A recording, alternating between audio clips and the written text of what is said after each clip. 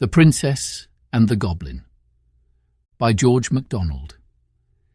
Chapter 1. Why the Princess has a Story about her.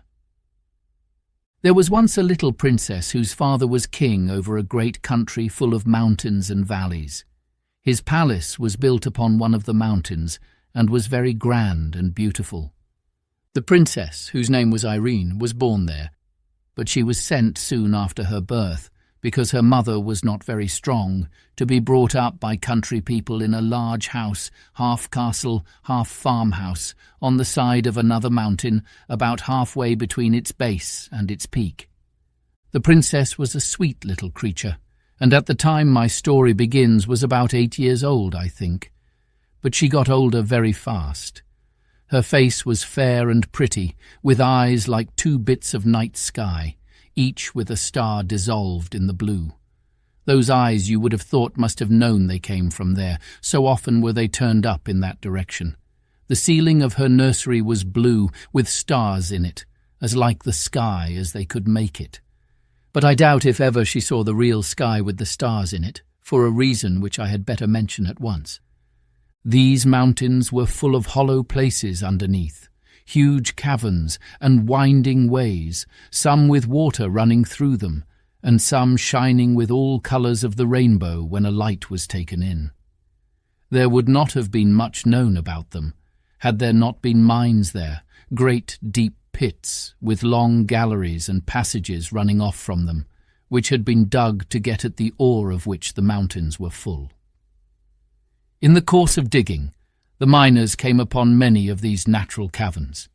A few of them had far-off openings out on the side of a mountain, or into a ravine. Now, in these subterranean caverns lived a strange race of beings, called by some gnomes, by some kobolds, by some goblins. There was a legend current in the country that at one time they lived above ground and were very like other people. But for some reason or other, concerning which there were different legendary theories, the king had laid what they thought too severe taxes upon them, or had required observances of them they did not like, or had begun to treat them with more severity in some way or other, and impose stricter laws, and the consequence was that they had all disappeared from the face of the country. According to the legend, however, instead of going to some other country, they had all taken refuge in the subterranean caverns, whence they never came out but at night, and then seldom showed themselves in any numbers, and never to many people at once. It was only in the least frequented and most difficult parts of the mountains that they were said to gather even at night in the open air. Those who had caught sight of any of them said that they had greatly altered in the course of generations, and no wonder, seeing they lived away from the sun in cold and wet and dark places. They were now not ordinarily ugly, but either absolutely hideous or ludicrously grotesque, both in face and form. There was no invention, they said, of the most lawless imagination expressed by pen or pencil that could surpass the extravagance of their appearance. But I suspect those who said so had mistaken some of their animal companions for the goblins themselves, of which more by and by. The goblins themselves were not so far removed from the human as such a description would imply, and as they grew misshapen in body, they had grown in knowledge and cleverness, and now were able to do things no mortal could see the possibility of. But as they grew in cunning, they grew in mischief, and their great delight was in every way they could think of to annoy the people who lived in the open-air story above them. They had enough of affection left for each other to preserve them from being absolutely cruel for cruelty's sake to those that came in their way. But still, they so heartily cherished the ancestral grudge against those who occupied their former possessions, and especially against the descendants of the king who had caused their expulsion, that they sought every opportunity of tormenting them in ways that were as odd as their inventors. And although dwarfed and misshapen, they had strength equal to their cunning. In the process of time they had got a king and a government of their own, whose chief business, beyond their own simple affairs, was to devise trouble for their neighbours. It will now be pretty evident why the little princess had never seen the sky at night. They were much too afraid of the goblins to let her out of the house then, even in company with ever so many attendants, and they had good reason, as we shall see by and by. Chapter 2. The Princess Loses Herself. I have said the Princess Irene was about 8 years old when my story begins, and this is how it begins. One very wet day, when the mountain was covered with mist which was constantly gathering itself together into raindrops and pouring down on the roofs of the great old house, whence it fell in a fringe of water from the eaves all round about it, the princess could not, of course, go out. She got very tired, so tired that even her toys could no longer amuse her. You would wonder at that if I had time to describe to you one half of the toys she had. But then you wouldn't have the toys themselves, and that makes all the difference. You can't get tired of a thing before you have it. It was a picture, though, worth seeing. The princess sitting in the nursery with the sky ceiling over her head at a great table covered with her toys. If the artist would like to draw this, I should advise him not to meddle with the toys. I am afraid of attempting to describe them, and I think he had better not try to draw them. He had better not. He can do 1,000 things I can't, but I don't think he could draw those toys. No man could better make the princess herself than he could, though. Leaning with her back bowed into the back of the chair, her head hanging down, and her hands in her lap, very miserable as she would say herself, not even knowing what she would like, except it were to go out and get thoroughly wet, and catch a particularly nice cold, and have to go to bed and take gruel. The next moment after you see her sitting there, her nurse goes out of the room. Even that is a change, and the princess wakes up a little and looks about her. Then she tumbles off her chair and runs out of the door, not the same door the nurse went out of, but one which opened at the foot of a curious old stair of worm-eaten oak, which looked as if never anyone had set foot upon it. She had once before been up 6 steps, and that was sufficient reason, in such a day, for trying to find out what was at the top of it. Up and up she ran, such a long way it seemed to her, until she came to the top of the 3rd flight. There she found the landing was the end of a long passage. Into this she ran. It was full of doors on each side. There were so many that she did not care to open any, but ran on to the end where she turned into another passage, also full of doors. When she had turned twice more, and still saw doors and only doors about her, she began to get frightened. It was so silent, and all those doors must hide rooms with nobody in them. That was dreadful. Also the rain made a great trampling noise on the roof.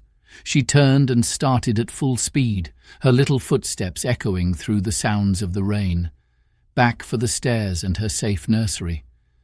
So she thought, but she had lost herself long ago. It doesn't follow that she was lost, because she had lost herself, though.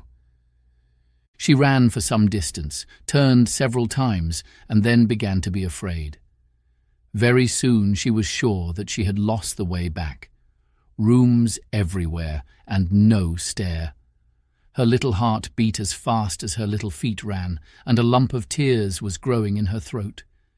But she was too eager and perhaps too frightened to cry for some time. At last, her hope failed her. Nothing but passages and doors everywhere. She threw herself on the floor and burst into a wailing cry broken by sobs. She did not cry long, however, for she was as brave as could be expected of a princess of her age. After a good cry, she got up and brushed the dust from her frock. Oh, what old dust it was! Then she wiped her eyes with her hands, for princesses don't always have their handkerchiefs in their pockets, any more than some other little girls I know of. Next, like a true princess, she resolved on going wisely to work to find her way back. She would walk through the passages and look in every direction for the stair. This she did, but without success. She went over the same ground again and again, without knowing it, for the passages and doors were all alike. At last, in a corner through a half-open door, she did see a stair. But alas, it went the wrong way. Instead of going down, it went up. Frightened as she was, however, she could not help wishing to see where yet further the stair could lead. It was very narrow and so steep that she went on like a four-legged creature on her hands and feet. Chapter 3. The Princess and We Shall See Who. When she came to the top, she found herself in a little square place with 3 doors, 2 opposite each other, and one opposite the top of the stair. She stood for a moment, without an idea in her little head what to do next. But as she stood, she began to hear a curious humming sound. Could it be the rain? No. It was much more gentle and even monotonous than the sound of the rain, which now she scarcely heard. The low, sweet humming sound went on, sometimes stopping for a little while, and then beginning again. It was more like the hum of a very happy bee that had found a rich well of honey in some globular flower than anything else I can think of at this moment. Where could it come from? She laid her ear first to one of the doors to hearken if it was there, then to another. When she laid her ear against the 3rd door, there could be no doubt where it came from. It must be from something in that room. What could it be? She was rather afraid, but her curiosity was stronger than her fear, and she opened the door very gently and peeped in. What do you think she saw? A very old lady who sat spinning. Perhaps you will wonder how the princess could tell that the old lady was an old lady when I inform you that not only was she beautiful, but her skin was smooth and white. I will tell you more. Her hair was combed back from her forehead and face, and hung loose far down and all over her back. That is not much like an old lady, is it? Ah, but it was white, almost as snow, and although her face was so smooth, her eyes looked so wise that you could not have helped seeing she must be old. The princess, though she could not have told you why, did think her very old indeed. Quite 50, she said to herself. But she was rather older than that, as you shall hear. While the princess stared, bewildered, with her head just inside the door, the old lady lifted hers and said in a sweet but old and rather shaky voice, which mingled very pleasantly with the continued hum of her wheel, "Come in, my dear, come in. I'm glad to see you." That the princess was a real princess you might see now quite plainly, for she didn't hang on to the handle of the door and stare without moving, as I have known some do who ought to have been princesses, but were only rather vulgar little girls. She did as she was told, stepped inside the door at once, and shut it gently behind her. "Come to me, my dear," said the old lady. And again the princess did as she was told. She approached the old lady, rather slowly, I confess, but did not stop until she stood by her side and looked up in her face with her blue eyes and the 2 melted stars in them. "Why, what have you been doing with your eyes, child?" asked the old lady. "Crying," answered the princess. "Why, child?" "Because I couldn't find my way down again." "But you could find your way up." "Not at first, not for a long time. But your face is streaked like the back of a zebra. Hadn't you a handkerchief to wipe your eyes with?" "No." "Then why didn't you come to me to wipe them for you?" "Please, I didn't know you were here. I will next time." "There's a good child," said the old lady. Then she stopped her wheel and rose, and going out of the room returned with a little silver basin and a soft white towel with which she washed and wiped the bright little face. And the princess thought her hands were so smooth and nice. When she carried away the basin and towel, the little princess wondered to see how straight and tall she was, for although she was so old, she didn't stoop a bit. She was dressed in black velvet with thick white heavy-looking lace about it, and on the black dress her hair shone like silver. There was hardly any more furniture in the room than there might have been in that of the poorest old woman who made her bread by her spinning. There was no carpet on the floor, no table, anywhere, nothing but the spinning wheel and the chair beside it. When she came back, she sat down and without a word began her spinning once more, while Irene, who had never seen a spinning wheel, stood by her side and looked on. When the old lady had got her thread fairly going again, she said to the princess, but without looking at her, "Do you know my name, child?" "No, I don't know it," answered the princess. "My name is Irene." "That's my name," cried the princess. "I know that. I let you have mine. I haven't got your name. You've got mine." "How can that be?" asked the princess, bewildered. "I've always had my name." "Your papa, the king, asked me if I had any objection to your having it, and of course I hadn't. I let you have it with pleasure." "It was very kind of you to give me your name, and such a pretty one," said the princess. "Oh, not so very kind," said the old lady.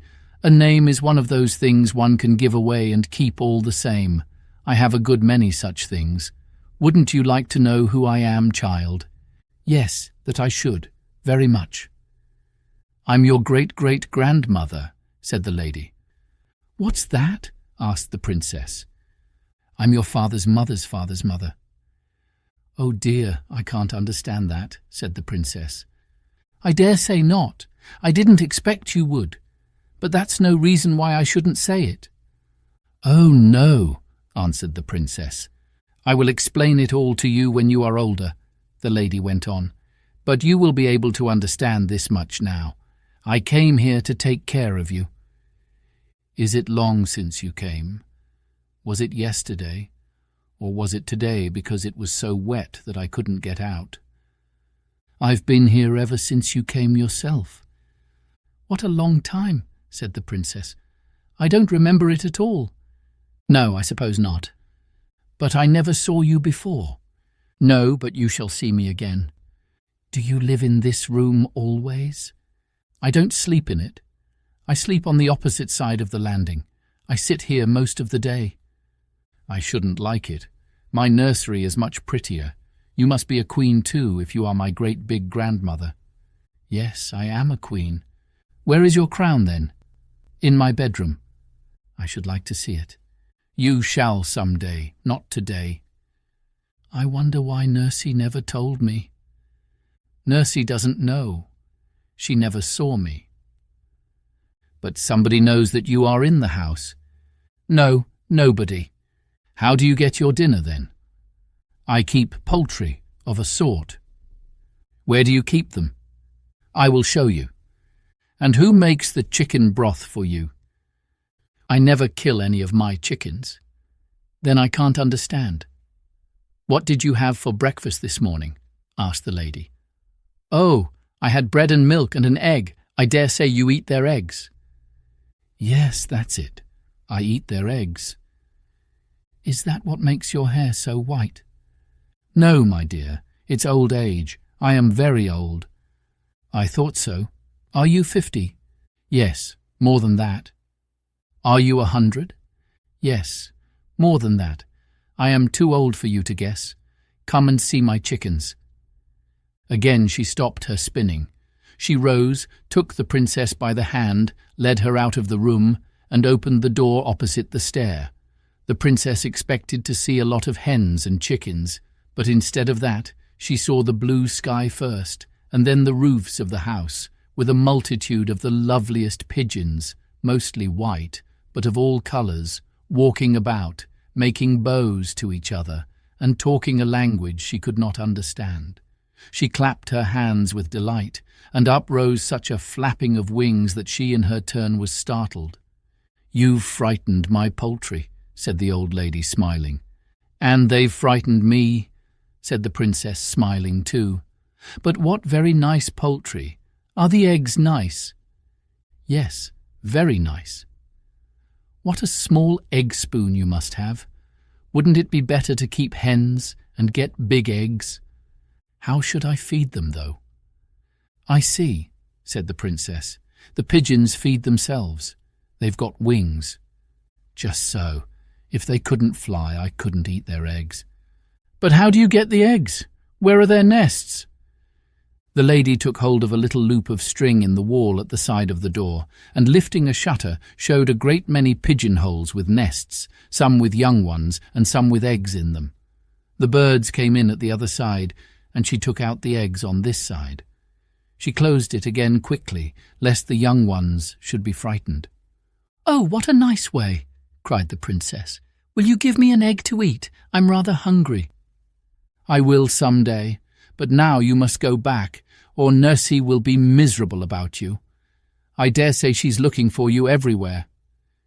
"Except here," answered the princess. "Oh, how surprised she will be when I tell her about my great big grandmother." "Yes, that she will," said the old lady with a curious smile. "Mind you tell her all about it exactly." "That I will. Please will you take me back to her?" "I can't go all the way, but I will take you to the top of the stair, and then you must run down quite fast into your own room." The little princess put her hand in the old lady's, who, looking this way and that, brought her to the top of the first stair, and thence to the bottom of the second, and did not leave her till she saw her halfway down the third. When she heard the cry of her nurse's joy at finding her, she turned and walked up the stairs again, very fast indeed for such a very great-grandmother, and sat down to her spinning with another strange smile on her sweet old face. About this spinning of hers I will tell you more another time. Guess what she was spinning? Chapter 4. What the nurse thought of it. "Why, where can you have been, princess?"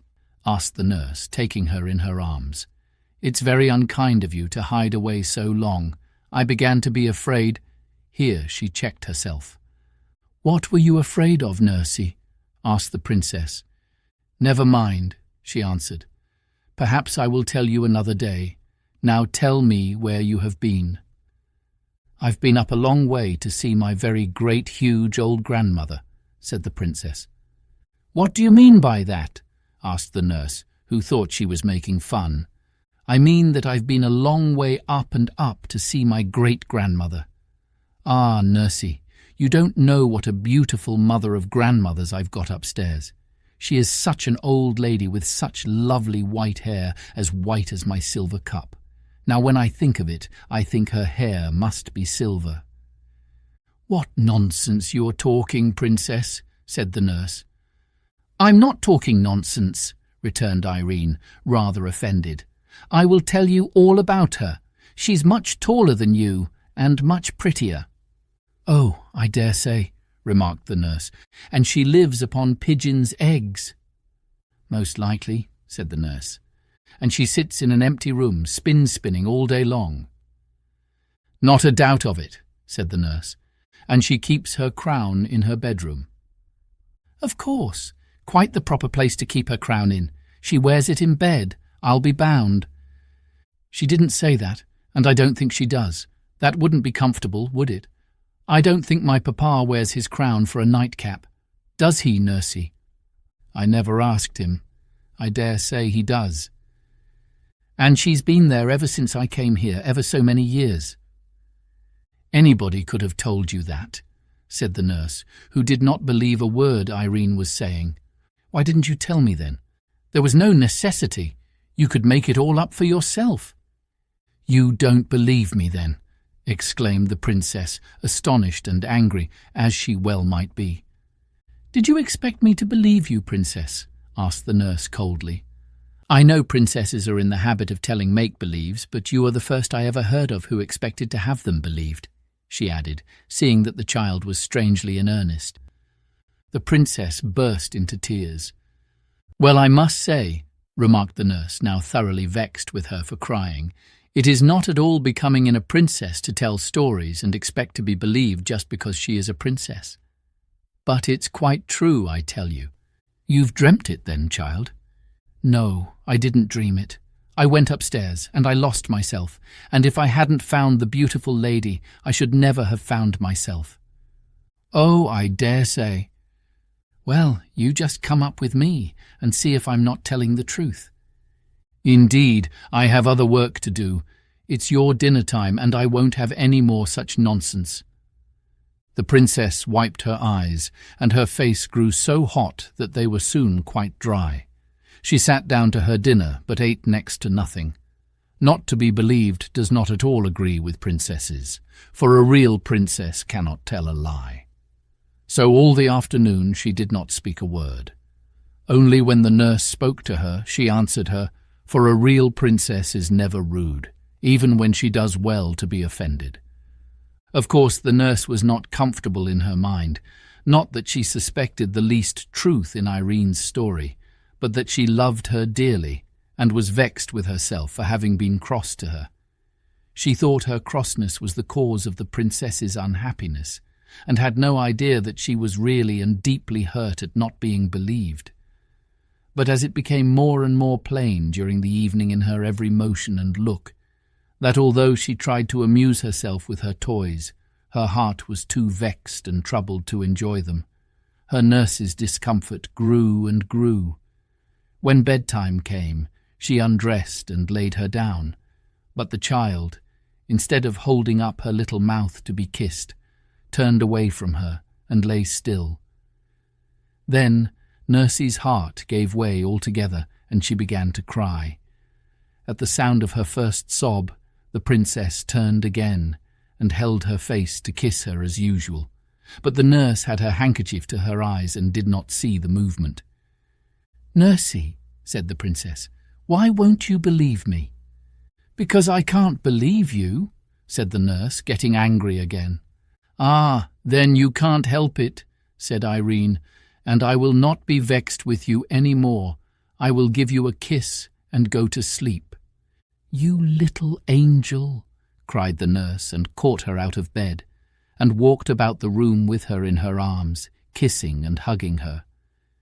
"You will let me take you to see my dear old great big grandmother, won't you?" said the princess as she laid her down again. "And you won't say I'm ugly any more, will you, princess?" "Nursie, I never said you were ugly." "What can you mean?" "Well, if you didn't say it, you meant it." "Indeed, I never did." "You said I wasn't so pretty as that." "As my beautiful grandmother. Yes, I did say that. And I say it again, for it's quite true." "Then I do think you are unkind," said the nurse, and put her handkerchief to her eyes again. "Nursie, dear, everybody can't be as beautiful as every other body, you know. You are very nice-looking, but if you had been as beautiful as my grandmother—" "Bother your grandmother," said the nurse. "Nurse, that's very rude. You are not fit to be spoken to till you can behave better." The princess turned away once more, and again the nurse was ashamed of herself. "I'm sure I beg your pardon, princess," she said, though still in an offended tone. But the princess let the tone pass and heeded only the words. "You won't say it again, I am sure," she answered, once more turning towards her nurse.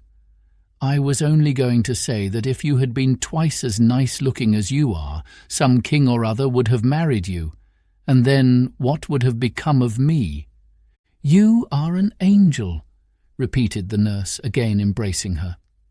"Now," insisted Irene, "you will come and see my grandmother, won't you?" "I will go with you anywhere you like, my cherub," she answered, and in 2 minutes the weary little princess was fast asleep. Chapter 5. The Princess Lets Well Alone. When she woke the next morning, the first thing she heard was the rain still falling.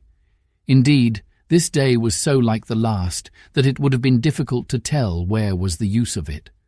The first thing she thought of, however, was not the rain, but the lady in the tower, and the first question that occupied her thoughts was whether she should not ask the nurse to fulfill her promise this very morning, and go with her to find her grandmother as soon as she had had her breakfast.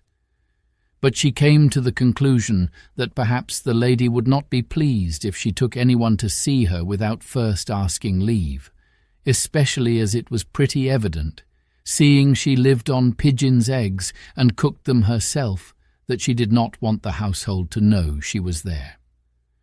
So the princess resolved to take the first opportunity of running up alone and asking whether she might bring her nurse. She believed the fact that she could not otherwise convince her she was telling the truth would have much weight with her grandmother. The princess and her nurse were the best of friends all dressing time, and the princess, in consequence, ate an enormous little breakfast. "I wonder, Looty," that was her pet name for her nurse, "what pigeons' eggs taste like," she said as she was eating her egg. Not quite a common one, for they always picked out the pinky ones for her. "We'll get you a pigeon's egg, and you shall judge for yourself," said the nurse. "Oh, no, no," returned Irene, suddenly reflecting they might disturb the old lady in getting it, and that even if they did not, she would have one less in consequence. "What a strange creature you are," said the nurse, "first to want a thing and then to refuse it." But she did not say it crossly, and the princess never minded any remarks that were not unfriendly. "Well, you see, Looty, there are reasons," she returned, and said no more, for she did not want to bring up the subject of their former strife, lest her nurse should offer to go before she had had her grandmother's permission to bring her. Of course she could refuse to take her, but then she would believe her less than ever. Now the nurse, as she said herself afterwards, could not be every moment in the room, and as never before yesterday had the princess given her the smallest reason for anxiety, it had not yet come into her head to watch her more closely. So she soon gave her a chance, and, the very first that offered, Irene was off and up the stairs again. This day's adventure, however, did not turn out like yesterday's, although it began like it. And indeed today is very seldom like yesterday, if people would note the differences, even when it rains. The princess ran through passage after passage and could not find the stair of the tower. My own suspicion is that she had not gone up high enough, and was searching on the second instead of the third floor. When she turned to go back, she failed equally in her search after the stair. She was lost once more. Something made it even worse to bear this time, and it was no wonder that she cried again.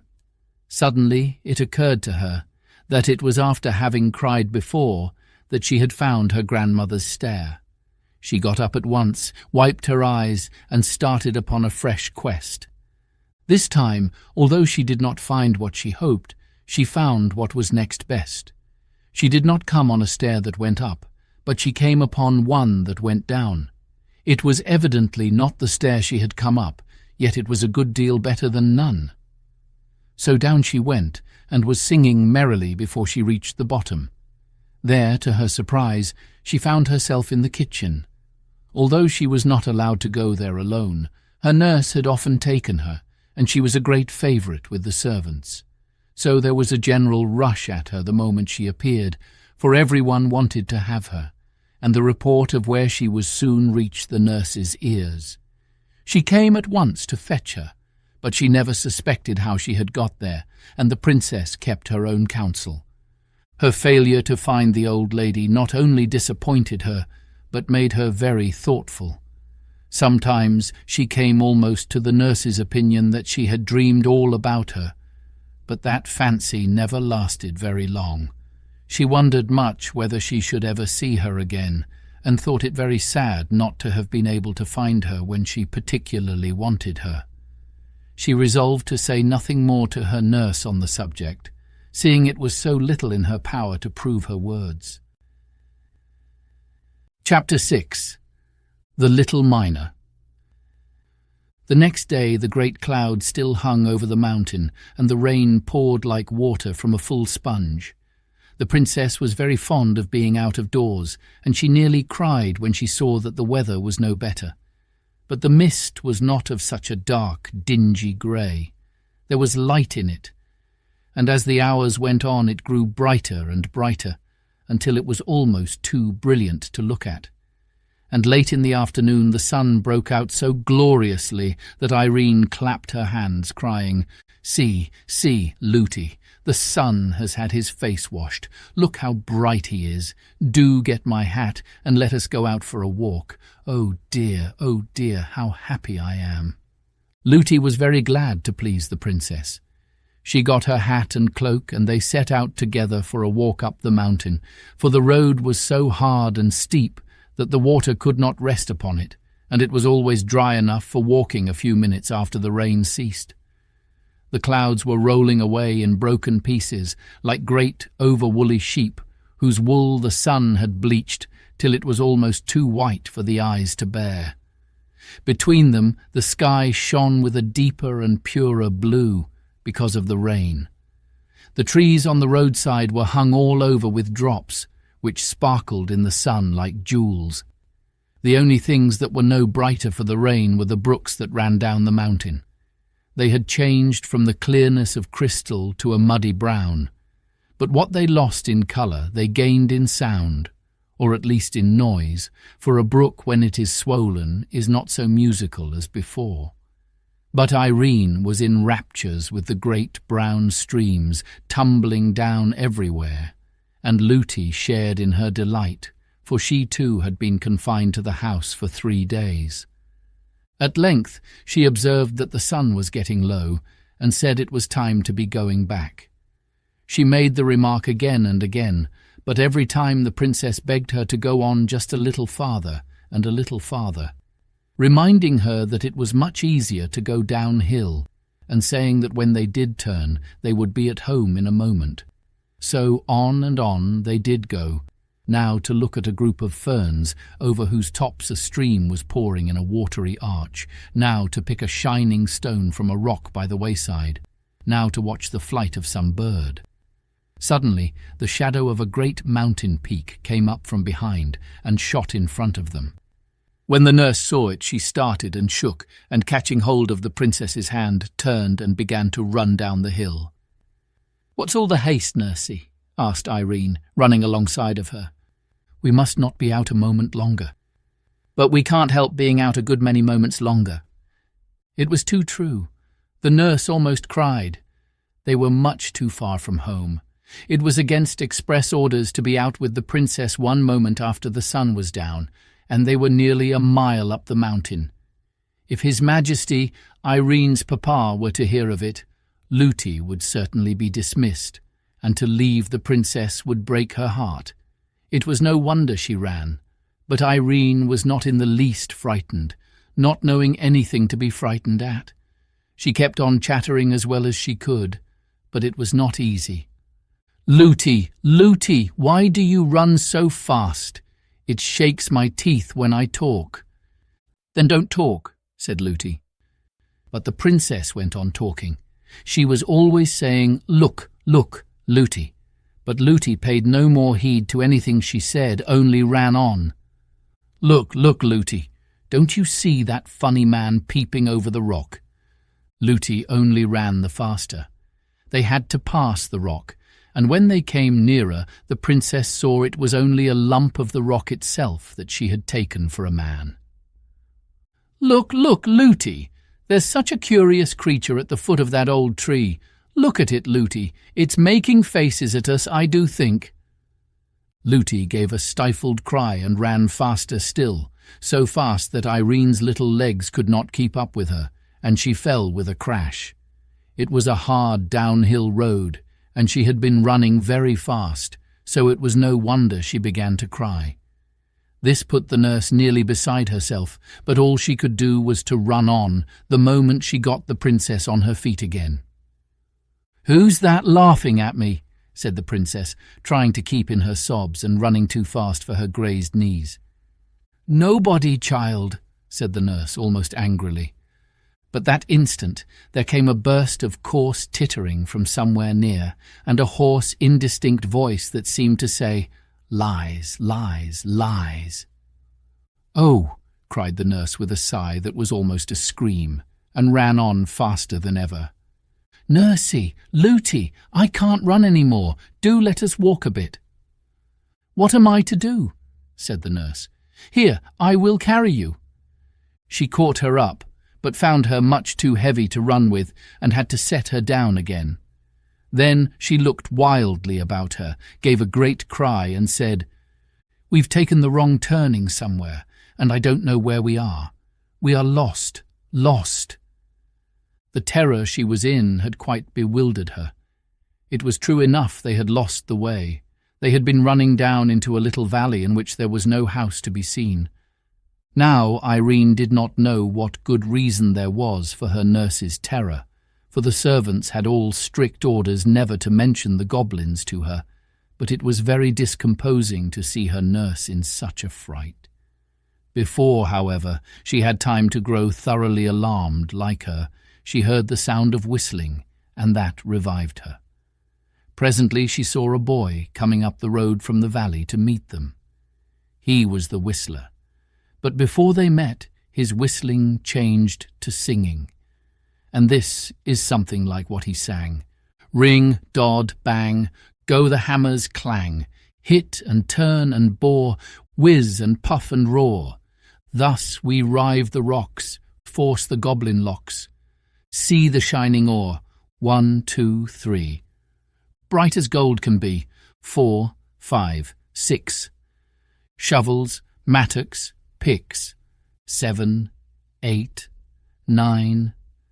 Light your lamp at mine, 10, 11, 12. Loosely hold the helve, we're the merry miner boys, make the goblins hold their noise. I wish you would be quiet, said the nurse rudely, for the very word goblin at such a time and place made her tremble. It would bring the goblins upon them to a certainty, she thought, to defy them in that way. But whether the boy heard her or not, he didn't stop singing. 13, 14, 15. This is worth the sifting. 16, 17, 18. There's the match and late in. 19, 20. Goblins in a plenty. Do be quiet, cried the nurse in a whispered shriek. But the boy, who was now close at hand, still went on. Hush! Skush! Scurry! There you go in a hurry. Gobble! Gobble! Goblin! There you go a-wobblin. Hobble, hobble, hobblin. Cobble, cobble, cobblin. Hob-bob, goblin. Ho! There, said the boy, as he stood still opposite them. There! That'll do for them. They can't bear singing, and they can't stand that song. They can't sing themselves, for they have no more voice than a crow, and they don't like other people to sing. The boy was dressed in a miner's dress, with a curious cap on his head. He was a very nice-looking boy, with eyes as dark as the mines in which he worked, and as sparkling as the crystals in their rocks. He was about 12 years old. His face was almost too pale for beauty, which came of his being so little in the open air and the sunlight, for even vegetables grown in the dark are white. But he looked happy, merry indeed, perhaps at the thought of having routed the goblins, and his bearing as he stood before them had nothing clownish or rude about it. I saw them, he went on, as I came up, and I'm very glad I did. I knew they were after somebody, but I couldn't see who it was. They won't touch you so long as I'm with you. Why, who are you? Asked the nurse, offended at the freedom with which he spoke to them. I'm Peter's son. Who's Peter? Peter the miner. I don't know him. I'm his son, though. And why should the goblins mind you, pray? Because I don't mind them. I'm used to them. What difference does that make? If you're not afraid of them, they're afraid of you. I'm not afraid of them. That's all. But it's all that's wanted. Up here, that is. It's a different thing down there. They won't always mind that song even down there. And if anyone sings it, they stand grinning at him awfully. And if he gets frightened and misses a word or says a wrong one, don't they give it him? What do they do to him? Asked Irene with a trembling voice. Don't go frightening the princess, said the nurse. The princess, repeated the little miner, taking off his curious cap. I beg your pardon, but you oughtn't to be out so late. Everybody knows that's against the law. Yes, indeed it is, said the nurse, beginning to cry again, and I shall have to suffer for it. What does that matter? Said the boy. It must be your fault. It is the princess who will suffer for it. I hope they didn't hear you call her the princess. If they did, they're sure to know her again. They're awfully sharp. Looty, Looty, cried the princess. "Take me home." "Don't go on like that," said the nurse to the boy, almost fiercely. "How could I help it? I lost my way." "You shouldn't have been out so late. You wouldn't have lost your way if you hadn't been frightened," said the boy. "Come along. I'll soon set you right again. Shall I carry your little highness?" "Impertinence," murmured the nurse, but she did not say it aloud, for she thought if she made him angry, he might take his revenge by telling someone belonging to the house, and then it would be sure to come to the king's ears. "No, thank you," said Irene. "I can walk very well, though I can't run so fast as Nursey. If you will give me one hand, Looty will give me another, and then I shall get on famously." They soon had her between them, holding a hand of each. "Now let's run," said the nurse. "No, no," said the little miner. "That's the worst thing you can do. If you hadn't run before, you would not have lost your way. And if you run now, they will be after you in a moment." "I don't want to run," said Irene. "You don't think of me," said the nurse. "Yes, I do, Looty. The boy says they won't touch us if we don't run." "Yes, but if they know at the house that I've kept you out so late, I shall be turned away, and that would break my heart." "Turned away, Looty? Who would turn you away?" "Your papa, child. But I'll tell him it was all my fault, and you know it was, Looty. He won't mind that. I'm sure he won't. Then I'll cry, and go down on my knees to him and beg him not to take away my own dear Looty." The nurse was comforted at hearing this, and said no more. They went on, walking pretty fast, but taking care not to run a step. "I want to talk to you," said Irene to the little miner, "but it's so awkward. I don't know your name." "My name's Curdie, little princess." "What a funny name, Curdie. What more?" "Curdie Peterson." "What's your name, please?" "Irene." "What more?" "I don't know what more. What more is my name, Looty?" "Princesses haven't got more than one name. They don't want it." "Oh, then, Curdie, you must call me just Irene and no more." "No, indeed," said the nurse indignantly. "He shall do no such thing." "What shall he call me then, Looty?" "Your Royal Highnesses." "My Royal Highness, what's that?" "No, no, Looty. I won't be called names. I don't like them. You told me once yourself it's only rude children that call names. And I'm sure Curdie wouldn't be rude." "Curdie? My name's Irene." "Well, Irene," said Curdie, with a glance at the nurse which showed he enjoyed teasing her, "it is very kind of you to let me call you anything. I like your name very much." He expected the nurse to interfere again, but he soon saw that she was too frightened to speak. She was staring at something a few yards before them in the middle of the path, where it narrowed between rocks so that only one could pass at a time. "It is very much kinder of you to go out of your way to take us home," said Irene. "I'm not going out of my way yet," said Curdie. "It's on the other side of those rocks. The path turns off to my father's." "You wouldn't think of leaving us till we're safe home, I'm sure," gasped the nurse. "Of course not," said Curdie. "You dear, good, kind Curdie, I'll give you a kiss when we get home," said the princess. The nurse gave her a great pull by the hand she held. But at that instant, the something in the middle of the way, which had looked like a great lump of earth brought down by the rain, began to move. One after another it shot out 4 long things, like 2 arms and 2 legs, but it was now too dark to tell what they were. The nurse began to tremble from head to foot. Irene clasped Curdie's hand yet faster, and Curdie began to sing again. 1, 2, hit and hew, 3, 4, blast and bore, 5, 6, there's a fix, 7, 8, hold it straight, 9, 10, hit again, hurry, scurry, bother, smother, there's a toad in the road, smash it, squash it, fry it, dry it, you're another, up and off, there's enough, ha!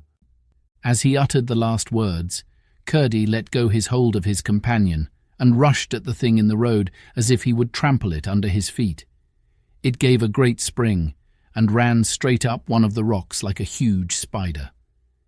Curdie turned back laughing and took Irene's hand again. She grasped his very tight, but said nothing till they had passed the rocks.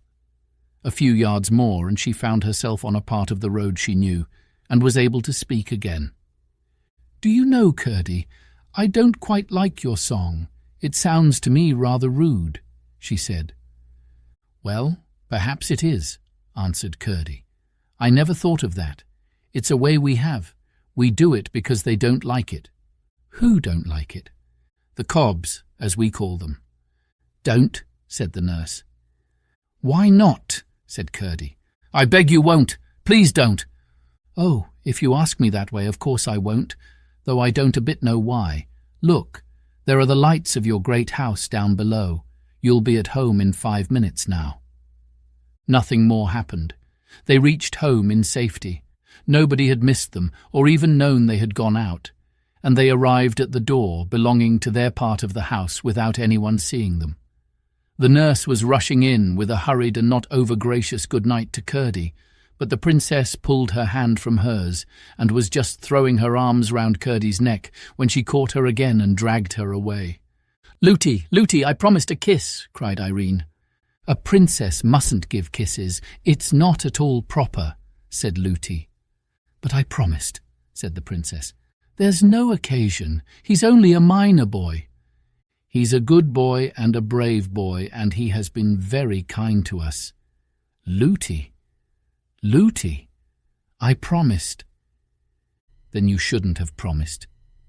"Lootie, I promised him a kiss." "Your Royal Highness," said Lootie, suddenly grown very respectful, "must come in directly." "Nurse, a princess must not break her word," said Irene, drawing herself up and standing stock still.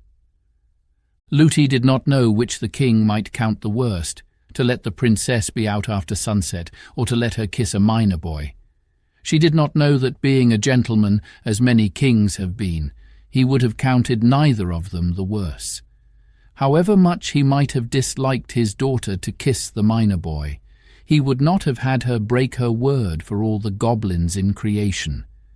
But as I say, the nurse was not lady enough to understand this, and so she was in a great difficulty, for, if she insisted, someone might hear the princess cry and run to see, and then all would come out. But here Curdie came again to the rescue. "Never mind, Princess Irene," he said. "You mustn't kiss me tonight. But you shan't break your word. I will come another time. You may be sure I will." "Oh, thank you, Curdie," said the princess, and stopped crying. "Good night, Irene. Good night, Lootie," said Curdie, and turned and was out of sight in a moment. "I should like to see him," muttered the nurse as she carried the princess to the nursery. "You will see him," said Irene. "You may be sure Curdie will keep his word. He's sure to come again." "I should like to see him," repeated the nurse, and said no more. She did not want to open a new cause of strife with the princess by saying more plainly what she meant. Glad enough that she had succeeded both in getting home unseen and in keeping the princess from kissing the miner's boy, she resolved to watch her far better in future. Her carelessness had already doubled the danger she was in. Formerly the goblins were her only fear. Now she had to protect her charge from Curdie as well. Chapter 7. The Mines. Curdie went home whistling. He resolved to say nothing about the princess for fear of getting the nurse into trouble, for while he enjoyed teasing her because of her absurdity, he was careful not to do her any harm. He saw no more of the goblins, and was soon fast asleep in his bed. He woke in the middle of the night and thought he heard curious noises outside. He sat up and listened, then got up and, opening the door very quietly, went out. When he peeped round the corner, he saw, under his own window, a group of stumpy creatures, whom he at once recognized by their shape. Hardly, however, had he begun his 1, 2, 3, when they broke asunder, scurried away, and were out of sight. He returned laughing, got into bed again, and was fast asleep in a moment. Reflecting a little over the matter in the morning, he came to the conclusion that as nothing of the kind had ever happened before, they must be annoyed with him for interfering to protect the princess. By the time he was dressed, however, he was thinking of something quite different, for he did not value the enmity of the goblins in the least. As soon as they had had breakfast, he set off with his father for the mine. They entered the hill by a natural opening under a huge rock where a little stream rushed out. They followed its course for a few yards when the passage took a turn and sloped steeply into the heart of the hill.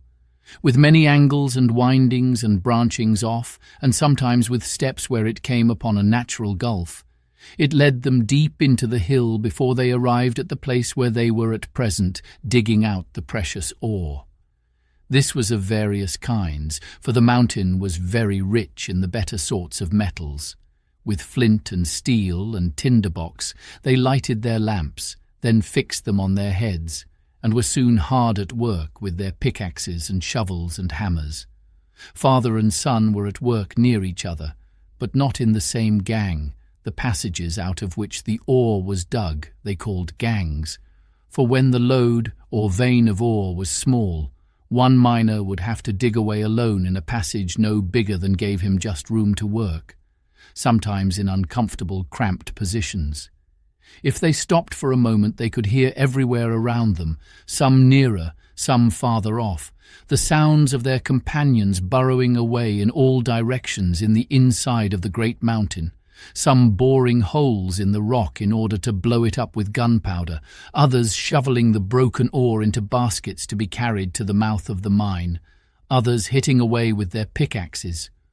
Sometimes, if the miner was in a very lonely part, he would hear only a tap-tapping, no louder than that of a woodpecker, for the sound would come from a great distance off through the solid mountain rock. The work was hard at best, for it is very warm underground, but it was not particularly unpleasant, and some of the miners, when they wanted to earn a little more money for a particular purpose, would stop behind the rest and work all night. But you could not tell night from day down there, except from feeling tired and sleepy, for no light of the sun ever came into those gloomy regions. Some who had thus remained behind during the night, although certain there were none of their companions at work, would declare the next morning that they heard, every time they halted for a moment to take breath, a tap-tapping all about them, as if the mountain were then more full of miners than ever it was during the day, and some in consequence would never stay overnight, for all knew those were the sounds of the goblins. They worked only at night, for the miners' night was the goblins' day.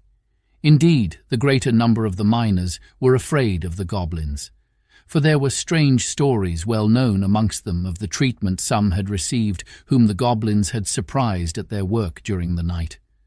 The more courageous of them, however, amongst them Peter Peterson and Curdie, who in this took after his father, had stayed in the mine all night again and again, and although they had several times encountered a few stray goblins, had never yet failed in driving them away.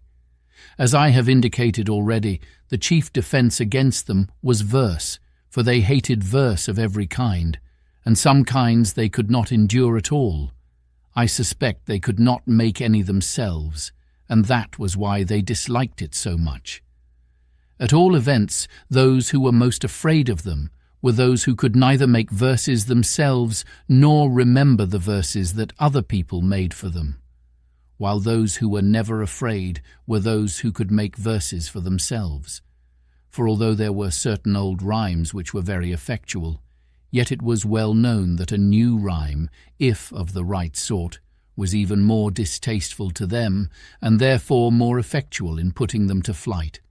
Perhaps my readers may be wondering what the goblins could be about, working all night long, seeing they never carried up the ore and sold it. But when I have informed them concerning what Curdie learned the very next night, they will be able to understand. For Curdie had determined, if his father would permit him, to remain there alone this night, and that for two reasons. First, he wanted to get extra wages that he might buy a very warm red petticoat for his mother, who had begun to complain of the cold of the mountain air sooner than usual this autumn. and second, he had just a faint hope of finding out what the goblins were about under his window the night before. When he told his father, he made no objection, for he had great confidence in his boy's courage and resources. "I'm sorry I can't stay with you," said Peter, "but I want to go and pay the parson a visit this evening, and besides I've had a bit of a headache all day." "I'm sorry for that, father," said Curdie. "Oh, it's not much. You'll be sure to take care of yourself, won't you?" "Yes, father, I will. I'll keep a sharp lookout, I promise you." Curdie was the only one who remained in the mine. About 6 o'clock the rest went away, everyone bidding him good night and telling him to take care of himself, for he was a great favourite with them all. "Don't forget your rhymes," said one. "No, no," answered Curdie. "It's no matter if he does," said another, "for he'll only have to make a new one." "Yes, but he mightn't be able to make it fast enough," said another, "and while it was cooking in his head, they might take a mean advantage and set upon him." "I'll do my best," said Curdie. "I'm not afraid." "We all know that," they returned and left him. Chapter 8. The Goblins. For some time Curdie worked away briskly, throwing all the ore he had disengaged on one side behind him, to be ready for carrying out in the morning. He heard a good deal of goblin tapping, but it all sounded far away in the hill, and he paid it little heed. Towards midnight he began to feel rather hungry, so he dropped his pickaxe, got out a lump of bread, which in the morning he had laid in a damp hole in the rock, sat down on a heap of ore, and ate his supper. Then he leaned back for 5 minutes' rest before beginning his work again, and laid his head against the rock. He had not kept the position for 1 minute before he heard something which made him sharpen his ears. It sounded like a voice inside the rock. After a while he heard it again. It was a goblin voice. There could be no doubt about that. And this time he could make out the words. "Hadn't we better be moving?" it said. A rougher and deeper voice replied, "There's no hurry. That wretched little mole won't be through tonight if he work ever so hard. He's not by any means at the thinnest place." "But you still think the load does come through into our house?" said the first voice. "Yes, but a good bit farther on than he has got to yet. If he had struck a stroke more to the side just here," said the goblin, tapping the very stone, as it seemed to Curdie, against which his head lay, "he would have been through, but he's a couple of yards past it now, and if he follow the load it will be a week before it leads him in. You see it back there, a long way. Still, perhaps in case of accident it would be as well to be getting out of this. Helfer, you'll take the great chest. That's your business, you know." "Yes, Dad," said a third voice, "but you must help me to get it on my back. It's awfully heavy, you know." "Well, it isn't just a bag of smoke, I admit, but you're as strong as a mountain, Helfer." "You say so, Dad. I think myself I'm all right, but I could carry 10 times as much if it wasn't for my feet. That is your weak point, I confess, my boy. Ain't it yours too, Father?" "Well, to be honest, it's a goblin weakness. Why they come so soft, I declare I haven't an idea. Specially when your head's so hard, you know, Father." "Yes, my boy. The goblin's glory is his head. To think how the fellows up above there have to put on helmets and things when they go fighting. Ha, ha! But why don't we wear shoes like them, Father? I should like it, especially when I've got a chest like that on my head." "Well, you see, it's not the fashion. The king never wears shoes." "The queen does." "Yes, but that's for distinction. The first queen, you see, I mean the king's first wife, wore shoes, of course, because she came from upstairs. And so, when she died, the next queen would not be inferior to her, as she called it, and would wear shoes too. It was all pride. She is the hardest in forbidding them to the rest of the women. I'm sure I wouldn't wear them. No, not for that I wouldn't," said the first voice, which was evidently that of the mother of the family. "I can't think why either of them should." "Didn't I tell you the first was from upstairs?" said the other. That was the only silly thing I ever knew His Majesty guilty of. Why should he marry an outlandish woman like that, one of our natural enemies too? I suppose he fell in love with her. Pooh, pooh! He's just as happy now with one of his own people. Did she die very soon? They didn't tease her to death, did they? Oh dear no, the king worshipped her very footmarks. What made her die then? Didn't the heir agree with her? She died when the young prince was born. How silly of her! We never do that. It must have been because she wore shoes. I don't know that. Why do they wear shoes up there? Ah, now that's a sensible question, and I will answer it. But in order to do so, I must first tell you a secret. I once saw the Queen's feet. Without her shoes. Yes, without her shoes.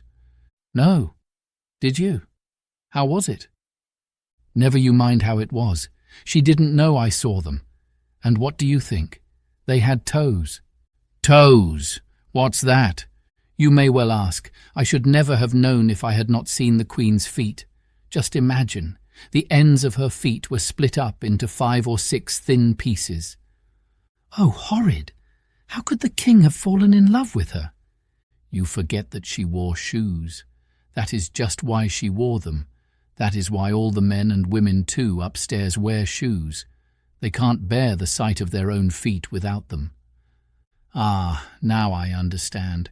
If ever you wish for shoes again, Helfer, I'll hit your feet. I will. No, no, mother. Pray don't. Then don't you. But with such a big box on my head. A horrid scream followed, which Curdie interpreted as in reply to a blow from his mother upon the feet of her eldest goblin. "Well, I never knew so much before," remarked a fourth voice. "Your knowledge is not universal quite yet," said the father. "You were only 50 last month. Mind you see to the bed and bedding. As soon as we've finished our supper, we'll be up and going." "Ha! Ha!" "What are you laughing at, husband?" "I'm laughing to think what a mess the miners will find themselves in, somewhere before this day 10 years. "Why, what do you mean?" "Oh, nothing." "Oh, yes, you do mean something. You always do mean something." "It's more than you do then, wife. That may be, but it's not more than I find out, you know." "Ha ha! You're a sharp one. What a mother you've got, Helfer." "Yes, father." "Well, I suppose I must tell you. They're all at the palace consulting about it tonight, and as soon as we've got away from this thin place, I'm going there to hear what night they fix upon. I should like to see that young ruffian there on the other side, struggling in the agonies of—" He dropped his voice so low that Curdie could hear only a growl. The growl went on in the low bass for a good while, as inarticulate as if the goblin's tongue had been a sausage, and it was not until his wife spoke again that it rose to its former pitch. "But what shall we do when you are at the palace?" she asked. "I will see you safe in the new house I've been digging for you for the last 2 months. Podge, you mind the table and chairs. I commit them to your care. The table has 7 legs, each chair 3. I shall require them all at your hands." After this arose a confused conversation about the various household goods and their transport, and Curdie heard nothing more that was of any importance. He now knew at least one of the reasons for the constant sound of the goblin hammers and pickaxes at night. They were making new houses for themselves, to which they might retreat when the miners should threaten to break into their dwellings. But he had learned 2 things of far greater importance. The first was that some grievous calamity was preparing and almost ready to fall upon the heads of the miners. The second was the one weak point of a goblin's body. He had not known that their feet were so tender as he had now reason to suspect. He had heard it said that they had no toes. He had never had opportunity of inspecting them closely enough, in the dusk in which they always appeared, to satisfy himself whether it was a correct report. Indeed, he had not been able even to satisfy himself as to whether they had no fingers, although that also was commonly said to be the fact. One of the miners, indeed, who had had more schooling than the rest, was wont to argue that such must have been the primordial condition of humanity, and that education and handicraft had developed both toes and fingers, with which proposition Curdie had once heard his father sarcastically agree, alleging in support of it the probability that babies' gloves were a traditional remnant of the old state of things, while the stockings of all ages, no regard being paid in them to the toes, pointed in the same direction. But what was of importance was the fact concerning the softness of the goblin feet, which he foresaw might be useful to all miners. What he had to do in the meantime, however, was to discover, if possible, the special evil design the goblins had now in their heads. Although he knew all the gangs and all the natural galleries with which they communicated in the mined part of the mountain, he had not the least idea where the palace of the king of the gnomes was. Otherwise, he would have set out at once on the enterprise of discovering what the said design was. He judged, and rightly, that it must lie in a farther part of the mountain, between which and the mine there was as yet no communication. There must be one nearly completed, however, for it could be but a thin partition which now separated them. If only he could get through in time to follow the goblins as they retreated. A few blows would doubtless be sufficient, just where his ear now lay. But if he attempted to strike there with his pickaxe, he would only hasten the departure of the family, put them on their guard, and perhaps lose their involuntary guidance. He therefore began to feel the wall with his hands, and soon found that some of the stones were loose enough to be drawn out with little noise. Laying hold of a large one with both his hands, he drew it gently out and let it down softly. "What was that noise?" said the goblin father. Curdie blew out his light, lest it should shine through. "It must be that one miner that stayed behind the rest," said the mother. "No, he's been gone a good while. I haven't heard a blow for an hour. Besides, it wasn't like that." "Then I suppose it must have been a stone carried down the brook inside." "Perhaps. It will have more room by and by." Curdie kept quite still. After a little while, hearing nothing but the sounds of their preparations for departure, mingled with an occasional word of direction, and anxious to know whether the removal of the stone had made an opening into the goblin's house, he put in his hand to feel. It went in a good way, and then came in contact with something soft. He had but a moment to feel it over, it was so quickly withdrawn. It was one of the toeless goblin feet. The owner of it gave a cry of fright. "What's the matter, Helfer?" asked his mother. "A beast came out of the wall and licked my foot." "Nonsense. There are no wild beasts in our country," said his father. "But it was, father. I felt it." "Nonsense, I say. Will you malign your native realms and reduce them to a level with the country upstairs that is swarming with wild beasts of every description?" "But I did feel it, father." "I tell you to hold your tongue. You are no patriot." Curdie suppressed his laughter and lay still as a mouse, but no stiller, for every moment he kept nibbling away with his fingers at the edges of the hole. He was slowly making it bigger, for here the rock had been very much shattered with the blasting. There seemed to be a good many in the family, to judge from the mass of confused talk which now and then came through the hole. But when all were speaking together, and just as if they had bottle brushes, each at least one, in their throats, it was not easy to make out much that was said. At length he heard once more what the father goblin was saying. "Now then," he said, "get your bundles on your backs. Here, Helfer, I'll help you up with your chest." "I wish it was my chest, father." "Your turn will come in good time enough. Make haste. I must go to the meeting at the palace tonight. When that's over, we can come back and clear out the last of the things before our enemies return in the morning. Now light your torches and come along. What a distinction it is to provide our own light instead of being dependent on a thing hung up in the air, a most disagreeable contrivance, intended no doubt to blind us when we venture out under its baleful influence. Quite glaring and vulgar, I call it, though no doubt useful to poor creatures who haven't the wit to make light for themselves. Curdie could hardly keep himself from calling through to know whether they made the fire to light their torches by.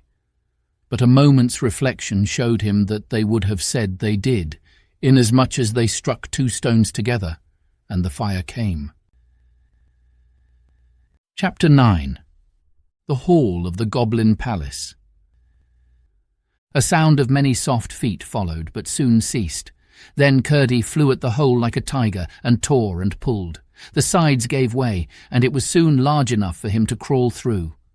He would not betray himself by rekindling his lamp, but the torches of the retreating company, which he found departing in a straight line up a long avenue from the door of their cave, threw back light enough to afford him a glance round the deserted home of the goblins. To his surprise, he could discover nothing to distinguish it from an ordinary natural cave in the rock, upon many of which he had come with the rest of the miners in the progress of their excavations. The goblins had talked of coming back for the rest of their household gear. He saw nothing that would have made him suspect a family had taken shelter there for a single night. The floor was rough and stony, the walls full of projecting corners, the roof in one place 20 feet high, in another endangering his forehead, while on one side a stream, no thicker than a needle, it is true, but still sufficient to spread a wide dampness over the wall, flowed down the face of the rock. But the troop in front of him was toiling under heavy burdens. He could distinguish Helfer now and then, in the flickering light and shade, with his heavy chest on his bending shoulders, while the second brother was almost buried in what looked like a great feather bed. Where do they get the feathers? Thought Curdie. But in a moment the troop disappeared at a turn of the way, and it was now both safe and necessary for Curdie to follow them, lest they should be round the next turning before he saw them again, for so he might lose them altogether. He darted after them like a greyhound. When he reached the corner and looked cautiously round, he saw them again at some distance down another long passage. None of the galleries he saw that night bore signs of the work of man, or of goblin either. Stalactites, far older than the mines, hung from their roofs, and their floors were rough with boulders and large round stones, showing that their water must have once run. He waited again at this corner till they had disappeared round the next, and so followed them a long way through one passage after another. The passages grew more and more lofty, and were more and more covered in the roof with shining stalactites. It was a strange enough procession which he followed, but the strangest part of it was the household animals which crowded amongst the feet of the goblins. It was true they had no wild animals down there, at least they did not know of any, but they had a wonderful number of tame ones. I must, however, reserve any contributions towards the natural history of these for a later position in my story. At length, turning a corner too abruptly, he had almost rushed into the middle of the goblin family. For there they had already set down all their burdens on the floor of a cave considerably larger than that which they had left. They were as yet too breathless to speak, else he would have had warning of their arrest. He started back, however, before anyone saw him, and, retreating a good way, stood watching till the father should come out to go to the palace. Before very long, both he and his son Helfer appeared, and kept on in the same direction as before, while Curdie followed them again with renewed precaution. For a long time he heard no sound, except something like the rush of a river inside the rock. But at length what seemed the far-off noise of a great shouting reached his ears, which, however, presently ceased.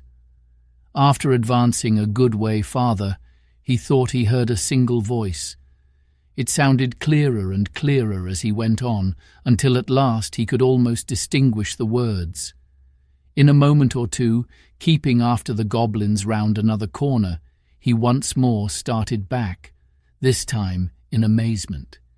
He was at the entrance of a magnificent cavern, of an oval shape, once probably a huge natural reservoir of water, now the great palace hall of the Goblins.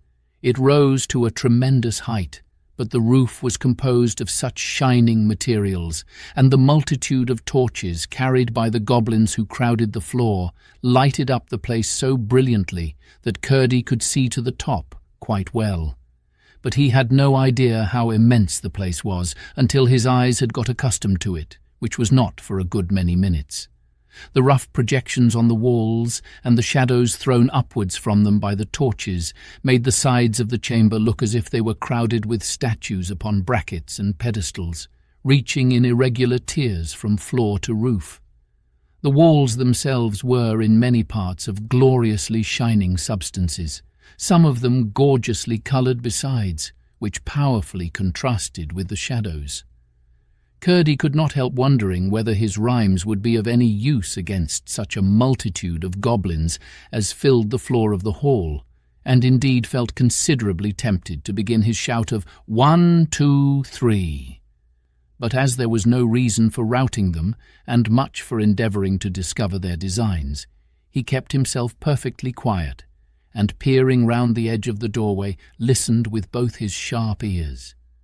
At the other end of the hall, high above the heads of the multitude, was a terrace-like ledge of considerable height, caused by the receding of the upper part of the cavern wall. Upon this sat the king and his court, the king on a throne hollowed out of a huge block of green copper ore, and his court upon lower seats around it. The king had been making them a speech, and the applause which followed it was what Curdie had heard. One of the court was now addressing the multitude. What he heard him say was to the following effect. Hence it appears that two plans have been for some time together working in the strong head of His Majesty for the deliverance of his people. Regardless of the fact that we were the first possessors of the regions they now inhabit, regardless equally of the fact that we abandoned that region from the loftiest motives, regardless also of the self-evident fact that we excel them so far in mental ability as they excel us in stature, they look upon us as a degraded race and make a mockery of all our finer feelings.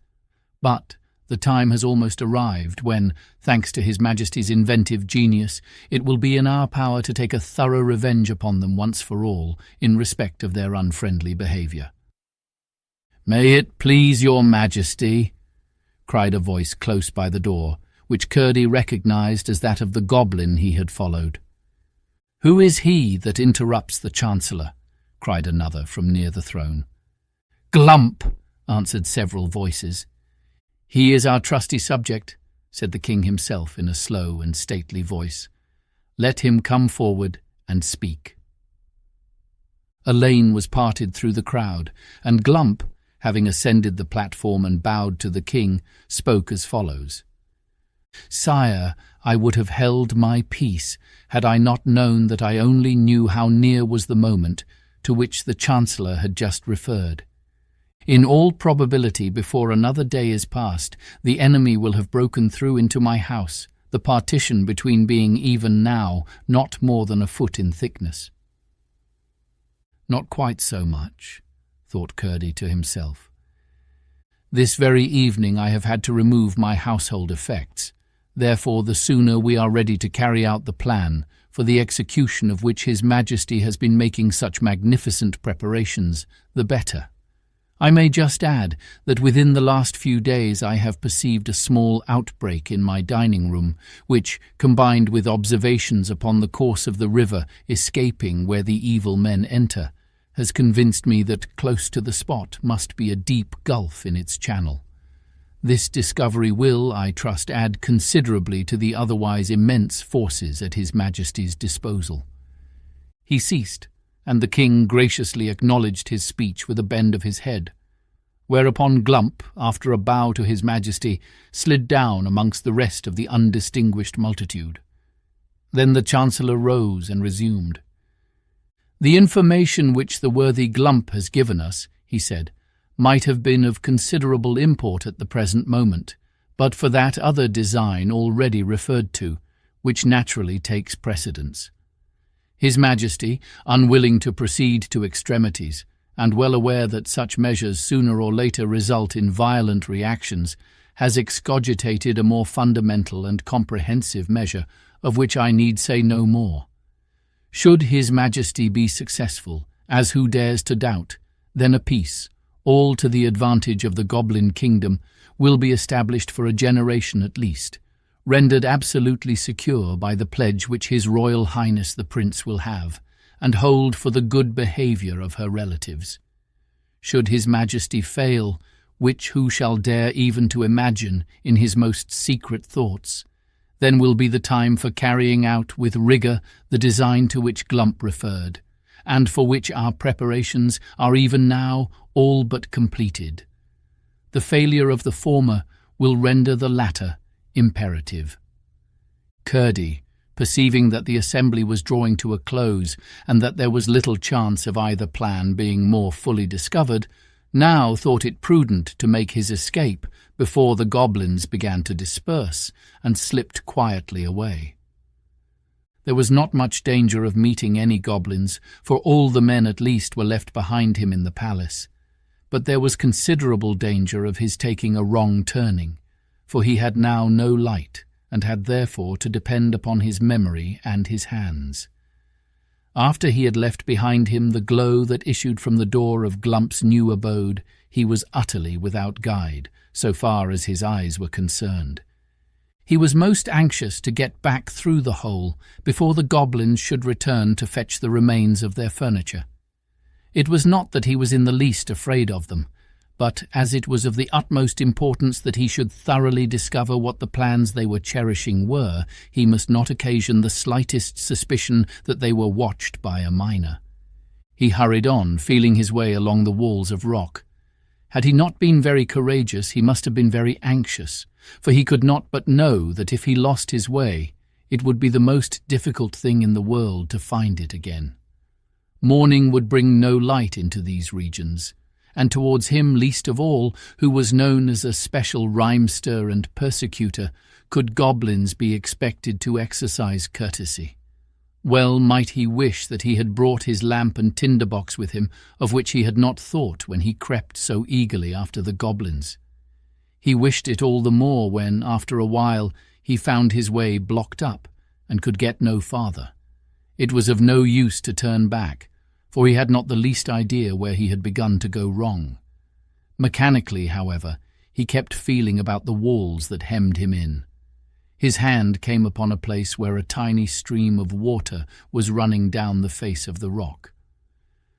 "What a stupid I am," he said to himself. "I am actually at the end of my journey, and there are the goblins coming back to fetch their things," he added, as the red glimmer of their torches appeared at the end of the long avenue that led up to the cave. In a moment he had thrown himself on the floor and wriggled backwards through the hole. The floor on the other side was several feet lower, which made it easier to get back. It was all he could do to lift the largest stone he had taken out of the hole, but he did manage to shove it in again. He sat down on the ore heap and thought. He was pretty sure that the latter plan of the goblins was to inundate the mine by breaking outlets for the water accumulated in the natural reservoirs of the mountain, as well as running through portions of it. While the part hollowed by the miners remained shut off from that inhabited by the goblins, they had had no opportunity of injuring them thus. But now that a passage was broken through, and the goblins' part proved the higher in the mountain, it was clear to Curdie that the mine could be destroyed in an hour. Water was always the chief danger to which the miners were exposed. They met with a little choke damp sometimes, but never with the explosive fire damp so common in coal mines. Hence they were careful as soon as they saw any appearance of water. As the result of his reflections while the goblins were busy in their old home, it seemed to Curdie that it would be best to build up the whole of this gang, filling it with stone and clay or lye, so that there should be no smallest channel for the water to get into. There was not, however, any immediate danger, for the execution of the Goblins' plan was contingent upon the failure of that unknown design which was to take precedence of it, and he was most anxious to keep the door of communication open that he might, if possible, discover what the former plan was. At the same time, they could not resume their intermitted labours for the inundation without his finding it out, when by putting all hands to the work, the one existing outlet might in a single night be rendered impenetrable to any weight of water. For by filling the gang entirely up, their embankment would be buttressed by the sides of the mountain itself. As soon as he found that the goblins had again retired, he lighted his lamp and proceeded to fill the hole he had made with such stones as he could withdraw when he pleased. He then thought it better, as he might have occasion to be up a good many nights after this, to go home and have some sleep. How pleasant the night air felt upon the outside of the mountain after what he had gone through in the inside of it. He hurried up the hill without meeting a single goblin on the way, and called and tapped at the window until he woke his father, who soon rose and let him in. He told him the whole story, and, just as he had expected, his father thought it best to work that load no farther, but at the same time to pretend occasionally to be at work there still, in order that the goblins might have no suspicions. Both father and son then went to bed and slept soundly until morning. Chapter 10. The Princess's King Papa. The weather continued fine for weeks, and the little princess went out every day. So long a period of fine weather had indeed never been known upon that mountain. The only uncomfortable thing was that her nurse was so nervous and particular about being in before the sun was down, that often she would take to her heels when nothing worse than a fleecy cloud crossing the sun threw a shadow on the hillside. And many an evening they were home a full hour before the sunlight had left the weathercock on the stables. If it had not been for such odd behaviour, Irene would by this time have almost forgotten the goblins. She never forgot Curdie, but him she remembered for his own sake, and indeed would have remembered him if only because a princess never forgets her debts until they are paid. One splendid sunshiny day, about an hour after noon, Irene, who was playing on a lawn in the garden, heard the distant blast of a bugle. She jumped up with a cry of joy, for she knew by that particular blast that her father was on his way to see her. This part of the garden lay on the slope of the hill, and allowed a full view of the country below. So she shaded her eyes with her hand, and looked far away to catch the first glimpse of shining armour. In a few moments a little troop came glittering round the shoulder of a hill. Spears and helmets were sparkling and gleaming, banners were flying, horses prancing, and again came the bugle blast, which was to her like the voice of her father calling across the distance, "Irene, I'm coming." On and on they came until she could clearly distinguish the king. He rode a white horse and was taller than any of the men with him. He wore a narrow circle of gold set with jewels around his helmet, and as he came still nearer, Irene could discern the flashing of the stones in the sun. It was a long time since he had been to see her, and her little heart beat faster and faster as the shining troop approached, for she loved her King Papa very dearly, and was nowhere so happy as in his arms. When they reached a certain point, after which she could see them no more from the garden, she ran to the gate, and there stood till up they came, clanging and stamping, with one more bright bugle blast which said, "Irene, I am come." By this time the people of the house were all gathered at the gate, but Irene stood alone in front of them. When the horseman pulled up, she ran to the side of the white horse and held up her arms. The king stopped and took her hands. In an instant she was on the saddle and clasped in his great strong arms. I wish I could describe the king so that you could see him in your mind. He had gentle blue eyes, but a nose that made him look like an eagle.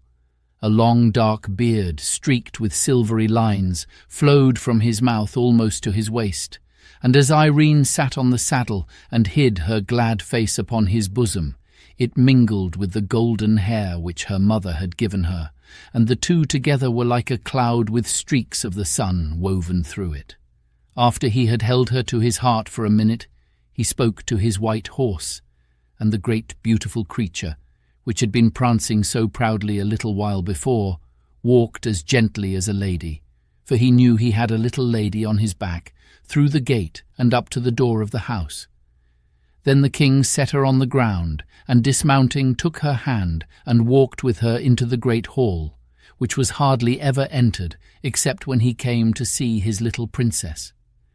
There he sat down with two of his counsellors who had accompanied him to have some refreshment, and Irene sat on his right hand and drank her milk out of a wooden bowl curiously carved. "Now, my child, what shall we do next?" This was the question he almost always put to her first after their meal together. And Irene had been waiting for it with some impatience, for now, she thought, she should be able to settle a question which constantly perplexed her. "I should like you to take me to see my great old grandmother." The king looked grave and said, "What does my little daughter mean?" "I mean the Queen Irene that lives up in the tower, the very old lady, you know, with the long hair of silver." The king only gazed at his little princess with a look which she could not understand. "She's got her crown in her bedroom," she went on, "but I've not been in there yet. You know she's there, don't you?" "No," said the king very quietly. "Then it must all be a dream," said Irene. "I half thought it was, but I couldn't be sure. Now I am sure of it. Besides, I couldn't find her the next time I went up." At that moment a snow-white pigeon flew in at an open window and settled upon Irene's head. She broke into a merry laugh, cowered a little, and put up her hands to her head, saying, "Dear Dovey, don't peck me. You'll pull out my hair with your long claws, if you don't mind." The king stretched out his hand to take the pigeon, but it spread its wings and flew again through the open window, when its whiteness made one flash in the sun and vanished. The king laid his hand on his princess's head, held it back a little, gazed in her face, smiled half a smile, and sighed half a sigh. "Come, my child, we'll have a walk in the garden together," he said. "You won't come up and see my huge, great, beautiful grandmother then, King Papa?" said the princess. "Not this time," said the king very gently. "She has not invited me, you know, and great old ladies like her do not choose to be visited without leave asked and given." The garden was a very lovely place. Being upon a mountainside, there were parts in it where the rocks came through in great masses, and all immediately about them remained quite wild. Tufts of heather grew upon them, and other hardy mountain plants and flowers, while near them would be lovely roses and lilies, and all pleasant garden flowers. This mingling of the wild mountain with the civilized garden was very quaint, and it was impossible for any number of gardeners to make such a garden look formal and stiff. Against one of these rocks was a garden seat, shadowed from the afternoon sun by the overhanging of the rock itself. There was a little winding path up to the top of the rock, and on top another seat, but they sat on the seat at its foot because the sun was hot, and there they talked together of many things. At length the king said, "You were out late one evening, Irene." "Yes, Papa, it was my fault, and Lootie was very sorry." "I must talk to Lootie about it," said the king. "Don't speak loud to her, please, Papa," said Irene. "She's been so afraid of being late ever since. Indeed, she has not been naughty. It was only a mistake for once." "Once might be too often," murmured the king to himself as he stroked his child's head. "I can't tell you how he had come to know. I am sure Curdie had not told him. Someone about the palace must have seen them after all." He sat for a good while thinking. There was no sound to be heard except that of a little stream which ran merrily out of an opening in the rock by where they sat and sped away down the hill through the garden. Then he rose and, leaving Irene where she was, went into the house and sent for Lootie, with whom he had a talk that made her cry. When in the evening he rode away upon his great white horse, He left 6 of his attendants behind him, with orders that 3 of them should watch outside the house every night, walking round and round it from sunset to sunrise. It was clear he was not quite comfortable about the princess. Chapter 11. The Old Lady's Bedroom. Nothing more happened worth telling for some time. The autumn came and went by. There were no more flowers in the garden. The wind blew strong and howled among the rocks. The rain fell and drenched the few yellow and red leaves that could not get off the bare branches. Again and again there would be a glorious morning followed by a pouring afternoon, and sometimes for a week together there would be rain, nothing but rain, all day, and then the most lovely cloudless night, with the sky all out in full-blown stars, not one missing. But the princess could not see much of them, for she went to bed early. The winter drew on, and she found things growing dreary. When it was too stormy to go out, and she had got tired of her toys, Lootie would take her about the house, sometimes to the housekeeper's room, where the housekeeper, who was a good, kind old woman, made much of her, sometimes to the servants' hall or the kitchen, where she was not princess merely, but absolute queen, and ran a great risk of being spoiled. Sometimes she would run off herself to the room where the men-at-arms whom the king had left sat, and they showed her their arms and accoutrements, and did what they could to amuse her. Still at times she found it very dreary, and often wished that her huge great-grandmother had not been a dream. One morning the nurse left her with the housekeeper for a while. To amuse her, she turned out the contents of an old cabinet upon the table.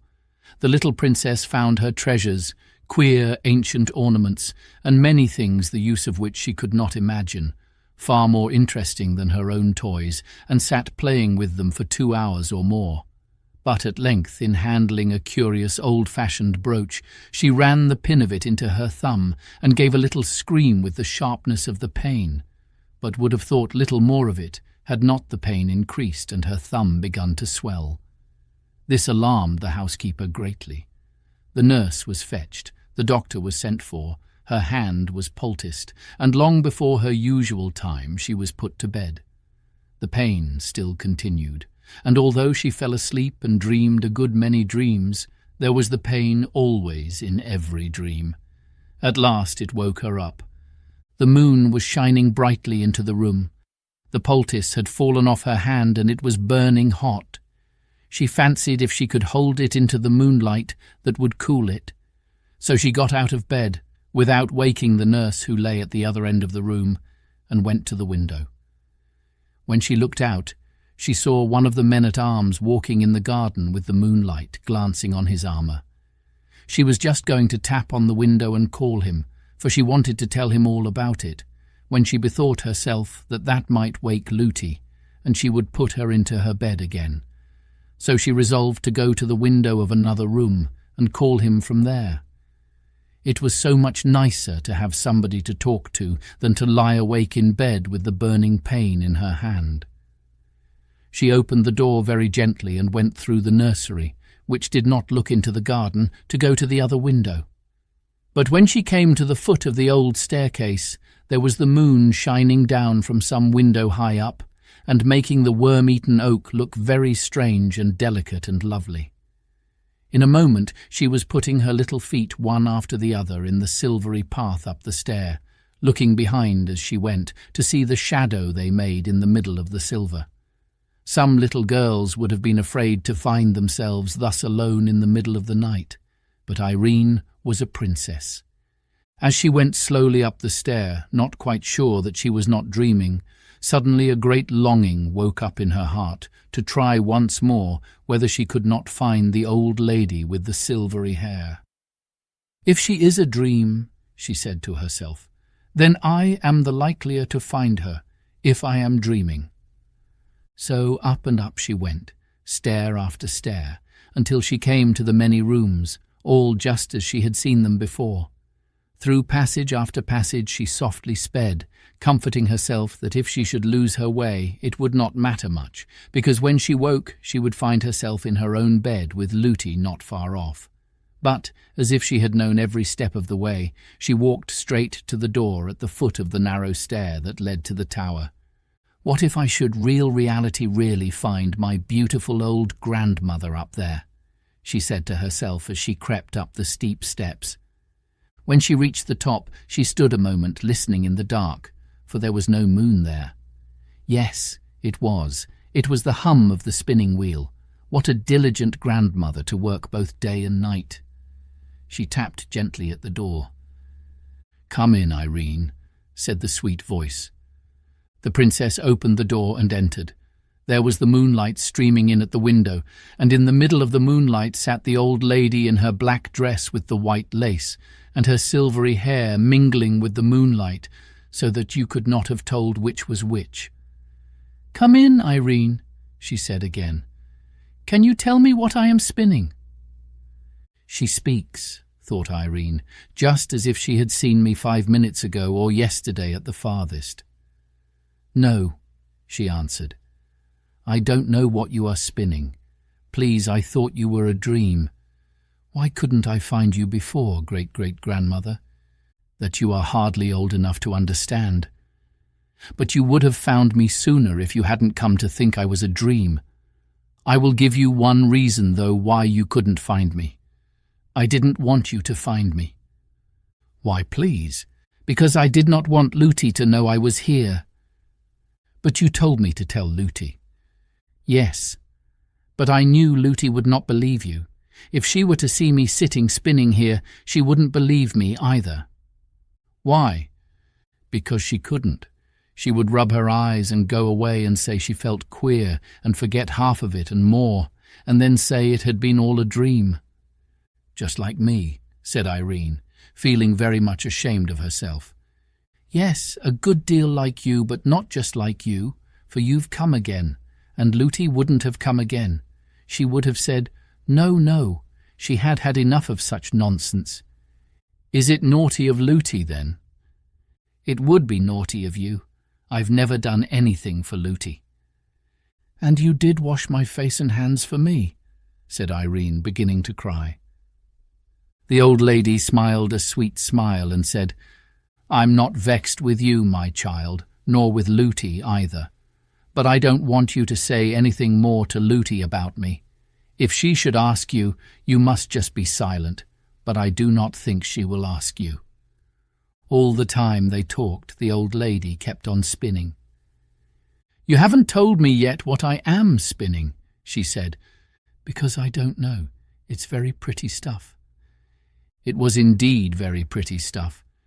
There was a good bunch of it on the distaff attached to the spinning wheel, and in the moonlight it shone like— what shall I say it was like? It was not white enough for silver. Yes, it was like silver, but shone grey rather than white, and glittered only a little. And the thread the old lady drew out from it was so fine that Irene could hardly see it. "I am spinning this for you, my child." "For me? What am I to do with it, please?" "I will tell you by and by, but first I will tell you what it is. It is spiderweb, of a particular kind. My pigeons bring it me from over the great sea. There is only one forest where the spiders live who make this particular kind, the finest and strongest of any. I have nearly finished my present job. What is on the rock now will be enough. I have a week's work there yet, though," she added, looking at the bunch. "Do you work all day and all night too, great-great-great-great-grandmother?" said the princess, thinking to be very polite with so many greats. "I am not quite so great as all that," she answered, smiling almost merrily. "If you call me grandmother, that will do. No, I don't work every night, only moonlit nights, and then no longer than the moon shines upon my wheel. I shan't work much longer tonight." "And what will you do next, grandmother?" "Go to bed. Would you like to see my bedroom?" "Yes, that I should." "Then I think I won't work any longer tonight. I shall be in good time." The old lady rose and left her wheel standing just as it was. You see, there was no good in putting it away, for where there was not any furniture, there was no danger of being untidy. Then she took Irene by the hand, but it was her bad hand, and Irene gave a little cry of pain. "My child," said her grandmother, "what is the matter?" Irene held her hand into the moonlight that the old lady might see it, and told her all about it, at which she looked grave. But she only said, "Give me your other hand," and having led her out upon the little dark landing, opened the door on the opposite side of it. What was Irene's surprise to see the loveliest room she had ever seen in her life. It was large and lofty and dome-shaped. From the centre hung a lamp as round as a ball, shining as if with the brightest moonlight, which made everything visible in the room, though not so clearly that the princess could tell what many of the things were. A large oval bed stood in the middle, with a coverlid of rose colour and velvet curtains all round it of a lovely pale blue. The walls were also blue, spangled all over with what looked like stars of silver.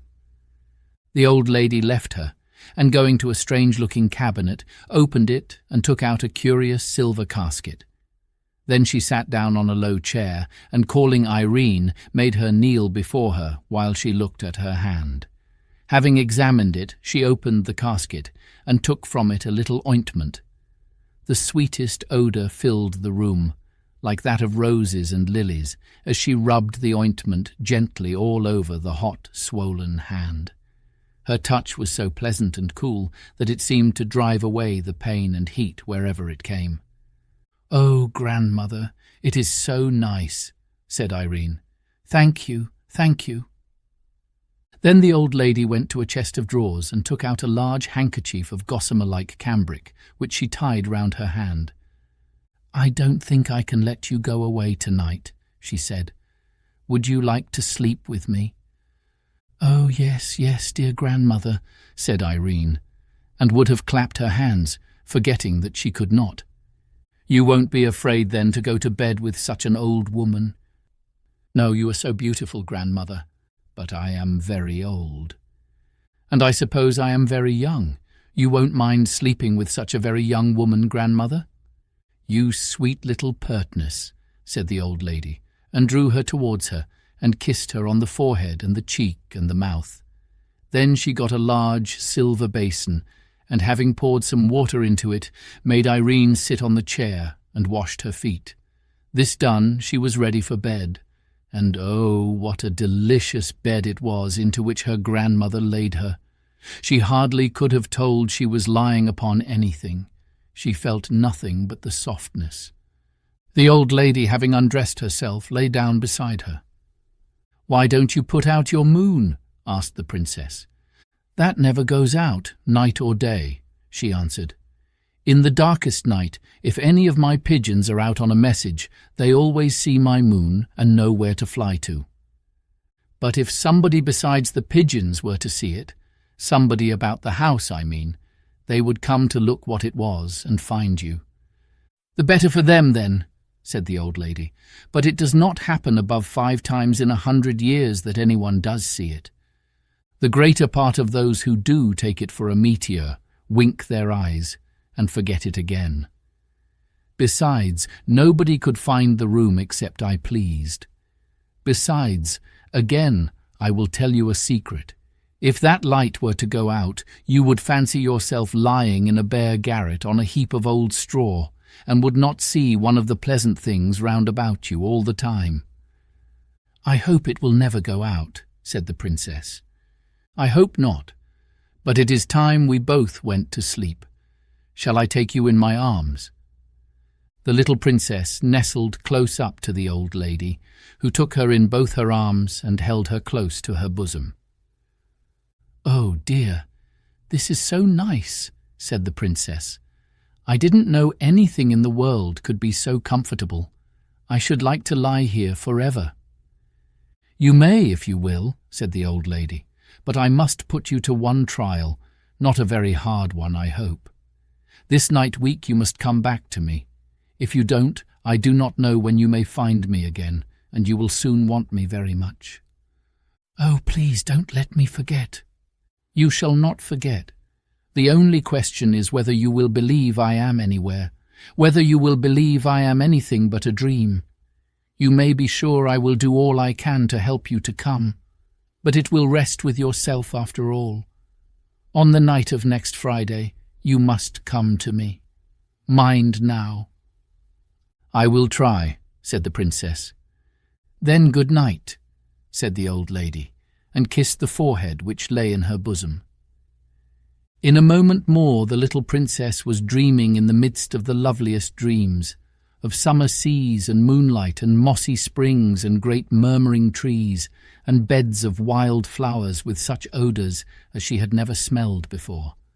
But after all, no dream could be more lovely than what she had left behind when she fell asleep. In the morning she found herself in her own bed. There was no handkerchief or anything else on her hand.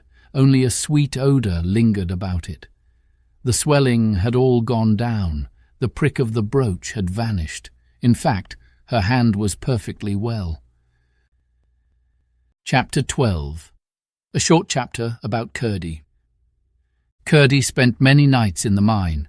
His father and he had taken Mrs. Peterson into the secret, for they knew mother could hold her tongue, which was more than could be said of all the miners' wives.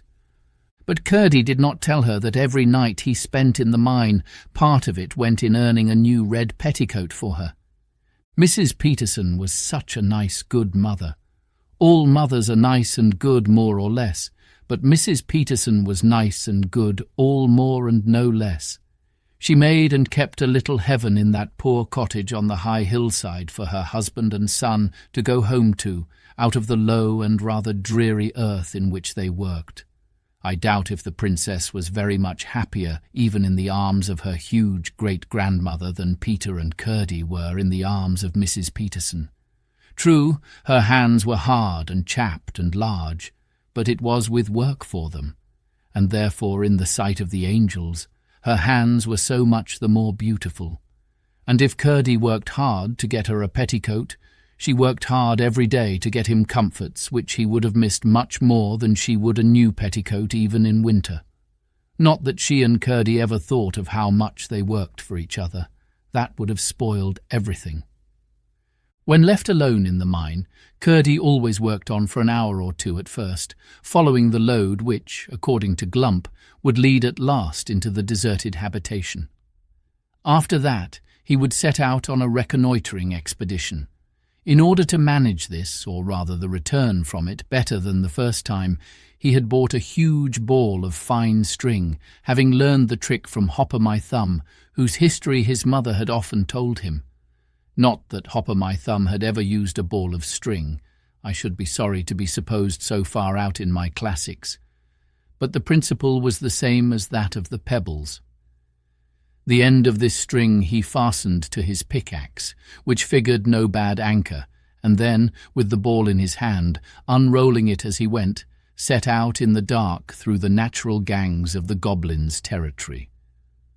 The first night or two he came upon nothing worth remembering, saw only a little of the home life of the Cobs in the various caves they called houses, failed in coming upon anything to cast light upon the foregoing design, which kept the inundation for the present in the background. But at length, I think on the third or fourth night, he found, partly guided by the noise of their implements, a company of evidently the best sappers and miners amongst them, hard at work. What were they about? It could not well be the inundation, seeing that had in the meantime been postponed to something else. Then what was it? He lurked and watched every now and then in the greatest risk of being detected, but without success. He had again and again to retreat in haste, a proceeding rendered the more difficult that he had to gather up his string as he returned upon its course. It was not that he was afraid of the goblins, but that he was afraid of their finding out that they were watched, which might have prevented the discovery at which he aimed. Sometimes his haste had to be such that, when he reached home towards morning, his string, for lack of time to wind it up as he dodged the cobs, would be in what seemed most hopeless entanglement. But after a good sleep, though a short one, he always found his mother had got it right again. There it was, wound in a most respectable ball, ready for use the moment he should want it. "I can't think how you do it, mother," he would say. "I follow the thread," she would answer, "just as you do in the mine."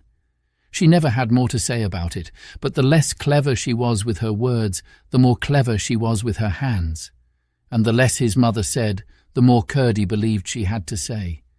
But still he had made no discovery as to what the Goblin-Miners were about. Chapter 13. The Cobs Creatures. About this time the gentlemen whom the king had left behind him to watch over the princess had each occasion to doubt the testimony of his own eyes, for more than strange were the objects to which they would bear witness. They were of one sort, creatures, but so grotesque and misshapen as to be more like a child's drawings upon his slate than anything natural. They saw them only at night while on guard about the house. The testimony of the man who first reported having seen one of them was that, as he was walking slowly round the house, while yet in the shadow, he caught sight of a creature standing on its hind legs in the moonlight, with its 4 feet upon a window ledge, staring in at the window. Its body might have been that of a dog or wolf, he thought, but he declared on his honour that its head was twice the size it ought to have been for the size of its body, and as round as a ball, while the face, which it turned upon him as it fled, was more like one carved by a boy upon the turnip inside which he is going to put a candle than anything else he could think of. It rushed into the garden. He sent an arrow after it, and thought he must have struck it, for it gave an unearthly howl, and he could not find his arrow any more than the beast, although he searched all about the place where it vanished. They laughed at him until he was driven to hold his tongue, and said he must have taken too long a pull at the ale-jug. But before 2 nights were over, he had one to side with him, for he too had seen something strange, only quite different from that reported by the other. The description the second man gave of the creature he had seen was yet more grotesque and unlikely. They were both laughed at by the rest, but night after night another came over to their side, until at last there was only one left to laugh at all his companions. 2 nights more passed, and he saw nothing, but on the third he came rushing from the garden to the other 2 before the house, in such an agitation that they declared, for it was their turn now, that the band of his helmet was cracking under his chin with the rising of his hair inside it.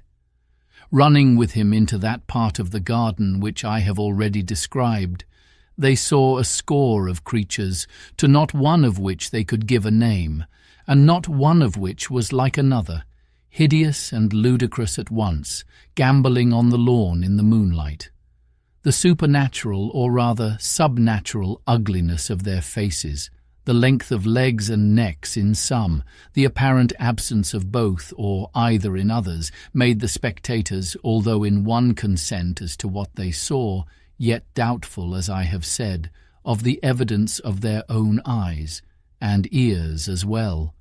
For the noises they made, although not loud, were as uncouth and varied as their forms, and could be described neither as grunts, nor squeaks, nor roars, nor howls, nor barks, nor yells, nor screams, nor croaks, nor hisses, nor mews, nor shrieks, but only as something like all of them mingled in one horrible dissonance. Keeping in the shade, the watchers had a few moments to recover themselves before the hideous assembly suspected their presence, but all at once, as if by common consent, they scampered off in the direction of a great rock, and vanished before the men had come to themselves sufficiently to think of following them.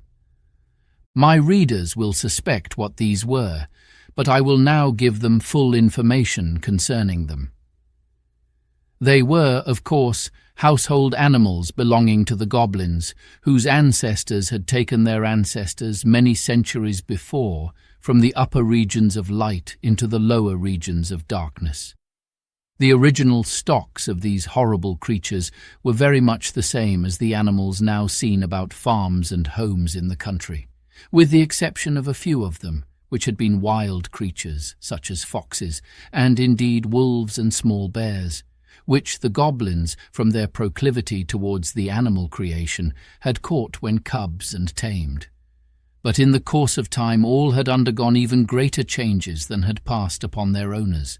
They had altered, that is, their descendants had altered, into such creatures as I have not attempted to describe except in the vaguest manner, the various parts of their bodies assuming, in an apparently arbitrary and self-willed manner, the most abnormal developments.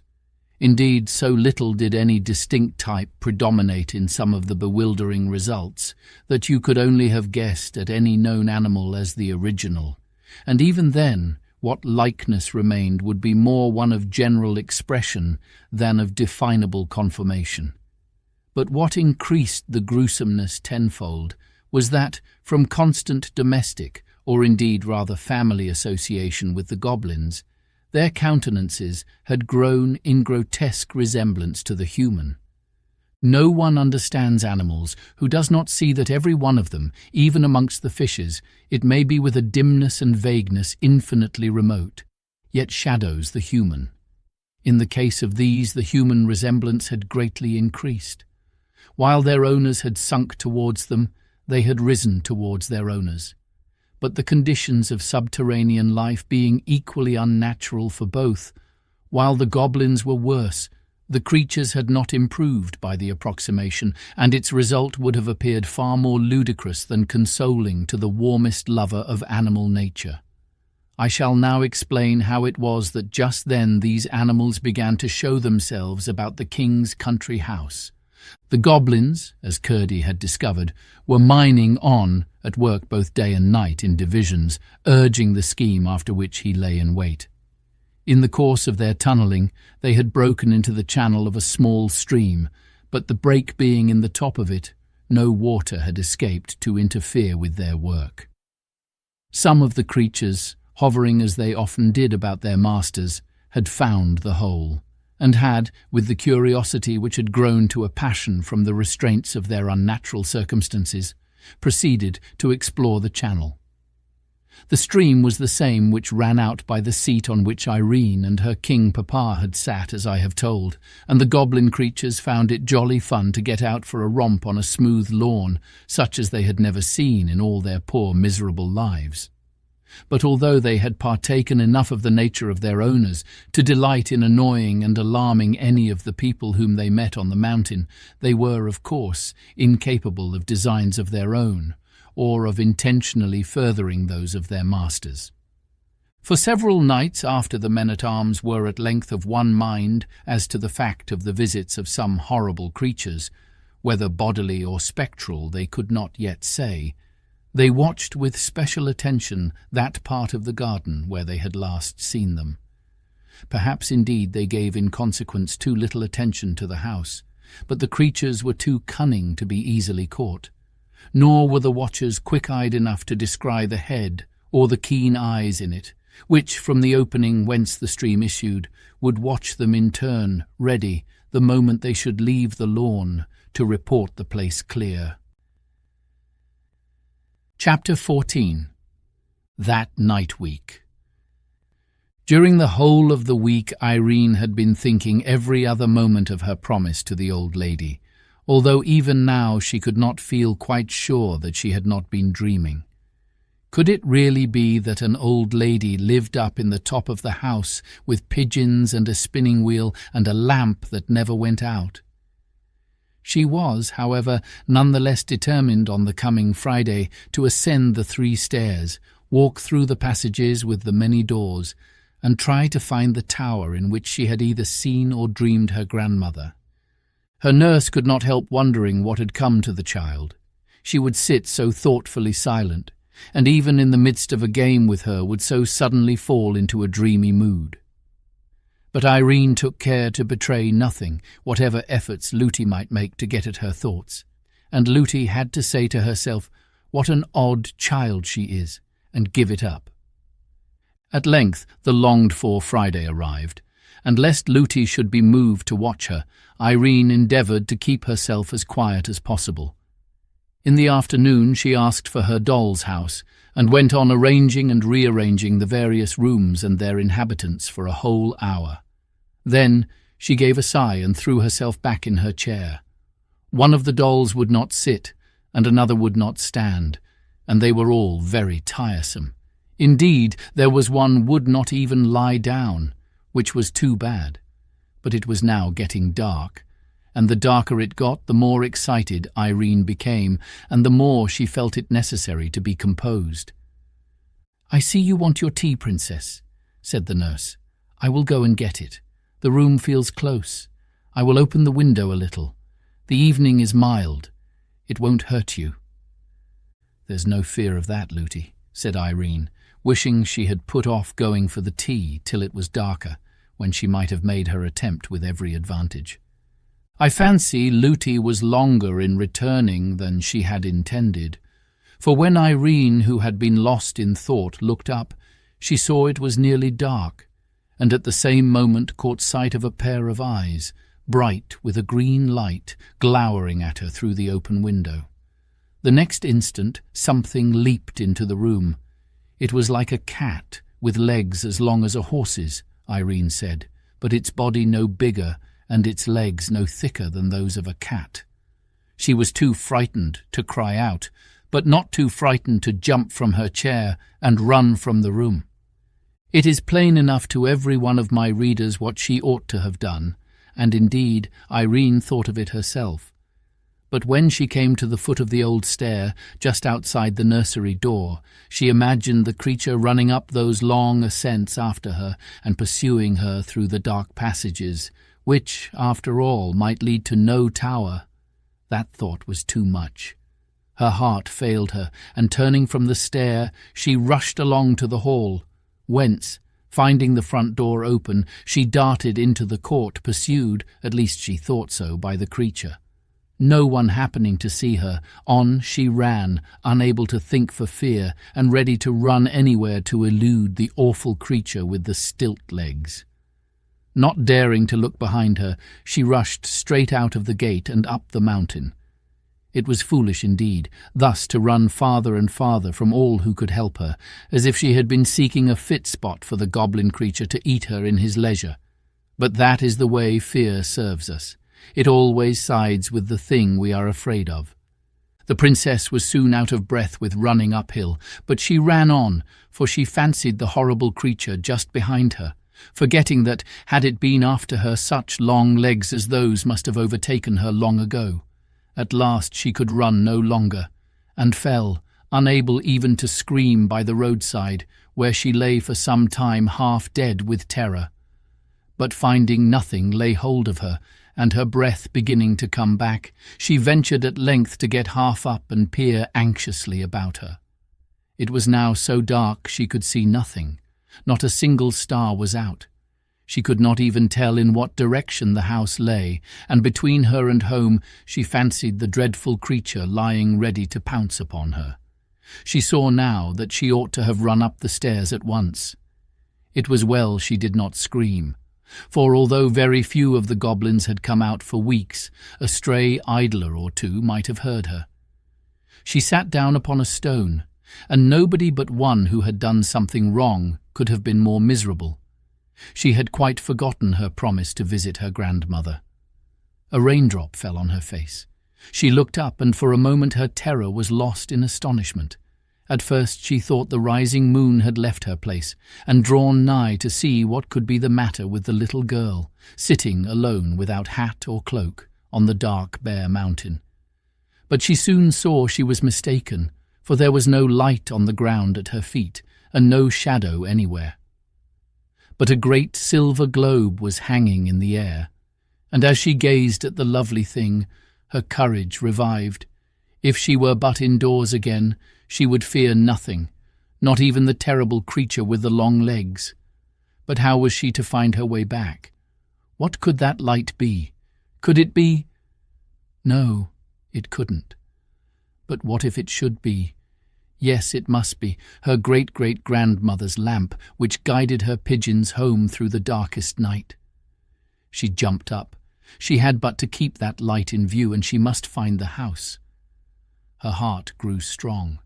Speedily, yet softly, she walked down the hill, hoping to pass the watching creature unseen.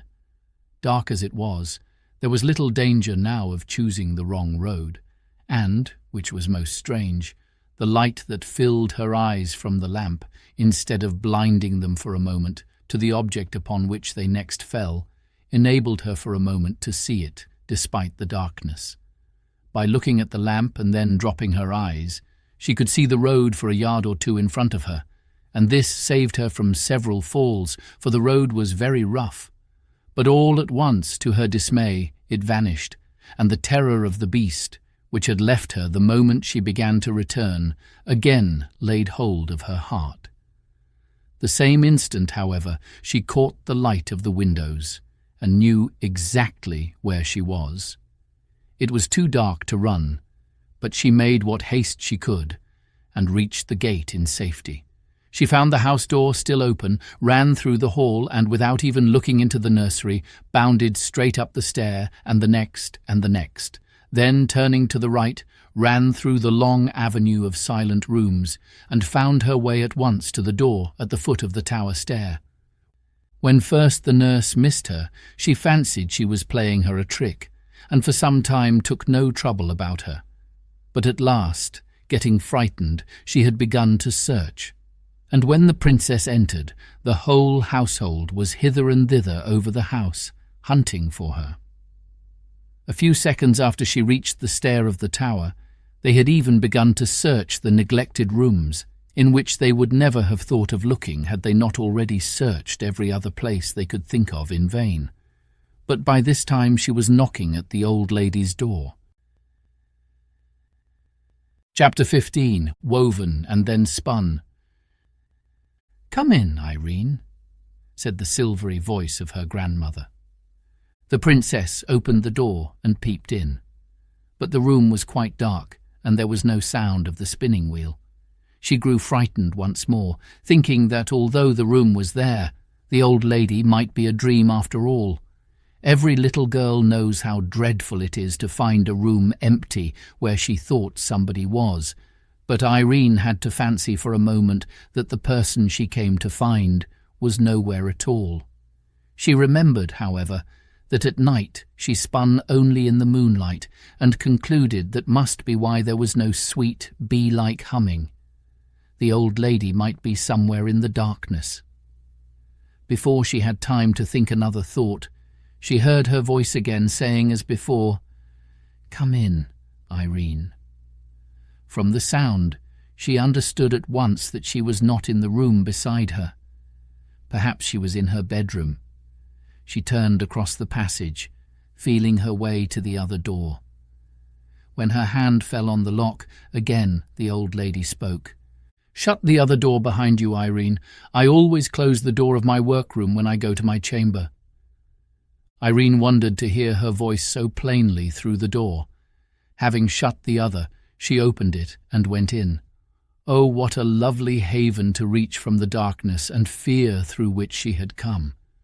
The soft light made her feel as if she were going into the heart of the milkiest pearl, while the blue walls and their silver stars for a moment perplexed her with the fancy that they were in reality the sky which she had left outside a minute ago covered with rain clouds. "I've lighted a fire for you, Irene. You're cold and wet," said her grandmother. Then Irene looked again and saw that what she had taken for a huge bouquet of red roses on a low stand against the wall was in fact a fire which burned in the shapes of the loveliest and reddest roses, glowing gorgeously between the heads and wings of two cherubs of shining silver. And when she came nearer, she found that the smell of roses with which the room was filled came from the fire roses on the hearth. Her grandmother was dressed in the loveliest pale blue velvet, over which her hair, no longer white, but of a rich golden colour, streamed like a cataract, here falling in dull gathered heaps, there rushing away in smooth shining falls. And ever as she looked, the hair seemed pouring down from her head and vanishing in a golden mist ere it reached the floor. It flowed from under the edge of a circle of shining silver, set with alternated pearls and opals. On her dress was no ornament whatever, neither was there a ring on her hand, or a necklace or carcanet about her neck, but her slippers glimmered with the light of the Milky Way, for they were covered with seed pearls and opals in one mass. Her face was that of a woman of 23. The princess was so bewildered with astonishment and admiration that she could hardly thank her, and drew nigh with timidity, feeling dirty and uncomfortable. The lady was seated on a low chair by the side of the fire, with hands outstretched to take her, but the princess hung back with a troubled smile. "Why, what's the matter?" asked her grandmother. "You haven't been doing anything wrong. I know that by your face, though it is rather miserable. What's the matter, my dear?" And she still held out her arms. "Dear grandmother," said Irene, "I'm not so sure that I haven't done something wrong. I ought to have run up to you at once when the long-legged cat came in at the window, instead of running out on the mountain and making myself such a fright. You were taken by surprise, my child, and you are not so likely to do it again. It is when people do wrong things willfully that they are the more likely to do them again. Come." And still she held out her arms. "But grandmother, you're so beautiful and grand with your crown on, and I am so dirty with mud and rain. I should quite spoil your beautiful blue dress." With a merry little laugh, the lady sprung from her chair more lightly far than Irene herself could, caught the child to her bosom, and kissing the tear-stained face over and over, sat down with her in her lap. "Oh, grandmother, you'll make yourself such a mess," cried Irene, clinging to her. "You darling, do you think I care more for my dress than for my little girl? Besides, look here." As she spoke, she set her down, and Irene saw to her dismay that the lovely dress was covered with the mud of her fall on the mountain road. But the lady stooped to the fire, and taking from it by the stalk in her fingers one of the burning roses, passed it once and again and a third time over the front of her dress. And when Irene looked, not a single stain was to be discovered. "There," said her grandmother, "you won't mind coming to me now." But Irene again hung back, eyeing the flaming rose which the lady held in her hand. "You're not afraid of the rose, are you?" she said, about to throw it on the hearth again. "Oh, don't, please," cried Irene. "Won't you hold it to my frock and my hands and my face? And I'm afraid my feet and my knees want it too." "No," answered her grandmother, smiling a little sadly as she threw the rose from her. "It is too hot for you yet. It would set your frock in a flame. Besides, I don't want to make you clean tonight. I want your nurse and the rest of the people to see you as you are, for you will have to tell them how you ran away for fear of the long-legged cat.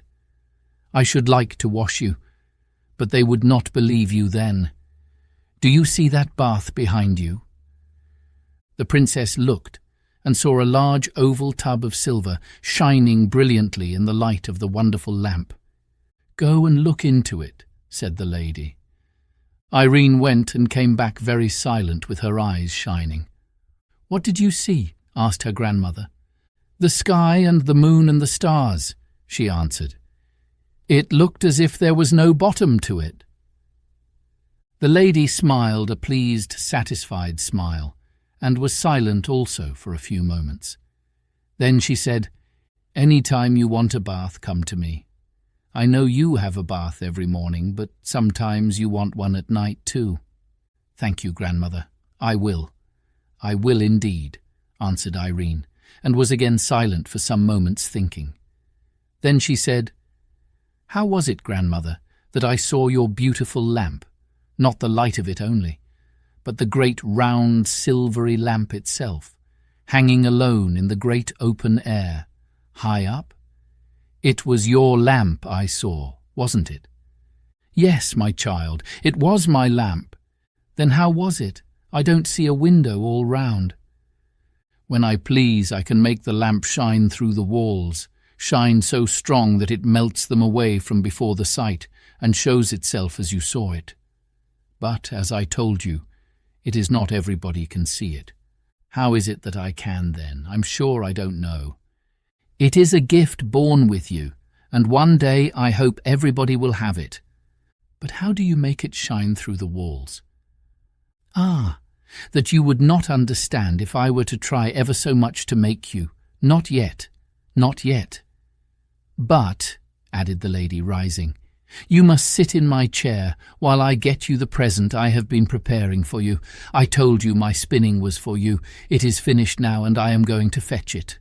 I have been keeping it warm under one of my brooding pigeons."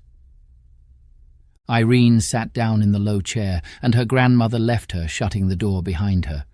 The child sat gazing, now at the rose fire, now at the starry walls, now at the silver light, and a great quietness grew in her heart. If all the long-legged cats in the world had come rushing at her, then she would not have been afraid of them for a moment. How this was, she could not tell. She only knew there was no fear in her, and everything was so right and safe that it could not get in. She had been gazing at the lovely lamp for some minutes fixedly. Turning her eyes, she found the wall had vanished, for she was looking out on the dark, cloudy night. But though she heard the wind blowing, none of it blew upon her. In a moment more the clouds themselves parted, or rather vanished like the wall, and she looked straight into the starry herds flashing gloriously in the dark blue. It was but for a moment. The clouds gathered again and shut out the stars. The wall gathered again and shut out the clouds, and there stood the lady beside her with the loveliest smile on her face and a shimmering ball in her hand, about the size of a pigeon's egg. "There, Irene, there is my work for you," she said, holding out the ball to the princess. She took it in her hand and looked at it all over. It sparkled a little and shone here and there, but not much. It was of a sort of grey whiteness, something like spun glass. "Is this all your spinning, grandmother?" she asked. "All since you came to the house. There is more there than you think." "How pretty it is! What am I to do with it, please?" "That I will now explain to you," answered the lady, turning from her and going to her cabinet. She came back with a small ring in her hand. Then she took the ball from Irene's and did something with the ring. Irene could not tell what. "Give me your hand," she said. Irene held up her right hand. "Yes, that is the hand I want," said the lady, and put the ring on the forefinger of it. "What a beautiful ring," said Irene. "What is the stone called?" "It is a fire opal." "Please, am I to keep it?" "Always." "Oh, thank you, grandmother.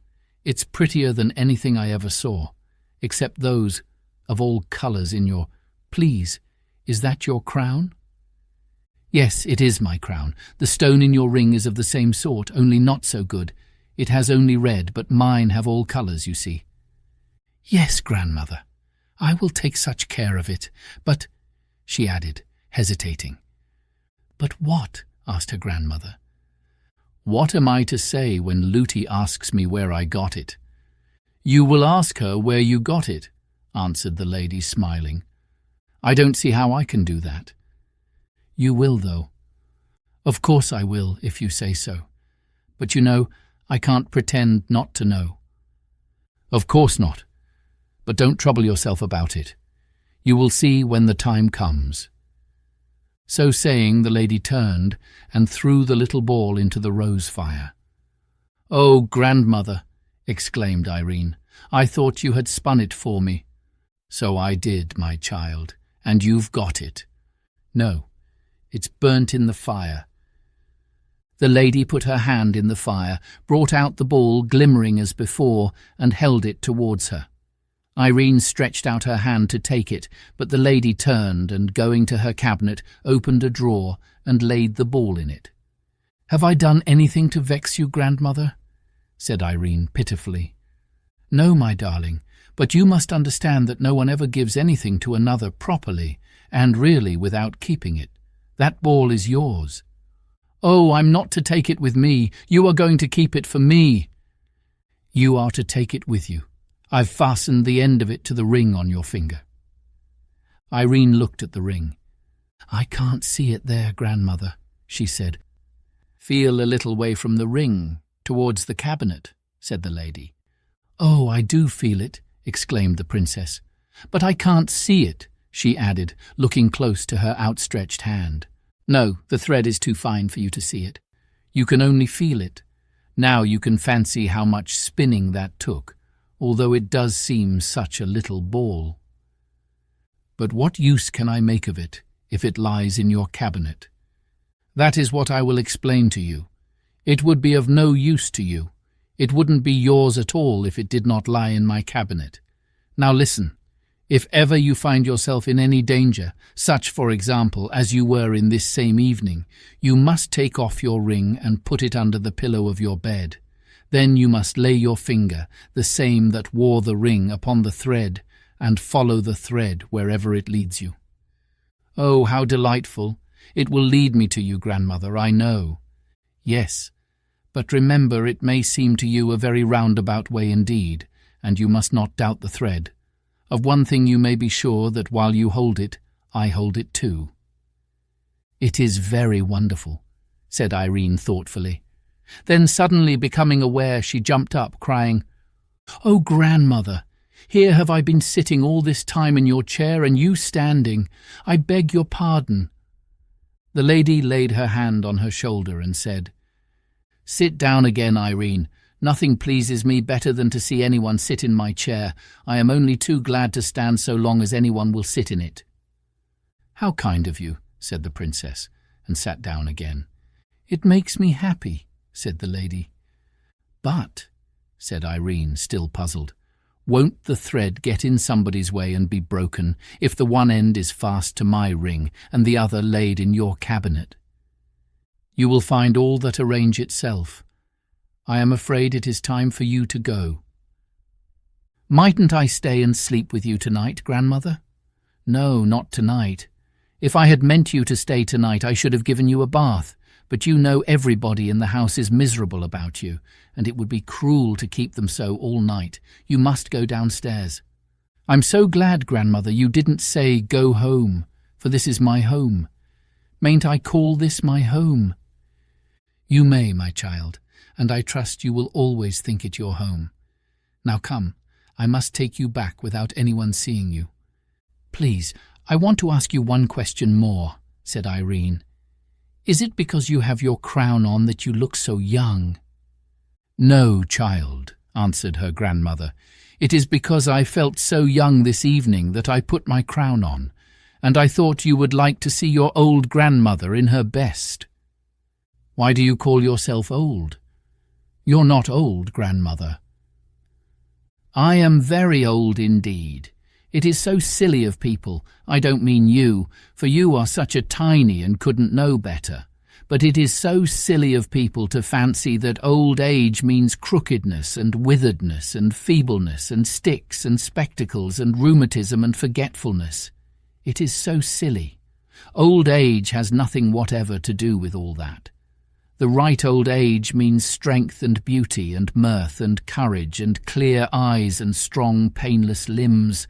I am older than you are able to think, and look at you, grandmother," cried Irene, jumping up and flinging her arms about her neck. "I won't be so silly again, I promise you.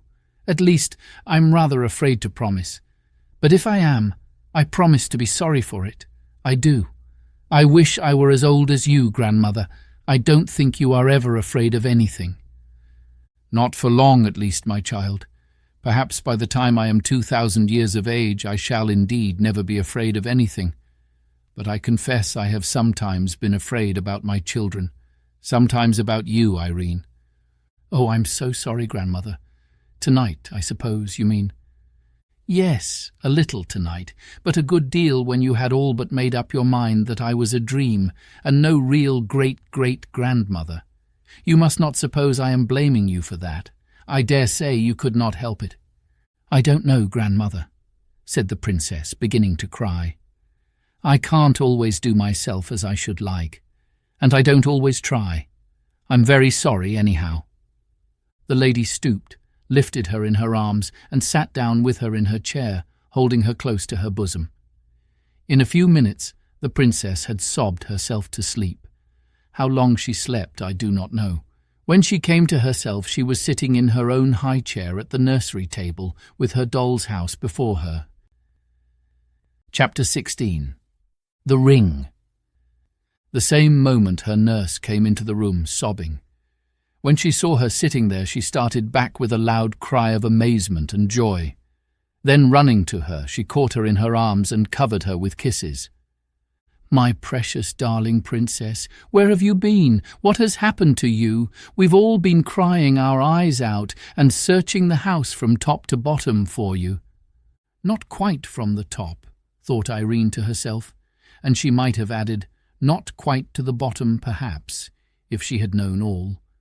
But the one she would not, and the other she could not say." "Oh, Lootie, I've had such a dreadful adventure," she replied, and told her all about the cat with the long legs and how she ran out upon the mountain and came back again. But she said nothing of her grandmother or her lamp. "And there we've been searching for you all over the house for more than an hour and a half," exclaimed the nurse. "But that's no matter, now we've got you. Only, Princess, I must say," she added, her mood changing, "what you ought to have done was to call for your own Lootie to come and help you, instead of running out of the house and up the mountain in that wild, I must say foolish fashion." "Well, Lootie," said Irene quietly, "perhaps if you had a big cat, all legs, running at you, you might not exactly know what was the wisest thing to do at the moment." "I wouldn't run up the mountain anyhow," returned Lootie. "Not if you had time to think about it. But when those creatures came at you that night on the mountain, you were so frightened yourself that you lost your way home." This put a stop to Lootie's reproaches. She had been on the point of saying that the long-legged cat must have been a twilight fancy of the princess's, but the memory of the horrors of that night, and of the talking to which the king had given her in consequence, prevented her from saying what after all she did not half believe, having a strong suspicion that the cat was a goblin, for she knew nothing of the difference between the goblins and their creatures. She counted them all just goblins. Without another word, she went and got some fresh tea and bread and butter for the princess. Before she returned, the whole household, headed by the housekeeper, burst into the nursery to exult over their darling. The gentlemen-at-arms followed and were ready enough to believe all she told them about the long-legged cat. Indeed, though wise enough to say nothing about it, they remembered, with no little horror, just such a creature amongst those they had surprised at their gambols upon the princess's lawn. In their own hearts they blamed themselves for not having kept better watch, and their captain gave orders that from this night the front door and all the windows on the ground floor should be locked immediately the sun set, and opened after upon no pretence whatever. The men-at-arms redoubled their vigilance, and for some time there was no further cause of alarm. When the princess woke the next morning, her nurse was bending over her. "How your ring does glow this morning, princess, just like a fiery rose," she said. "Does it, Lootie?" returned Irene. "Who gave me the ring, Lootie? I know I've had it a long time, but where did I get it? I don't remember." "I think it must have been your mother gave it you, princess. But really, for as long as you have worn it, I don't remember that ever I heard," answered her nurse. "I will ask my King Papa the next time he comes," said Irene. Chapter 17. Springtime. The spring so dear to all creatures, young and old, came at last, and before the first few days of it had gone, the king rode through its budding valleys to see his little daughter. He had been in a distant part of his dominions all the winter, for he was not in the habit of stopping in one great city or of visiting only his favourite country houses, but he moved from place to place that all his people might know him. Wherever he journeyed, he kept a constant lookout for the ablest and best men to put into office, and wherever he found himself mistaken and those he had appointed incapable or unjust, he removed them at once. Hence you see it was his care of the people that kept him from seeing his princess so often as he would have liked. You may wonder why he did not take her about with him, but there were several reasons against his doing so, and I suspect her great-great-grandmother had had a principal hand in preventing it. Once more Irene heard the bugle blast, and once more she was at the gate to meet her father as he rode up on his great white horse. After they had been alone for a little while, she thought of what she had resolved to ask him. "Please, King Papa," she said, "will you tell me where I got this pretty ring? I can't remember." The king looked at it. A strange, beautiful smile spread like sunshine over his face, and an answering smile, but at the same time a questioning one, spread like moonlight over Irene's. "It was your Queen Mamma's once." "And why isn't it hers now?" asked Irene. "She doesn't want it," said the king, looking grave. "Why doesn't she want it?" "Because she's gone where all those rings are made." "And when shall I see her?" asked the princess. "Not for some time yet," answered the king, and the tears came into his eyes. Irene did not remember her mother, and did not know why her father looked so, and why the tears came in his eyes. But she put her arms round his neck and kissed him, and asked no more questions.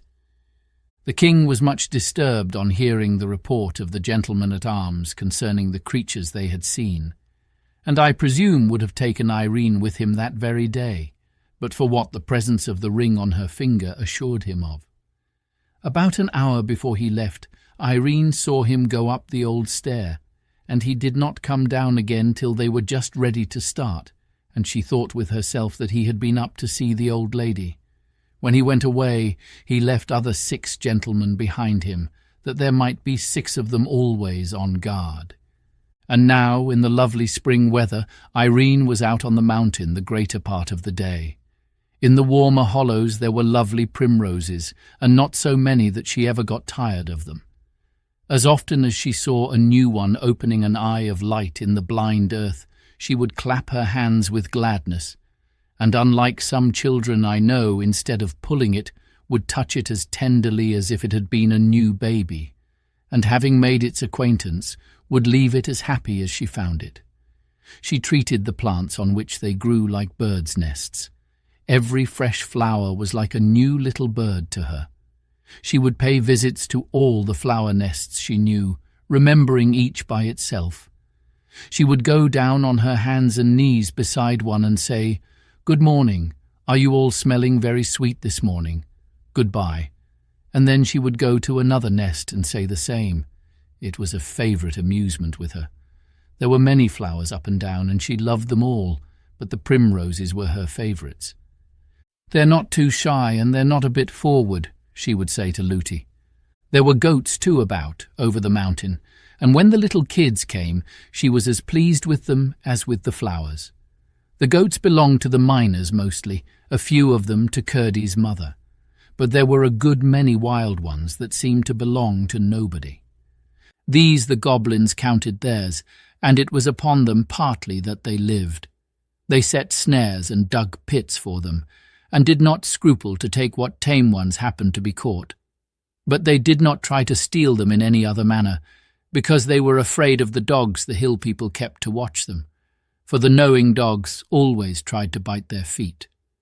But the goblins had a kind of sheep of their own, very queer creatures, which they drove out to feed at night, and the other goblin creatures were wise enough to keep good watch over them, for they knew they should have their bones by and by. Chapter 18. Curdie's Clue. Curdie was as watchful as ever, but was almost getting tired of his ill success. Every other night or so he followed the goblins about, as they went on digging and boring, and getting as near them as he could, watched them from behind stones and rocks, but as yet he seemed no nearer finding out what they had in view. As at first, he always kept hold of the end of his string, while his pickaxe, left just outside the hole by which he entered the goblins' country from the mine, continued to serve as an anchor and hold fast the other end.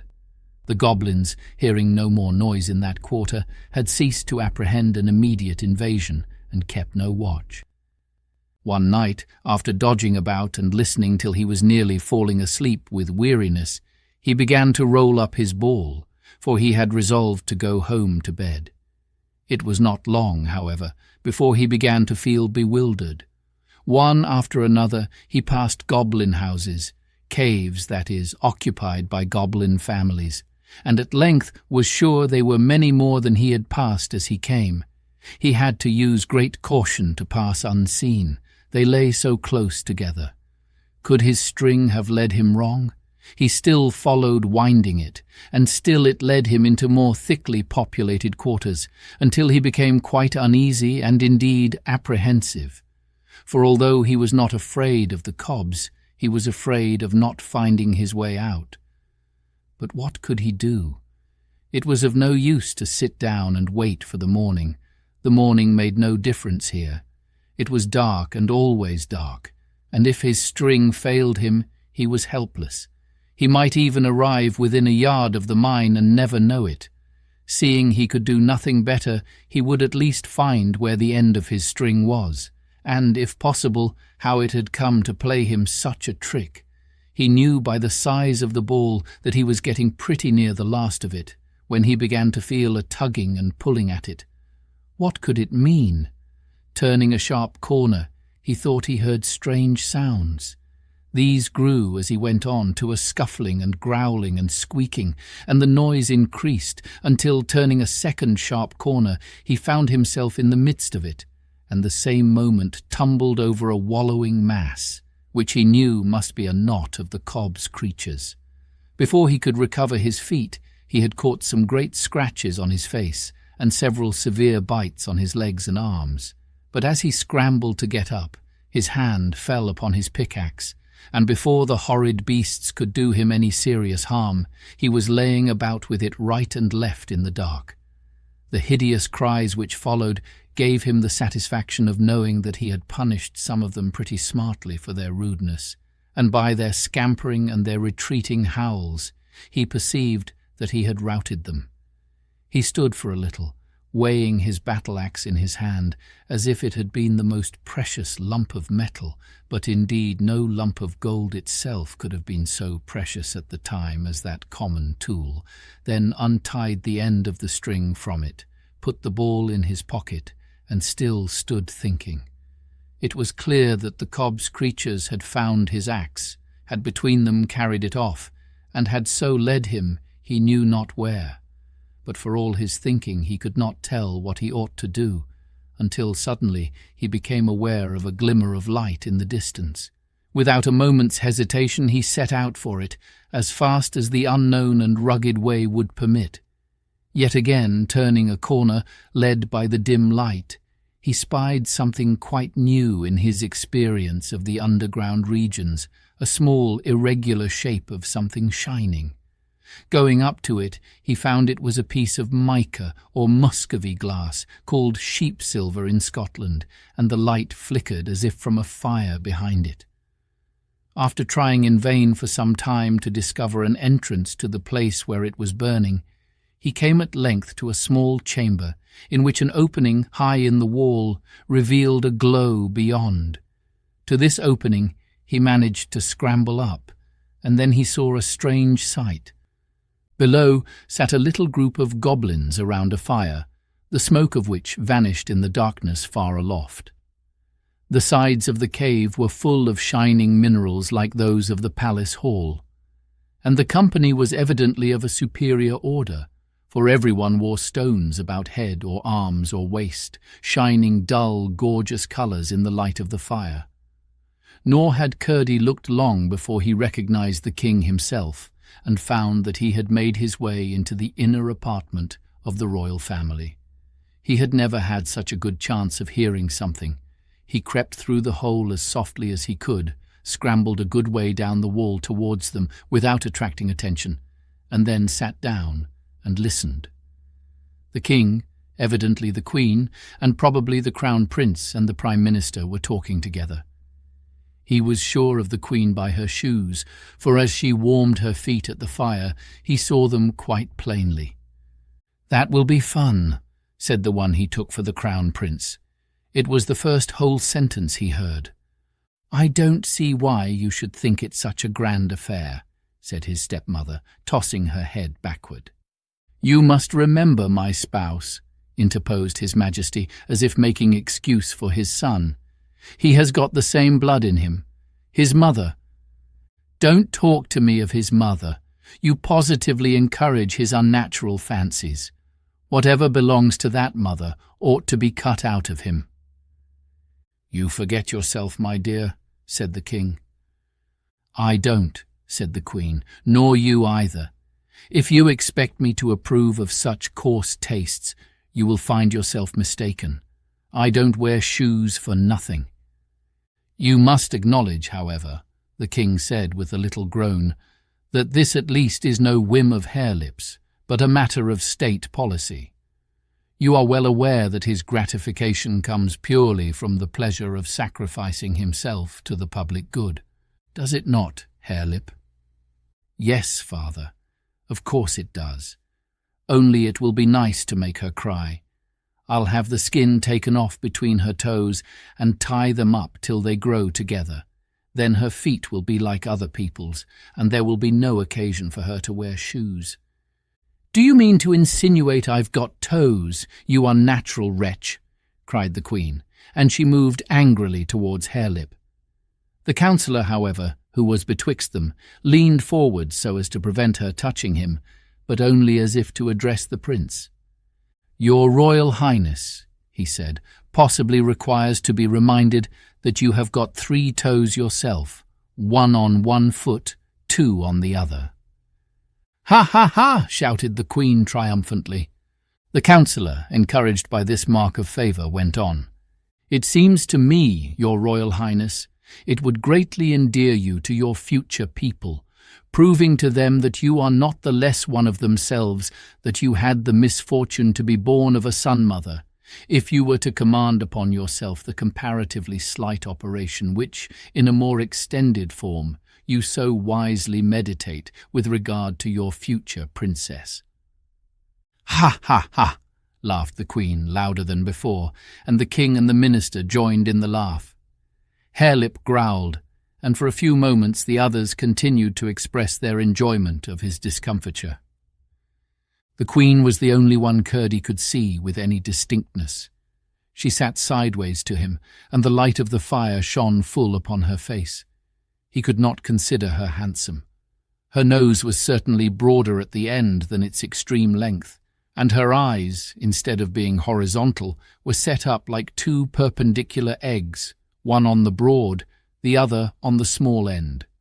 Her mouth was no bigger than a small buttonhole until she laughed, when it stretched from ear to ear, only, to be sure, her ears were very nearly in the middle of her cheeks. Anxious to hear everything they might say, Curdie ventured to slide down a smooth part of the rock just under him to a projection below, upon which he thought to rest. But whether he was not careful enough, or the projection gave way, down he came with a rush on the floor of the cavern, bringing with him a great rumbling shower of stones. The goblins jumped from their seats in more anger than consternation, for they had never yet seen anything to be afraid of in the palace. But when they saw Curdie with his pick in his hand, their rage was mingled with fear, for they took him for the first of an invasion of miners. The king, notwithstanding, drew himself up to his full height of 4 feet, spread himself to his full breadth of 3.5, for he was the handsomest and squarest of all the goblins, and strutting up to Curdie, planted himself with outspread feet before him, and said with dignity, "Pray, what right have you in my palace?" "The right of necessity, your majesty," answered Curdie. "I lost my way and did not know where I was wandering to." "How did you get in?" "By a hole in the mountain." "But you are a miner. Look at your pickaxe." Curdie did look at it, answering, "I came upon it lying on the ground a little way from here. I tumbled over some wild beasts who were playing with it. Look, your majesty." And Curdie showed him how he was scratched and bitten. The king was pleased to find him behave more politely than he had expected from what his people had told him concerning the miners, for he attributed it to the power of his own presence. But he did not therefore feel friendly to the intruder. "You will oblige me by walking out of my dominions at once," he said, well knowing what a mockery lay in the words.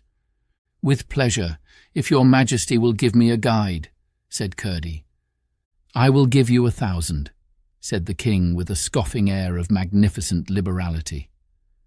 "One will be quite sufficient," said Curdie. But the king uttered a strange shout, half hollow, half roar, and in rushed goblins till the cave was swarming. He said something to the first of them which Curdie could not hear, and it was passed from one to another, till in a moment the farthest in the crowd had evidently heard and understood it. They began to gather about him in a way he did not relish, and he retreated towards the wall. They pressed upon him. "Stand back!" said Curdie, grasping his pickaxe tighter by his knee. They only grinned and pressed closer. Curdie bethought himself and began to rhyme. 10, 20, 30. You're all so very dirty.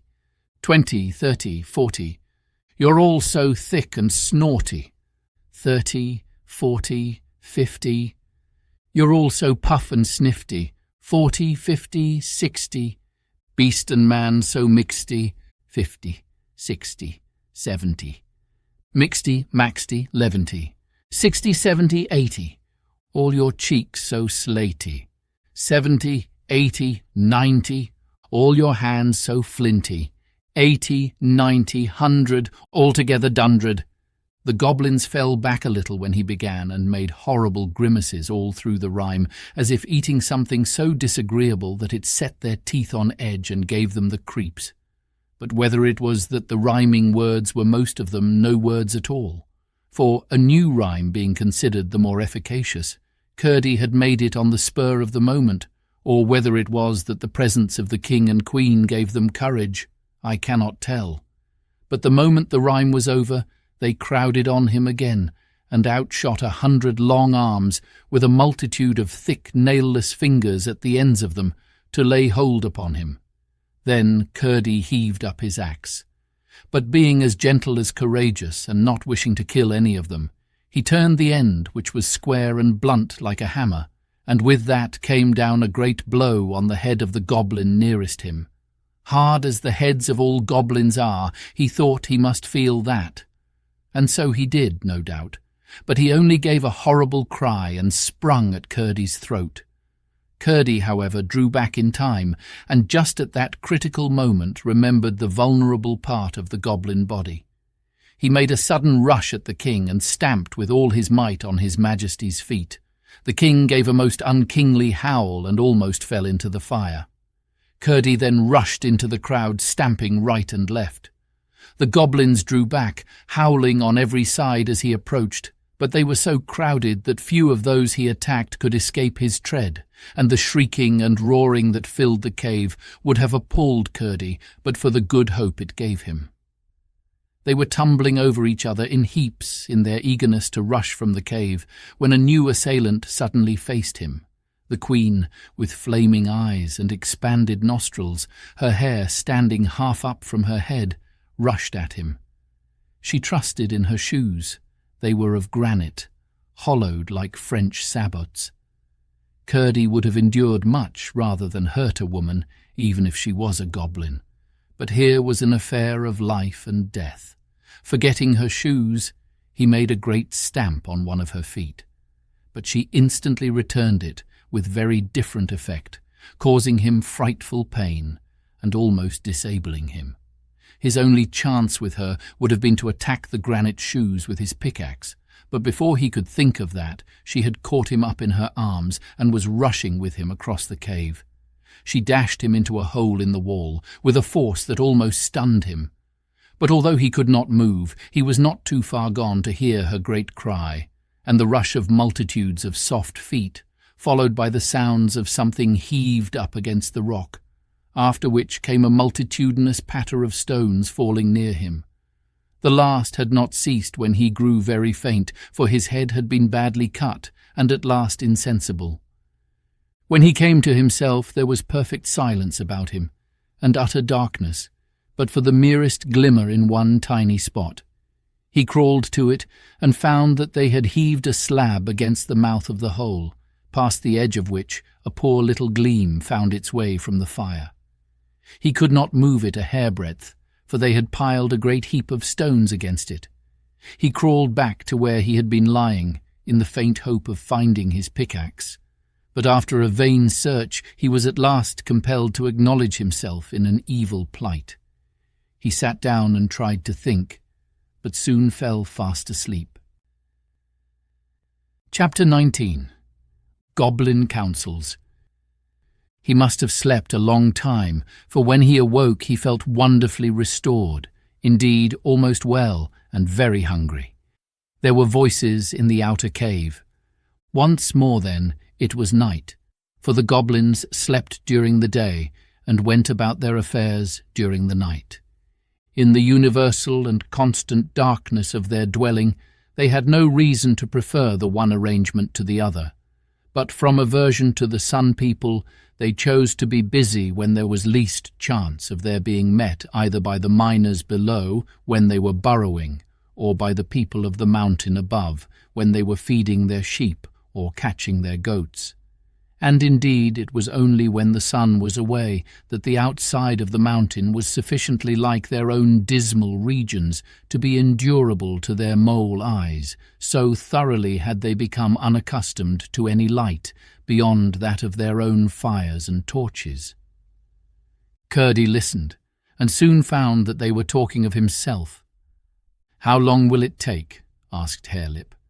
"Not many days, I should think," answered the king. "They are poor feeble creatures, those Sun People, and want to be always eating. We can go a week at a time without food, and be all the better for it. But I've been told they eat 2 or 3 times every day. Can you believe it?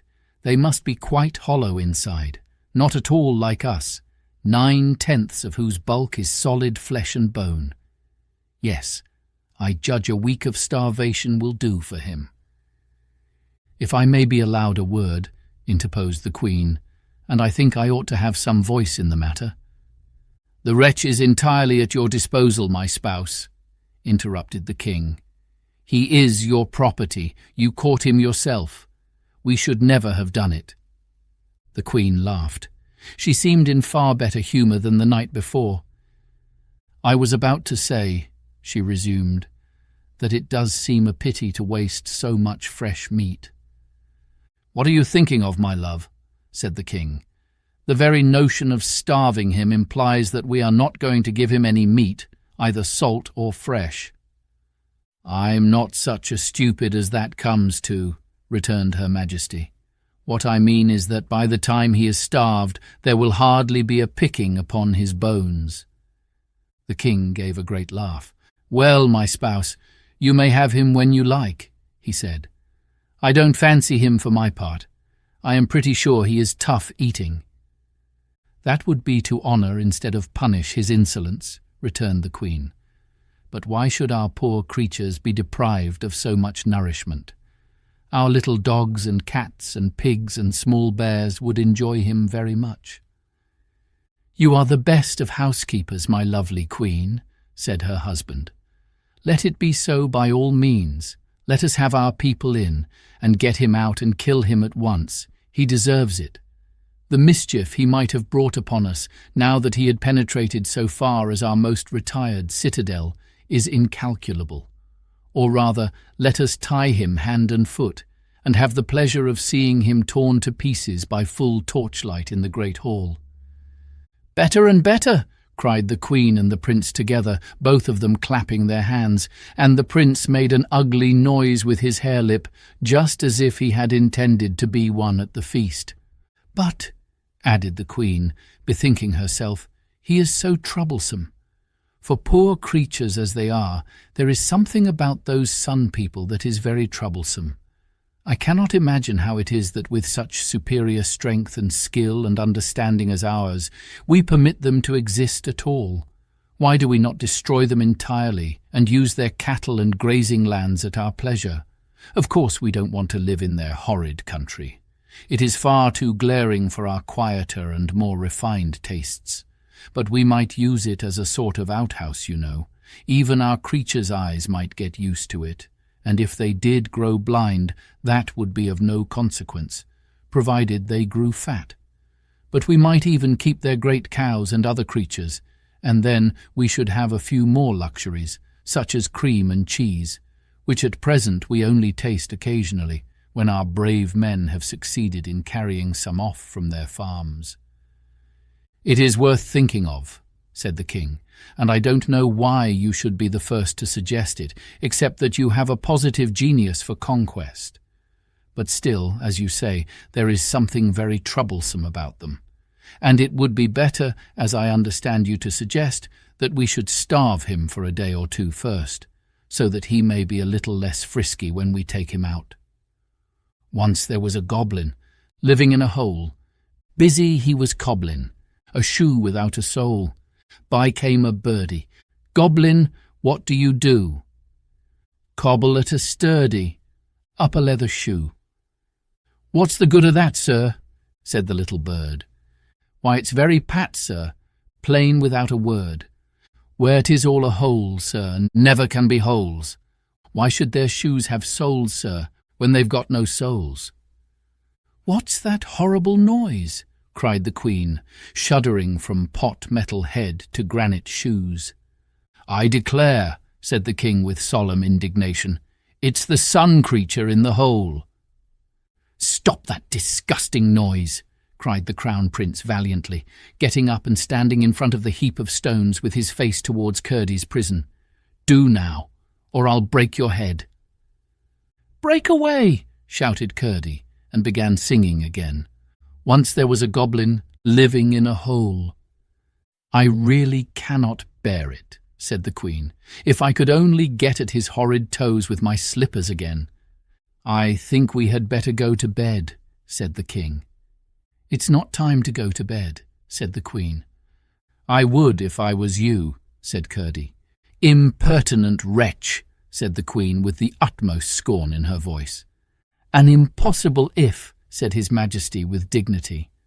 'Quite,' returned Curdie, and began singing again. 'Go to bed, goblin, do. Help the Queen. Take off her shoe. If you do, it will disclose a horrid set of sprouting toes.' 'What a lie!' roared the Queen in a rage. 'By the way, that reminds me,' said the King, 'that for as long as we have been married I have never seen your feet, Queen. I think you might take off your shoes when you go to bed. They positively hurt me sometimes.' 'I will do as I like,' retorted the Queen sulkily. 'You ought to do as your own hubby wishes you,' said the King. 'I will not,' said the Queen. 'Then I insist upon it,' said the King. Apparently His Majesty approached the Queen for the purpose of following the advice given by Curdie, for the latter heard a scuffle and then a great roar from the King. 'Will you be quiet then?' said the Queen wickedly. 'Yes, yes, Queen. I only meant to coax you.' 'Hands off!' cried the Queen triumphantly. 'I'm going to bed. You may come when you like, but as long as I am Queen I will sleep in my shoes. It is my royal privilege. Harelip, go to bed.' 'I'm going,' said Harelip sleepily. 'So am I,' said the King. 'Come along then,' said the Queen, 'and mind you are good or I'll—' 'Oh, no, no, no!' screamed the King in the most supplicating of tones. Curdie heard only a muttered reply in the distance, and then the cave was quite still. They had left the fire burning, and the light came through brighter than before. Curdie thought it was time to try again if anything could be done, but he found he could not get even a finger through the chink between the slab and the rock.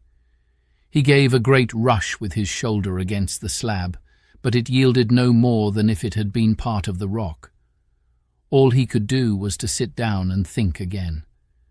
By and by he came to the resolution to pretend to be dying, in the hope they might take him out before his strength was too much exhausted to let him have a chance. Then, for the creatures, if he could but find his axe again, he would have no fear of them. And if it were not for the Queen's horrid shoes, he would have no fear at all. Meantime, until they should come again at night, there was nothing for him to do but forge new rhymes, now his only weapons. He had no intention of using them at present, of course, but it was well to have a stock, for he might live to want them, and the manufacture of them would help to while away the time. Chapter 20. Irene's Clue. That same morning early, The princess woke in a terrible fright. There was a hideous noise in her room, creatures snarling and hissing and rocketing about as if they were fighting. The moment she came to herself, she remembered something she had never thought of again, what her grandmother told her to do when she was frightened. She immediately took off her ring and put it under her pillow. As she did so, she fancied she felt a finger and thumb take it gently from under her palm. "It must be my grandmother," she said to herself, and the thought gave her such courage that she stopped to put on her dainty little slippers before running from the room. While doing this, she caught sight of a long cloak of sky blue thrown over the back of a chair by the bedside. She had never seen it before, but it was evidently waiting for her. She put it on, and then, feeling with the forefinger of her right hand, soon found her grandmother's thread, which she proceeded at once to follow, expecting it would lead her straight up the old stair. When she reached the door, she found it went down and ran along the floor, so that she had almost to crawl in order to keep a hold of it. Then, to her surprise, and somewhat to her dismay, she found that instead of leading her towards the stair, it turned in quite the opposite direction. It led her through certain narrow passages towards the kitchen, turning aside as she reached it, and guiding her to a door which communicated with a small backyard. Some of the maids were already up, and this door was standing open. Across the yard the thread still ran along the ground, until it brought her to a door in the wall which opened upon the mountainside. When she had passed through, the thread rose to about half her height, and she could hold it with ease as she walked. It led her straight up the mountain. The cause of her alarm was less frightful than she supposed. The cook's great black cat, pursued by the housekeeper's terrier, had bounced against her bedroom door, which had not been properly fastened, and the two had burst into the room together and commenced a battle royal. How the nurse came to sleep through it was a mystery, but I suspect the old lady had something to do with it. It was a clear, warm morning. The wind blew deliciously over the mountainside. Here and there she saw a late primrose, but she did not stop to call upon them. The sky was mottled with small clouds. The sun was not yet up, but some of their fluffy edges had caught his light and hung out orange and gold-coloured fringes upon the air. The dew lay in round drops upon the leaves and hung like tiny diamond earrings from the blades of grass about her path. "How lovely that bit of gossamer is," thought the princess, looking at a long, undulating line that shone at some distance from her up the hill. It was not the time for gossamers, though, and Irene soon discovered that it was her own thread she saw shining on before her in the light of the morning. It was leading her she knew not whither, but she had never in her life been out before sunrise, and everything was so fresh and cool and lively and full of something coming that she felt too happy to be afraid of anything.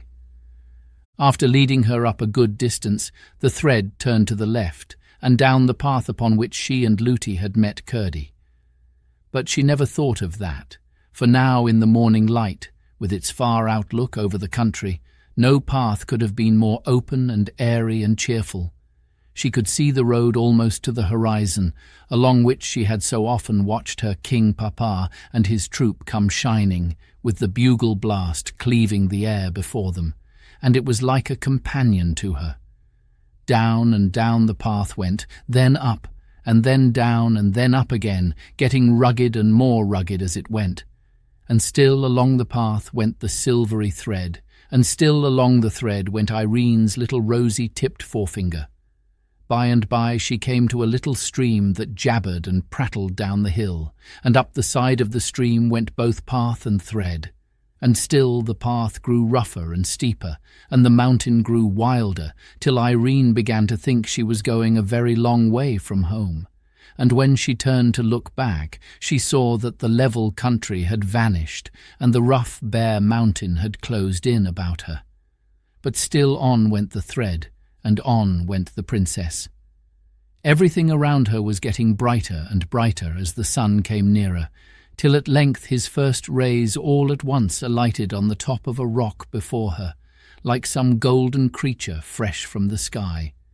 Then she saw that the little stream ran out of a hole in that rock, that the path did not go past the rock, and that the thread was leading her straight up to it. A shudder ran through her from head to foot when she found that the thread was actually taking her into the hole out of which the stream ran. It ran out babbling joyously, but she had to go in. She did not hesitate. Right into the hole she went, which was high enough to let her walk without stooping. For a little way there was a brown glimmer, but at the first turn it all but ceased, and before she had gone many paces she was in total darkness. Then she began to be frightened indeed. Every moment she kept feeling the thread backwards and forwards, and as she went farther and farther into the darkness of the great hollow mountain, she kept thinking more and more about her grandmother and all that she had said to her, and how kind she had been, and how beautiful she was, and all about her lovely room, and the fire of roses, and the great lamp that sent its light through stone walls. And she became more and more sure that the thread could not have gone there of itself, and that her grandmother must have sent it. But it tried her dreadfully when the path went down very steep, and especially when she came to places where she had to go down rough stairs, and even sometimes a ladder. Through one narrow passage after another, over lumps of rock and sand and clay, the thread guided her, until she came to a small hole through which she had to creep. Finding no change on the other side, "Shall I ever get back?" she thought, over and over again, wondering at herself that she was not 10 times more frightened, and often feeling as if she were only walking in the story of a dream. Sometimes she heard the noise of water, a dull gurgling inside the rock. By and by she heard the sounds of blows, which came nearer and nearer, but again they grew duller and almost died away. In 100 directions she turned, obedient to the guiding thread. At last she spied a dull red shine, and came up to the mica window, and thence away and round about, and right into a cavern where glowed the red embers of a fire. Here the thread began to rise. It rose as high as her head and higher still. What should she do if she lost her hold? She was pulling it down. She might break it. She could see it far up, glowing as red as her fire opal in the light of the embers. But presently she came to a huge heap of stones, piled in a slope against the wall of the cavern.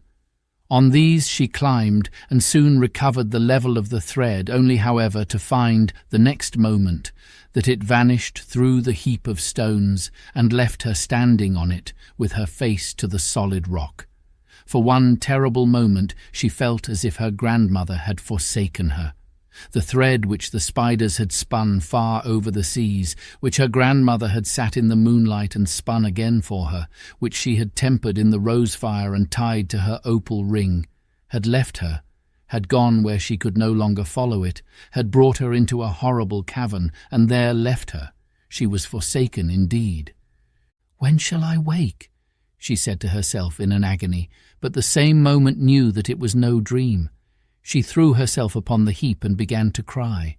It was well she did not know what creatures, one of them with stone shoes on her feet, were lying in the next cave, but neither did she know who was on the other side of the slab. At length the thought struck her that at least she could follow the thread backwards, and thus get out of the mountain and home. She rose at once and found the thread, but the instant she tried to feel it backwards, it vanished from her touch. Forwards, it led her hand up to the heap of stones. Backwards it seemed nowhere. Neither could she see it as before in the light of the fire. She burst into a wailing cry and again threw herself down on the stones. Chapter 21. The Escape.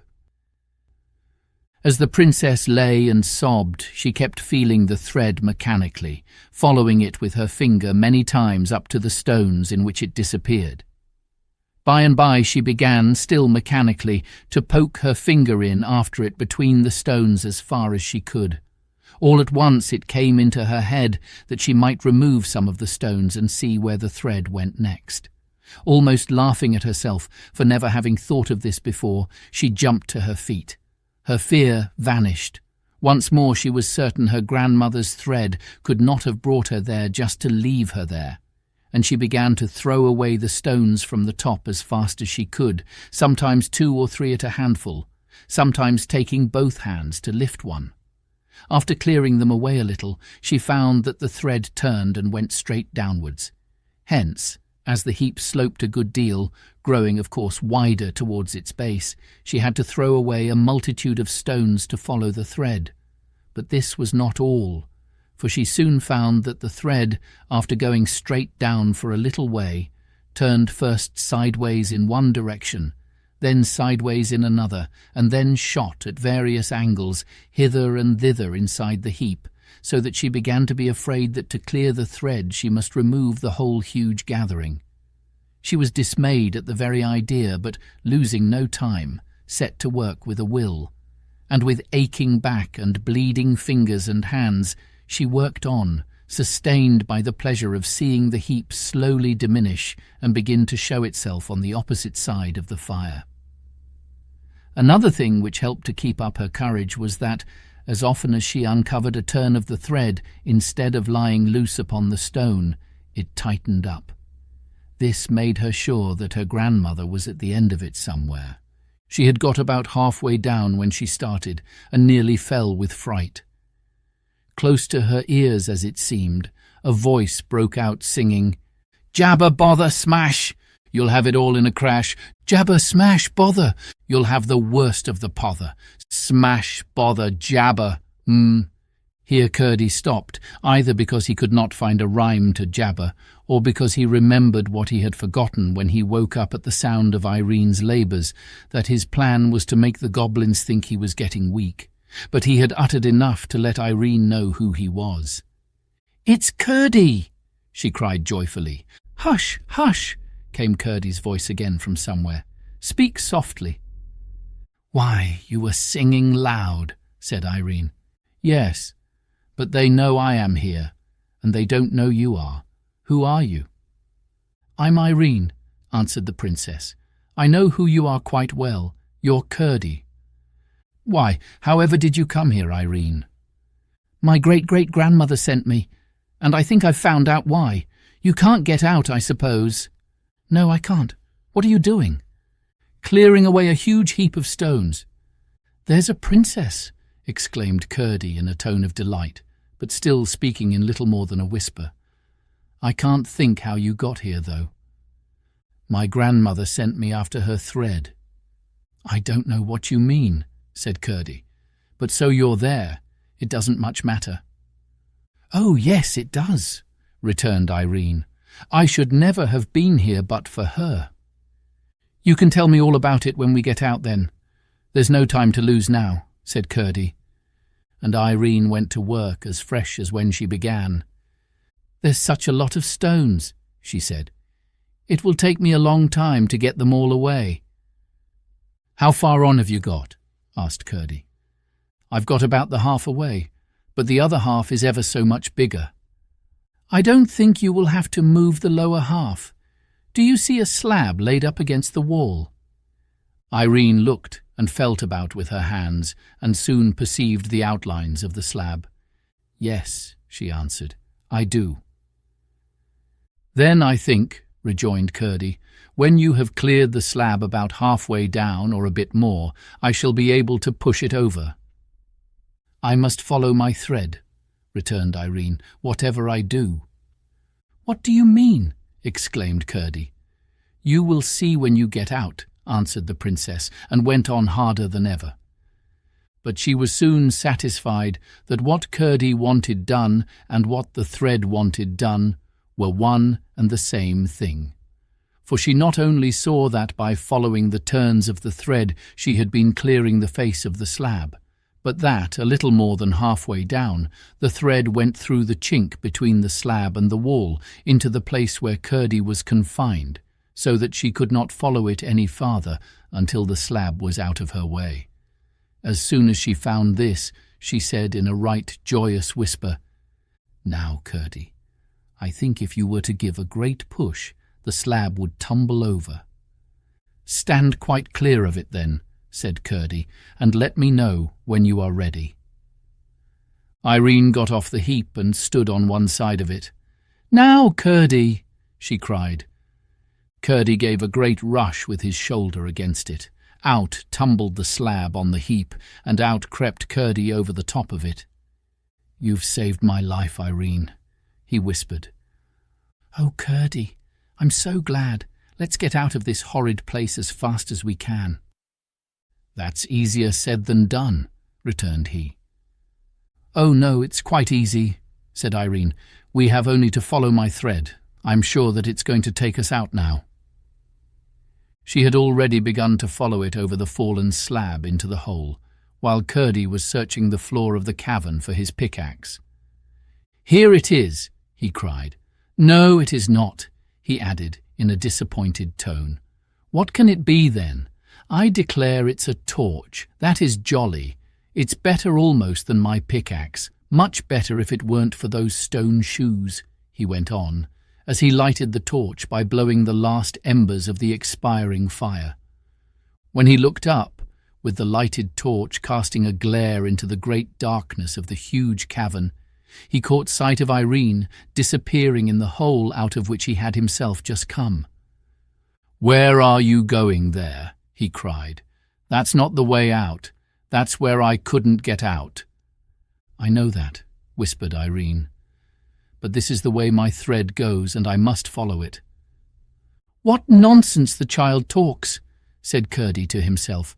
"I must follow her, though, and see that she comes to no harm. She will soon find she can't get out that way, and then she will come with me." So he crept over the slab once more into the hole with his torch in his hand. But when he looked about in it, he could see her nowhere, and now he discovered that although the hole was narrow, it was much longer than he had supposed, for in one direction the roof came down very low, and the hole went off in a narrow passage, of which he could not see the end. The princess must have crept in there. He got on his knees and one hand, holding the torch with the other, and crept after her. The hole twisted about, in some parts so low that he could hardly get through, in others so high that he could not see the roof, but everywhere it was narrow, far too narrow for a goblin to get through, and so I presume they never thought that Curdie might. He was beginning to feel very uncomfortable, lest something should have befallen the princess, when he heard her voice almost close to his ear, whispering, "Aren't you coming, Curdie?" And when he turned the next corner, there she stood waiting for him. "I knew you couldn't go wrong in that narrow hole, but now you must keep by me, for here is a great wide place," she said. "I can't understand it," said Curdie, half to himself, half to Irene. "Never mind," she returned. "Wait till we get out." Curdie, utterly astonished that she had already got so far, and by a path he had known nothing of, thought it better to let her do as she pleased. "At all events," he said again to himself, "I know nothing about the way, miner as I am, and she seems to think she does know something about it, though how she should passes my comprehension. So she's just as likely to find her way as I am, and as she insists on taking the lead, I must follow.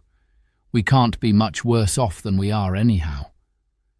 Reasoning thus, he followed her a few steps, and came out in another great cavern, across which Irene walked in a straight line, as confidently as if she knew every step of the way. Curdie went on after her, flashing his torch about, and trying to see something of what lay around them. Suddenly he started back a pace as the light fell upon something close by which Irene was passing. It was a platform of rock raised a few feet from the floor and covered with sheepskins, upon which lay two horrible figures asleep, at once recognized by Curdie as the king and queen of the goblins. He lowered his torch instantly, lest the light should awake them. As he did so, it flashed upon his pickaxe, lying by the side of the queen, whose hand lay close by the handle of it. "Stop one moment," he whispered. "Hold my torch, and don't let the light on their faces."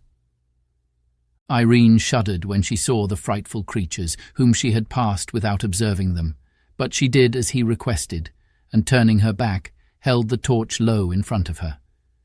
Curdie drew his pickaxe carefully away, and as he did so spied one of her feet projecting from under the skins.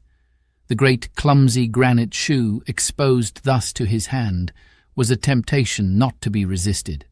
He laid hold of it and with cautious efforts drew it off. The moment he succeeded, he saw to his astonishment that what he had sung in ignorance to annoy the queen was actually true. She had 6 horrible toes.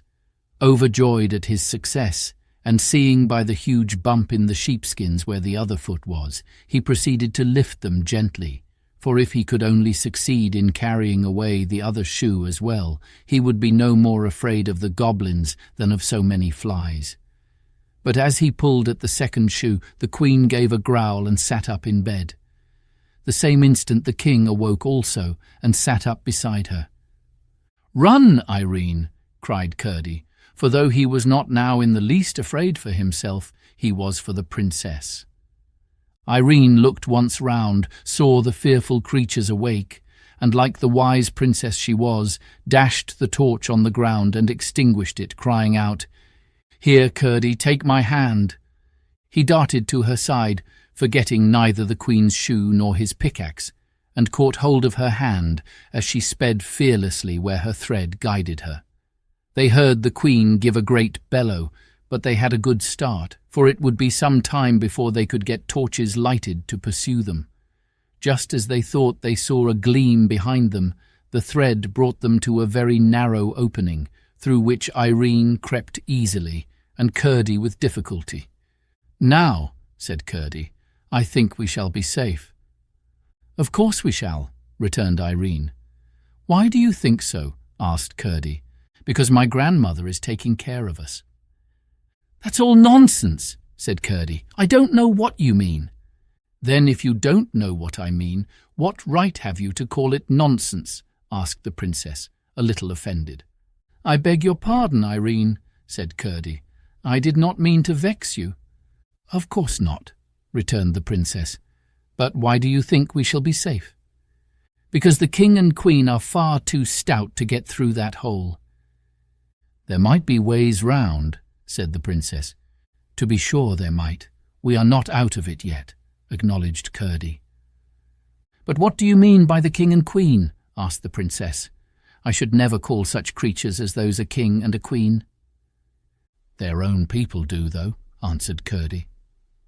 The princess asked more questions, and Curdie, as they walked leisurely along, gave her a full account, not only of the character and habits of the goblins, so far as he knew them, but of his own adventures with them, beginning from the very night after that in which he had met her and Looty upon the mountain. When he had finished, he begged Irene to tell him how it was that she had come to his rescue. So Irene too had to tell a long story, which she did in rather a roundabout manner, interrupted by many questions concerning things she had not explained. But her tale, as he did not believe more than half of it, left everything as unaccountable to him as before, and he was nearly as much perplexed as to what he must think of the princess. He could not believe that she was deliberately telling stories, and the only conclusion he could come to was that Looty had been playing the child tricks, inventing no end of lies to frighten her for her own purposes. "But however did Looty come to let you go into the mountains alone?" he asked. "Looty knows nothing about it. I left her fast asleep, at least I think so.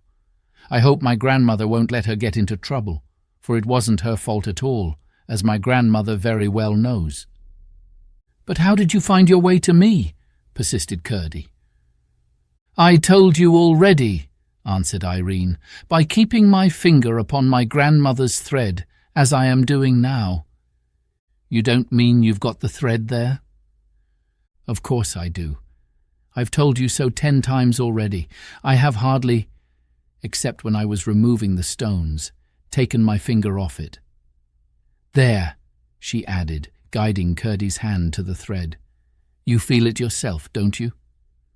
"I feel nothing at all," replied Curdie. "Then what can be the matter with your finger? I feel it perfectly. To be sure, it is very thin, and in the sunlight looks just like the thread of a spider, though there are many of them twisted together to make it, but for all that I can't think why you shouldn't feel it as well as I do." Curdie was too polite to say he did not believe there was any thread there at all. What he did say was, "Well, I can make nothing of it. I can, though, and you must be glad of that, for it will do for both of us." "We're not out yet," said Curdie. "We soon shall be," returned Irene confidently. And now the thread went downwards and led Irene's hand to a hole in the floor of the cavern, whence came a sound of running water which they had been hearing for some time. "It goes into the ground now, Curdie," she said, stopping. He had been listening to another sound, which his practised ear had caught long ago, and which also had been growing louder. It was the noise the Goblin-Miners made at their work, and they seemed to be at no great distance now. Irene heard it the moment she stopped. "What is that noise?" she asked. "Do you know, Curdie?" "Yes, it is the goblins digging and burrowing," he answered. "And you don't know what they do it for?" "No, I haven't the least idea." "Would you like to see them?" he asked, wishing to have another try after their secret. "If my thread took me there, I shouldn't much mind, but I don't want to see them, and I can't leave my thread. It leads me down into the hole, and we had better go at once." "Very well. Shall I go in first?" said Curdie. "No, better not. You can't feel the thread," she answered, stepping down through a narrow break in the floor of the cavern. "Oh," she cried, "I am in the water. It is running strong, but it is not deep, and there is just room to walk. Make haste, Curdie." He tried, but the hole was too small for him to get in. "Go on a little bit," he said, shouldering his pickaxe. In a few moments he had cleared a larger opening and followed her. They went on, down and down with the running water, Curdie getting more and more afraid. It was leading them to some terrible gulf in the heart of the mountain. In one or two places he had to break away the rock to make room before even Irene could get through, at least without hurting herself. But at length they spied a glimmer of light, and in a minute more they were almost blinded by the full sunlight into which they emerged. It was some little time before the princess could see well enough to discover that they stood in her own garden, close by the seat on which she and her king papa had sat that afternoon. They had come out by the channel of the little stream. She danced and clapped her hands with delight. "Now, Curdie," she cried, "won't you believe what I told you about my grandmother and her thread?" For she had felt all the time that Curdie was not believing what she told him. "There, don't you see it shining on before us?" she added. "I don't see anything," persisted Curdie. "Then you must believe without seeing," said the princess, "for you can't deny it has brought us out of the mountain." "I can't deny we are out of the mountain, and I should be very ungrateful indeed to deny that you had brought me out of it."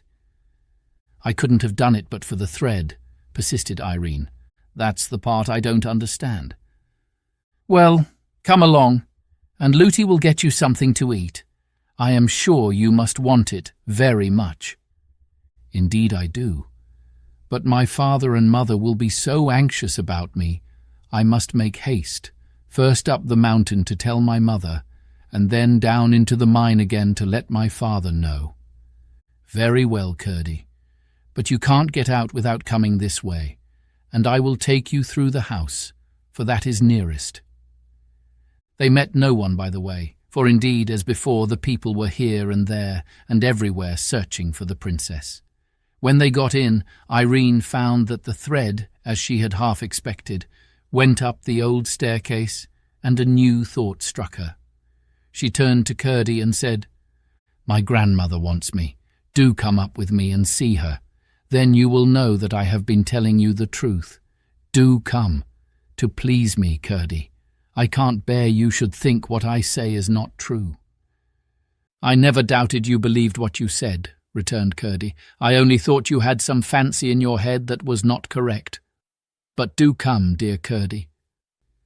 The little miner could not withstand this appeal, and though he felt shy in what seemed to him a huge, grand house, he yielded and followed her up the stair. Chapter 22. The Old Lady and Curdie.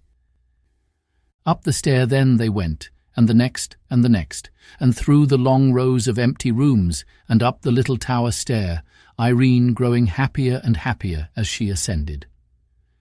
There was no answer when she knocked at length at the door of the workroom, nor could she hear any sound of the spinning wheel, and once more her heart sank within her, but only for one moment, as she turned and knocked at the other door. "Come in," answered the sweet voice of her grandmother, and Irene opened the door and entered, followed by Curdie. "You darling," cried the lady, who was seated by a fire of red roses mingled with white.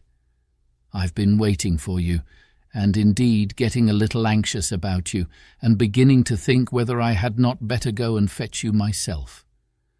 As she spoke, she took the little princess in her arms and placed her upon her lap. She was dressed in white now, and looking, if possible, more lovely than ever. "I've brought Curdie, grandmother. He wouldn't believe what I told him, and so I've brought him."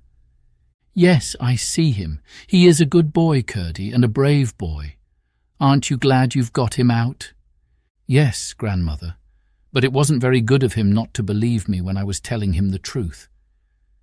"People must believe what they can, and those who believe more must not be hard upon those who believe less. I doubt if you would have believed it all yourself if you hadn't seen some of it." "Ah, yes, grandmother, I dare say. I'm sure you are right, but he'll believe now." "I don't know that," replied her grandmother. "Won't you, Curdie?" said Irene, looking round at him as she asked the question. He was standing in the middle of the floor, staring and looking strangely bewildered. This, she thought, came of his astonishment at the beauty of the lady. "Make a bow to my grandmother, Curdie," she said. "I don't see any grandmother," answered Curdie rather gruffly. "Don't see my grandmother when I'm sitting in her lap," exclaimed the princess. "No, I don't," reiterated Curdie in an offended tone. "Don't you see the lovely fire of roses, white ones amongst them this time?" asked Irene, almost as bewildered as he. "No, I don't," answered Curdie, almost sulkily. "Nor the blue bed, nor the rose-coloured counterpane, nor the beautiful light, like the moon, hanging from the roof?" "You're making game of me, your Royal Highness, and after what we have come through together this day, I don't think it is kind of you," said Curdie, feeling very much hurt. "Then what do you see?"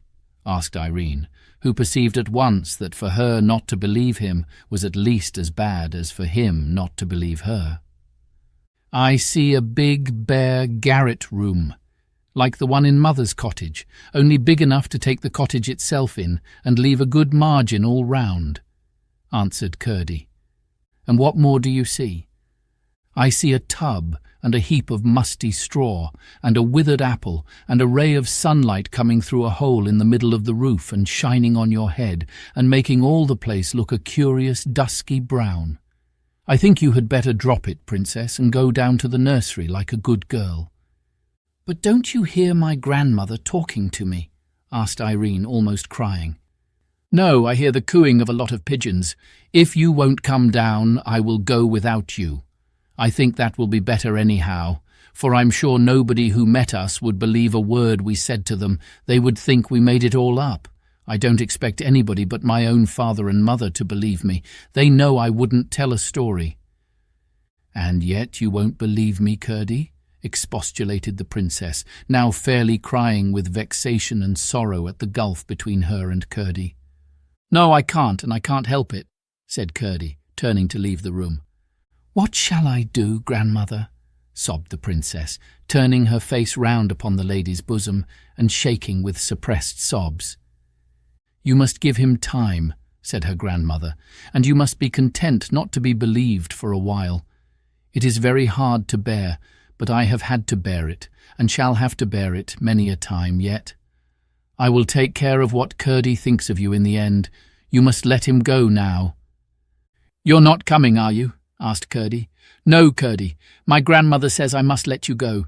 Turn to the right when you get to the bottom of all the stairs, and that will take you to the hall where the great door is." "Oh, I don't doubt I can find my way, without you, Princess, or your old granny's thread either," said Curdie quite rudely. "Oh, Curdie, Curdie! I wish I had gone home at once. I'm very much obliged to you, Irene, for getting me out of that hole, but I wish you hadn't made a fool of me afterwards." He said this as he opened the door, which he left open, and, without another word, went down the stair. Irene listened with dismay to his departing footsteps. Then, turning again to the lady, "What does it all mean, grandmother?" She sobbed and burst into fresh tears. "It means, my love, that I did not mean to show myself. Curdie is not yet able to believe some things. Seeing is not believing, it is only seeing. You remember I told you that if Lootie were to see me, she would rub her eyes, forget the half she saw, and call the other half nonsense." "Yes, but I should have thought Curdie." "You are right. Curdie is much farther on than Lootie, and you will see what will come of it. But in the meantime you must be content, I say, to be misunderstood for a while. We are all very anxious to be understood, and it is very hard not to be. But there is one thing much more necessary." "What is that, grandmother?" "To understand other people." "Yes, grandmother, I must be fair. For if I'm not fair to other people, I'm not worth being understood myself." "I see. So as Curdie can't help it, I will not be vexed with him, but just wait." "There's my own dear child," said her grandmother, and pressed her close to her bosom. "Why weren't you in your workroom when we came up, grandmother?" asked Irene after a few moments' silence. "If I had been there, Curdie would have seen me well enough. But why should I be there rather than in this beautiful room?" "I thought you would be spinning." "I've nobody to spin for just at present. I never spin without knowing for whom I am spinning." "That reminds me.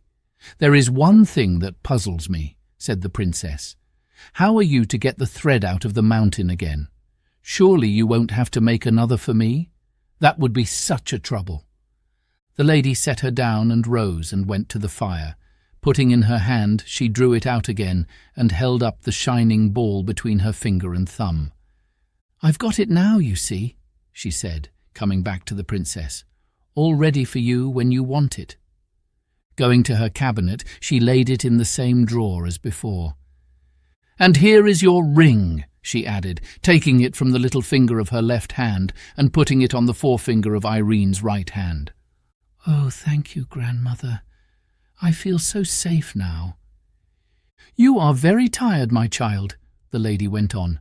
"Your hands are hurt with the stones, and I have counted 9 bruises on you. Just look what you are like." And she held up to her a little mirror which she had brought from the cabinet. The princess burst into a merry laugh at the sight. She was so draggled with the stream and dirty with creeping through narrow places that if she had seen the reflection without knowing it was a reflection, she would have taken herself for some gypsy child whose face was washed and hair combed about once in a month. The lady laughed too, and lifting her again upon her knee, took off her cloak and nightgown. Then she carried her to the side of the room. Irene wondered what she was going to do with her, but asked no questions, only starting a little when she found that she was going to lay her in the large silver bath. For as she looked into it, again she saw no bottom, but the stars shining miles away, as it seemed, in a great blue gulf. Her hands closed involuntarily on the beautiful arms that held her, and that was all. The lady pressed her once more to her bosom, saying, "Do not be afraid, my child."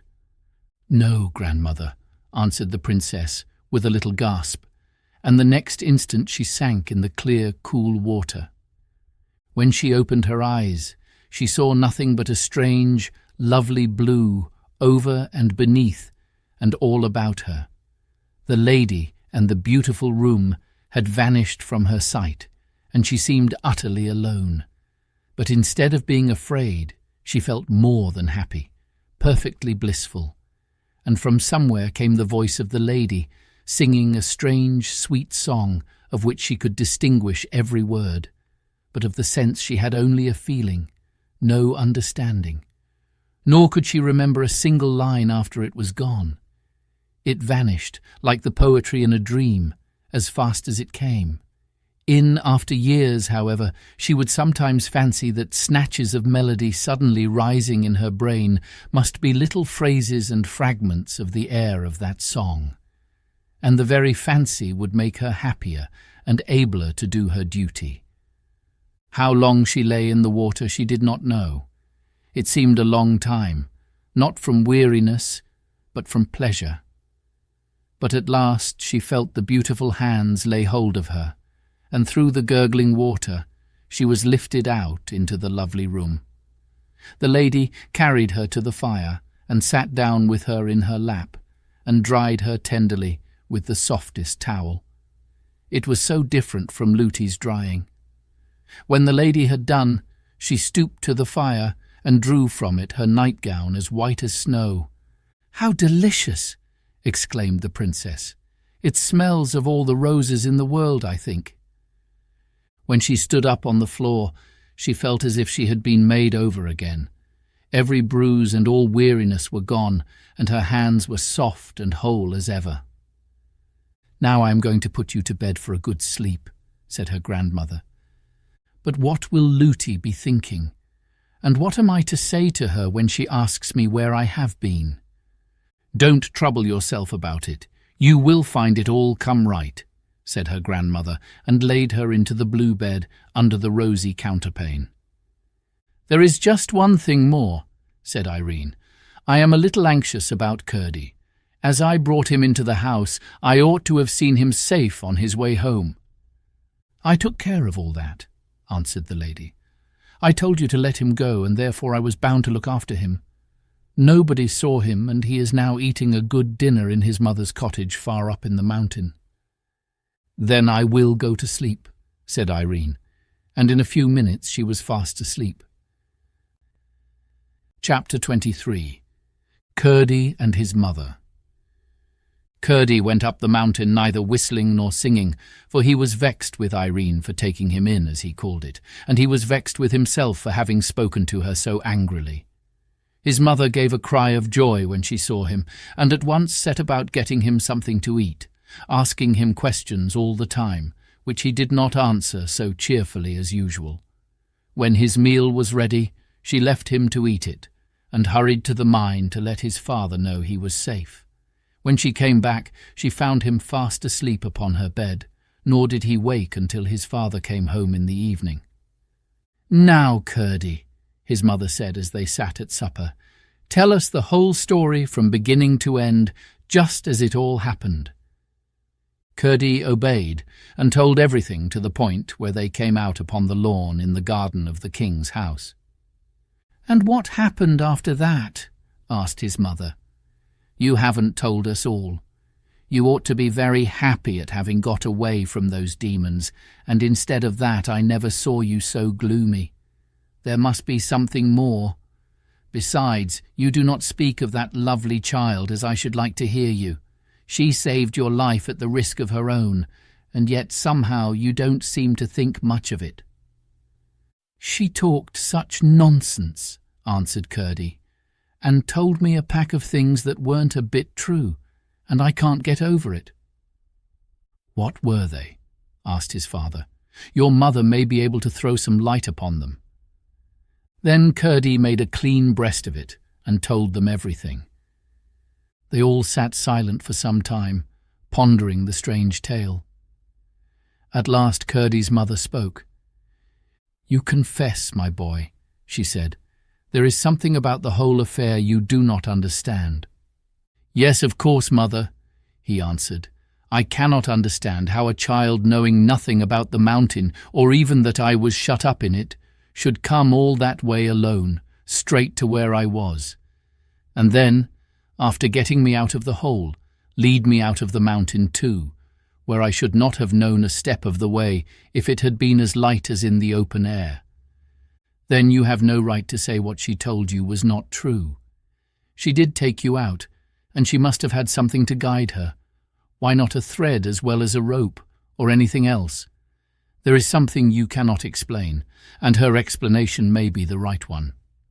"It's no explanation at all, Mother, and I can't believe it." "That may be only because you do not understand it. If you did, you would probably find it was an explanation, and believe it thoroughly. I don't blame you for not being able to believe it, but I do blame you for fancying such a child would try to deceive you. Why should she? Depend upon it, she told you all she knew.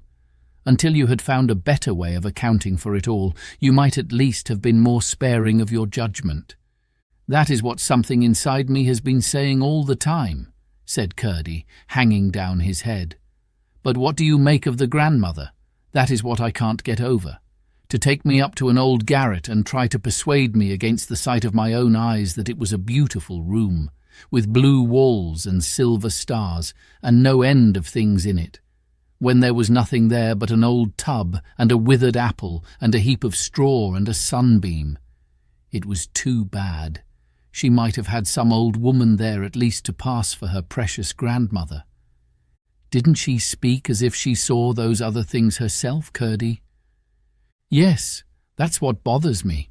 You would have thought she really meant and believed that she saw every one of the things she talked about, and not one of them there. It was too bad, I say." "Perhaps some people can see things other people can't see, Curdie," said his mother very gravely. "I think I will tell you something I saw myself once, only perhaps you won't believe me either."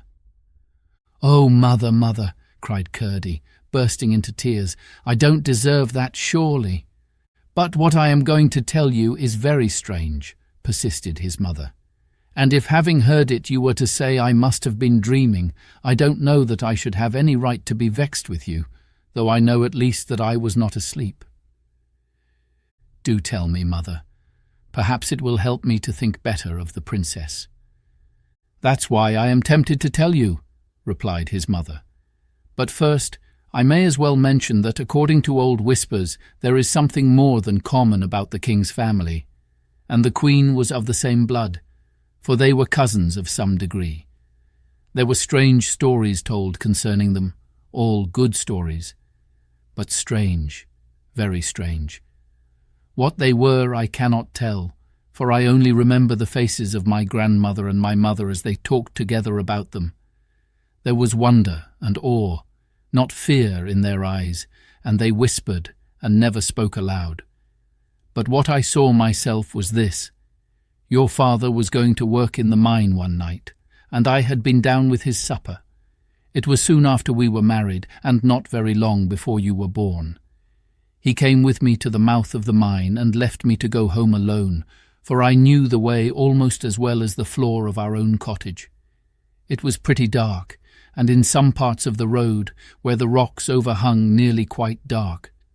But I got along perfectly well, never thinking of being afraid, until I reached a spot you know well enough, Curdie, where the path has to make a sharp turn out of the way of a great rock on the left-hand side.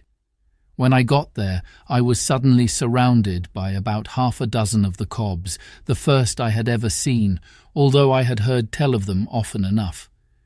One of them blocked up the path, and they all began tormenting and teasing me in a way it makes me shudder to think of even now. "If I had only been with you," cried father and son in a breath. The mother gave a funny little smile and went on. "They had some of their horrible creatures with them too, and I must confess I was dreadfully frightened. They had torn my clothes very much, and I was afraid they were going to tear myself to pieces, when suddenly a great white soft light shone upon me. I looked up. A broad ray, like a shining road, came down from a large globe of silvery light, not very high up, indeed not quite so high as the horizon, so it could not have been a new star or another moon or anything of that sort. The Cobs dropped, persecuting me, and looked dazed, and I thought they were going to run away. But presently they began again. The same moment, however, down the path from the globe of light came a bird, shining like silver in the sun. It gave a few rapid flaps first, and then, with its wings straight out, shot, sliding down the slope of the light. It looked to me just like a white pigeon. But whatever it was, when the Cobs caught sight of it coming straight down upon them, they took to their heels and scampered away across the mountain, leaving me safe, only much frightened. As soon as it had sent them off, the bird went gliding again up the light, and the moment it reached the globe, the light disappeared, just as if a shutter had been closed over a window, and I saw it no more. But I had no more trouble with the Cobs that night or ever after. "How strange!" exclaimed Curdie. "Yes, it was strange, but I can't help believing it whether you do or not," said his mother. "It's exactly as your mother told it to me the very next morning," said his father. "You don't think I'm doubting my own mother?" cried Curdie. "There are other people in the world quite as well worth believing as your own mother," said his mother. "I don't know that she's so much the fitter to be believed that she happens to be your mother, Mr. Curdie. There are mothers far more likely to tell lies than the little girl I saw talking to the primroses a few weeks ago. If she were to lie, I should begin to doubt my own word." "But princesses have told lies as well as other people," said Curdie. "Yes, but not princesses like that child. She's a good girl, I am certain, and that's more than being a princess. Depend upon it, you will have to be sorry for behaving so to her, Curdie. You ought at least to have held your tongue." "I'm sorry now," answered Curdie. "You ought to go and tell her so, then." "I don't see how I could manage that. They wouldn't let a miner boy like me have a word with her alone, and I couldn't tell her before that nurse of hers. She'd be asking ever so many questions, and I don't know how many the little princess would like me to answer. She told me that Lootie didn't know anything about her coming to get me out of the mountain. I am certain she would have prevented her somehow if she had known it. But I may have a chance before long, and meantime I must try to do something for her. I think, Father, I have got on the track at last." "Have you indeed, my boy?" said Peter. "I am sure you deserve some success. You have worked very hard for it. What have you found out?" "It's difficult, you know, Father, inside the mountain, especially in the dark and not knowing what turns you have taken, to tell the lie of things outside." "Impossible, my boy, without a chart, or at least a compass," returned his father. "Well, I think I have nearly discovered in what direction the Cobs are mining. If I am right, I know something else that I can put to it, and then 1 and 1 will make 3. "They very often do, Curdie, as we miners ought to be very well aware. Now tell us, my boy, what the 2 things are, and see whether we can guess at the same third as you." "I don't see what that has to do with the princess," interposed his mother. "I will soon let you see that, mother. Perhaps you may think me foolish, but until I am sure there is nothing in my present fancy, I am more determined than ever to go on with my observations. Just as we came to the channel by which we got out, I heard the miners at work somewhere near, I think down below us. Now, since I began to watch them, they have mined a good half-mile in a straight line, and so far as I am aware, they are working in no other part of the mountain. But I never could tell in what direction they were going. When we came out in the king's garden, however, I thought at once whether it was possible they were working towards the king's house. And what I want to do tonight is to make sure whether they are or not. I will take a light with me." "Oh, Curdie," cried his mother, "then they will see you." "I'm no more afraid of them now than I was before," rejoined Curdie, "now that I've got this precious shoe. They can't make another such in a hurry, and 1 bare foot will do for my purpose. Woman as she may be, I won't spare her next time. But I shall be careful with my light, for I don't want them to see me. I won't stick it in my hat. Go on then, and tell us what you mean to do." "I mean to take a bit of paper with me and a pencil, and go in at the mouth of the stream by which we came out. I shall mark on the paper as near as I can the angle of every turning I take until I find the Cobs at work, and so get a good idea in what direction they are going. If it should prove to be nearly parallel with the stream, I shall know it is towards the king's house they are working. And what if you should? How much wiser will you be then? Wait a minute, mother dear. I told you that when I came upon the royal family in the cave, they were talking of their prince, Harelip they called him, marrying a sun woman. That means one of us, one with toes to her feet. Now in the speech one of them made that night at their great gathering, of which I heard only a part, he said that peace would be secured for a generation at least by the pledge the prince would hold for the good behaviour of her relatives. That's what he said, and he must have meant the sun woman the prince was to marry. I am quite sure the king is much too proud to wish his son to marry any but a princess, and much too knowing to fancy that his having a peasant woman for a wife would be of any great advantage to them. I see what you are driving at now, said his mother. But, said his father, our king would dig the mountain to the plain before he would have his princess the wife of a cob, if he were 10 times a prince. Yes, but they think so much of themselves, said his mother. Small creatures always do. The bantam is the proudest cock in my little yard. And I fancy, said Curdie, if they once got her, they would tell the king they would kill her, except he consented to the marriage. They might say so, said his father, but they wouldn't kill her. They would keep her alive for the sake of the hold it gave them over our king. Whatever he did to them, they would threaten to do the same to the princess. And they are bad enough to torment her just for their own amusement. I know that, said his mother.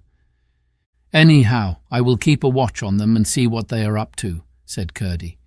It's too horrible to think of. I daren't let myself do it. But they shan't have her, at least if I can help it. So, mother dear, my clue is all right. Will you get me a bit of paper and a pencil and a lump of peas pudding, and I will set out at once. I saw a place where I can climb over the wall of the garden quite easily. You must mind and keep out of the way of the men on the watch, said his mother. That I will. I don't want them to know anything about it. They would spoil it all. The Cobs would only try some other plan. They are such obstinate creatures. I shall take good care, mother. They won't kill and eat me either if they should come upon me, so you needn't mind them. His mother got him what he had asked for, and Curdie set out. Close beside the door by which the princess left the garden for the mountain stood a great rock, and by climbing it, Curdie got over the wall. He tied his clue to a stone just inside the channel of the stream and took his pickaxe with him. He had not gone far before he encountered a horrid creature coming towards the mouth. The spot was too narrow for two of almost any size or shape, and besides Curdie had no wish to let the creature pass. Not being able to use his pickaxe, however, he had a severe struggle with him, and it was only after receiving many bites, some of them bad, that he succeeded in killing him with his pocket-knife. Having dragged him out, he made haste to get in again before another should stop up the way. I need not follow him farther in this night's adventures. He returned to his breakfast, satisfied that the goblins were mining in the direction of the palace, on so low a level that their intention must, he thought, be to burrow under the walls of the king's house and rise up inside it, in order, he fully believed, to lay hands on the little princess and carry her off for a wife to their horrid Harelip. Chapter 24. Irene behaves like a princess. When the princess awoke from the sweetest of sleeps, she found her nurse bending over her, the housekeeper looking over the nurse's shoulder, and the laundry maid looking over the housekeeper's.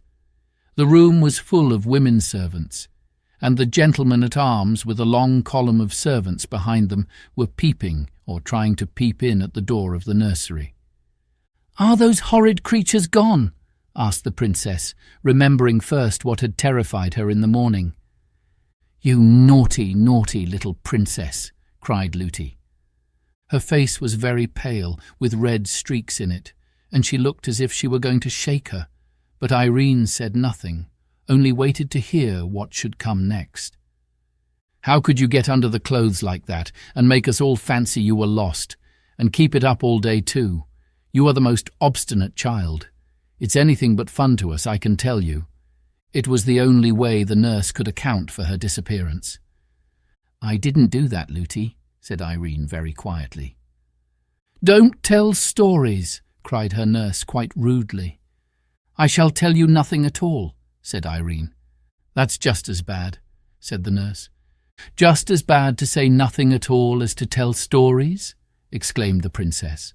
"I will ask my papa about that. He won't say so, and I don't think he will like you to say so."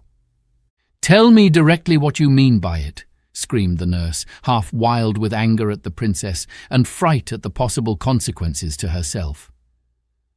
"When I tell you the truth, Looty," said the princess, who somehow did not feel at all angry, "you say to me, 'Don't tell stories.' It seems I must tell stories before you will believe me." "You are very rude, princess," said the nurse. "You are so rude, Looty, that I will not speak to you again till you are sorry. Why should I, when I know you will not believe me?" returned the princess. For she did know perfectly well that if she were to tell Looty what she had been about, the more she went on to tell her, the less would she believe her. "You are the most provoking child," cried her nurse. "You deserve to be well punished for your wicked behaviour." "Please, Mrs. Housekeeper," said the princess, "will you take me to your room and keep me till my king papa comes? I will ask him to come as soon as he can." Everyone stared at these words. Up to this moment they had all regarded her as little more than a baby. But the housekeeper was afraid of the nurse, and sought to patch matters up, saying, "I am sure, Princess, Nursey did not mean to be rude to you. I do not think my papa would wish me to have a nurse who spoke to me as Looty does. If she thinks I tell lies, she had better either say so to my papa or go away. Sir Walter, will you take charge of me?" "With the greatest of pleasure, Princess," answered the captain of the gentlemen-at-arms, walking with his great stride into the room. The crowd of servants made eager way for him, and he bowed low before the little princess's bed. "I shall send my servant at once, on the fastest horse in the stable, to tell your king papa that your royal highness desires his presence. When you have chosen one of these under-servants to wait upon you, I shall order the room to be cleared."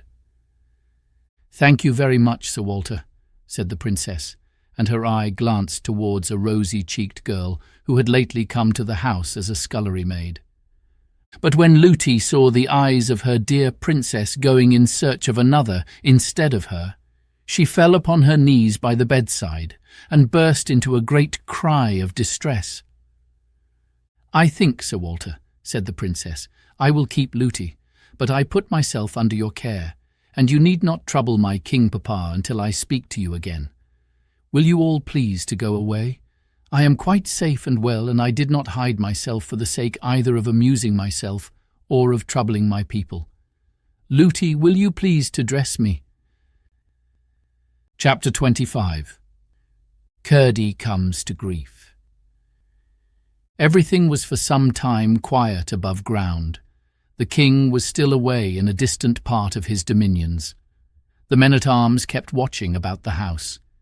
They had been considerably astonished by finding at the foot of the rock in the garden the hideous body of the goblin creature killed by Curdie, but they came to the conclusion that it had been slain in the mines and had crept out there to die, and except an occasional glimpse of a live one, they saw nothing to cause alarm.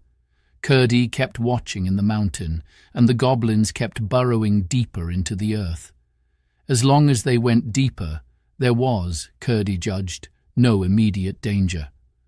To Irene, the summer was as full of pleasure as ever, and for a long time, although she often thought of her grandmother during the day, and often dreamed about her at night, she did not see her. The kids and the flowers were as much her delight as ever, and she made as much friendship with the miners' children she met on the mountain as Lootie would permit.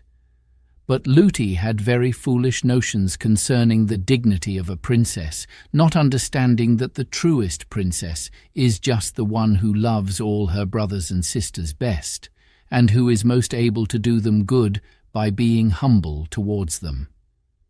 At the same time, she was considerably altered for the better in her behaviour to the princess. She could not help seeing that she was no longer a mere child, but wiser than her age would account for. She kept foolishly whispering to the servants, however, sometimes that the princess was not right in her mind, sometimes that she was too good to live, and other nonsense of the same sort. All this time Curdie had to be sorry, without a chance of confessing, that he had behaved so unkindly to the princess. This perhaps made him the more diligent in his endeavours to serve her. His mother and he often talked on the subject, and she comforted him and told him she was sure he would some day have the opportunity he so much desired. Here I should like to remark, for the sake of princes and princesses in general, that it is a low and contemptible thing to refuse to confess a fault or even an error. If a true princess has done wrong, she is always uneasy until she has had an opportunity of throwing the wrongness away from her by saying, "I did it, and I wish I had not, and I am sorry for having done it." So you see there is some ground for supposing that Curdie was not a miner only, but a prince as well. Many such instances have been known in the world's history. At length, however, he began to see signs of a change in the proceedings of the goblin excavators. They were going no deeper, but had commenced running on a level, and he watched them, therefore, more closely than ever. All at once, one night, coming to a slope of very hard rock, they began to ascend along the inclined plane of its surface. Having reached its top, they went again on a level for a night or two, after which they began to ascend once more and kept on at a pretty steep angle. At length Curdie judged it time to transfer his observation to another quarter, and the next night he did not go to the mine at all, but, leaving his pickaxe and clue at home, and taking only his usual lumps of bread and peas pudding, went down the mountain to the king's house. He climbed over the wall and remained in the garden the whole night, creeping on hands and knees from one spot to the other, and lying at full length with his ear to the ground, listening. But he heard nothing except the tread of the men-at-arms as they marched about, whose observation, as the night was cloudy and there was no moon, he had little difficulty in avoiding. For several following nights he continued to haunt the garden and listen, but with no success. At length, early one evening, whether it was that he had got careless of his own safety, or that the growing moon had become strong enough to expose him, his watching came to a sudden end.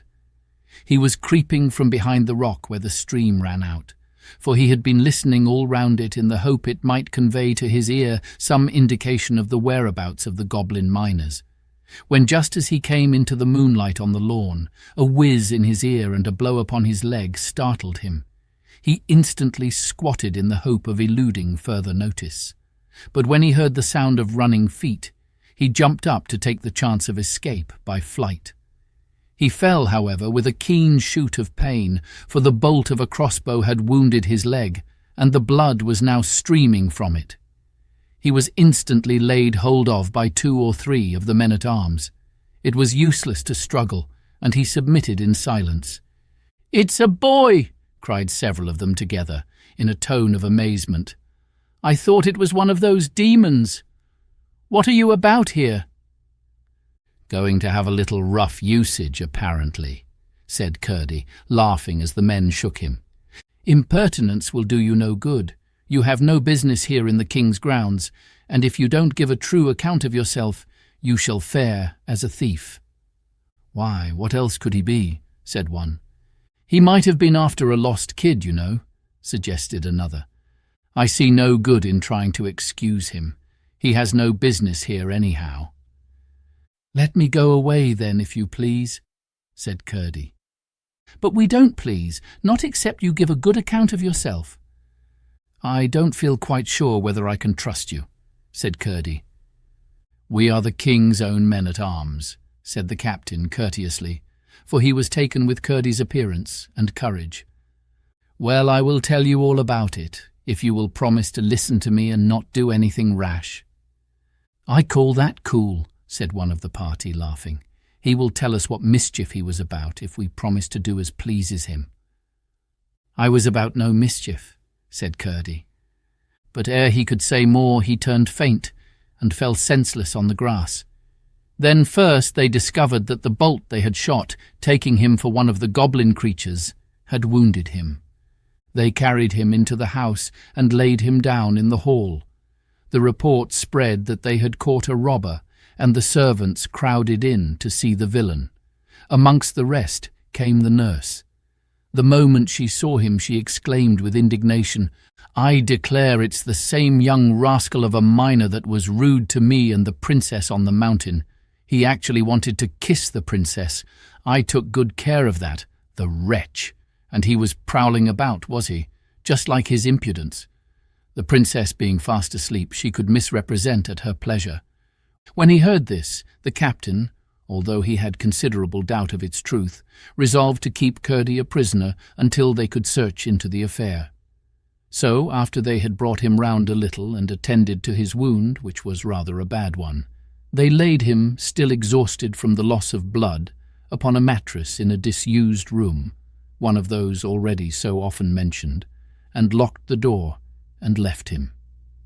He passed a troubled night, and in the morning they found him talking wildly. In the evening he came to himself, but felt very weak, and his leg was exceedingly painful. Wondering where he was, and seeing one of the men-at-arms in the room, he began to question him, and soon recalled the events of the preceding night.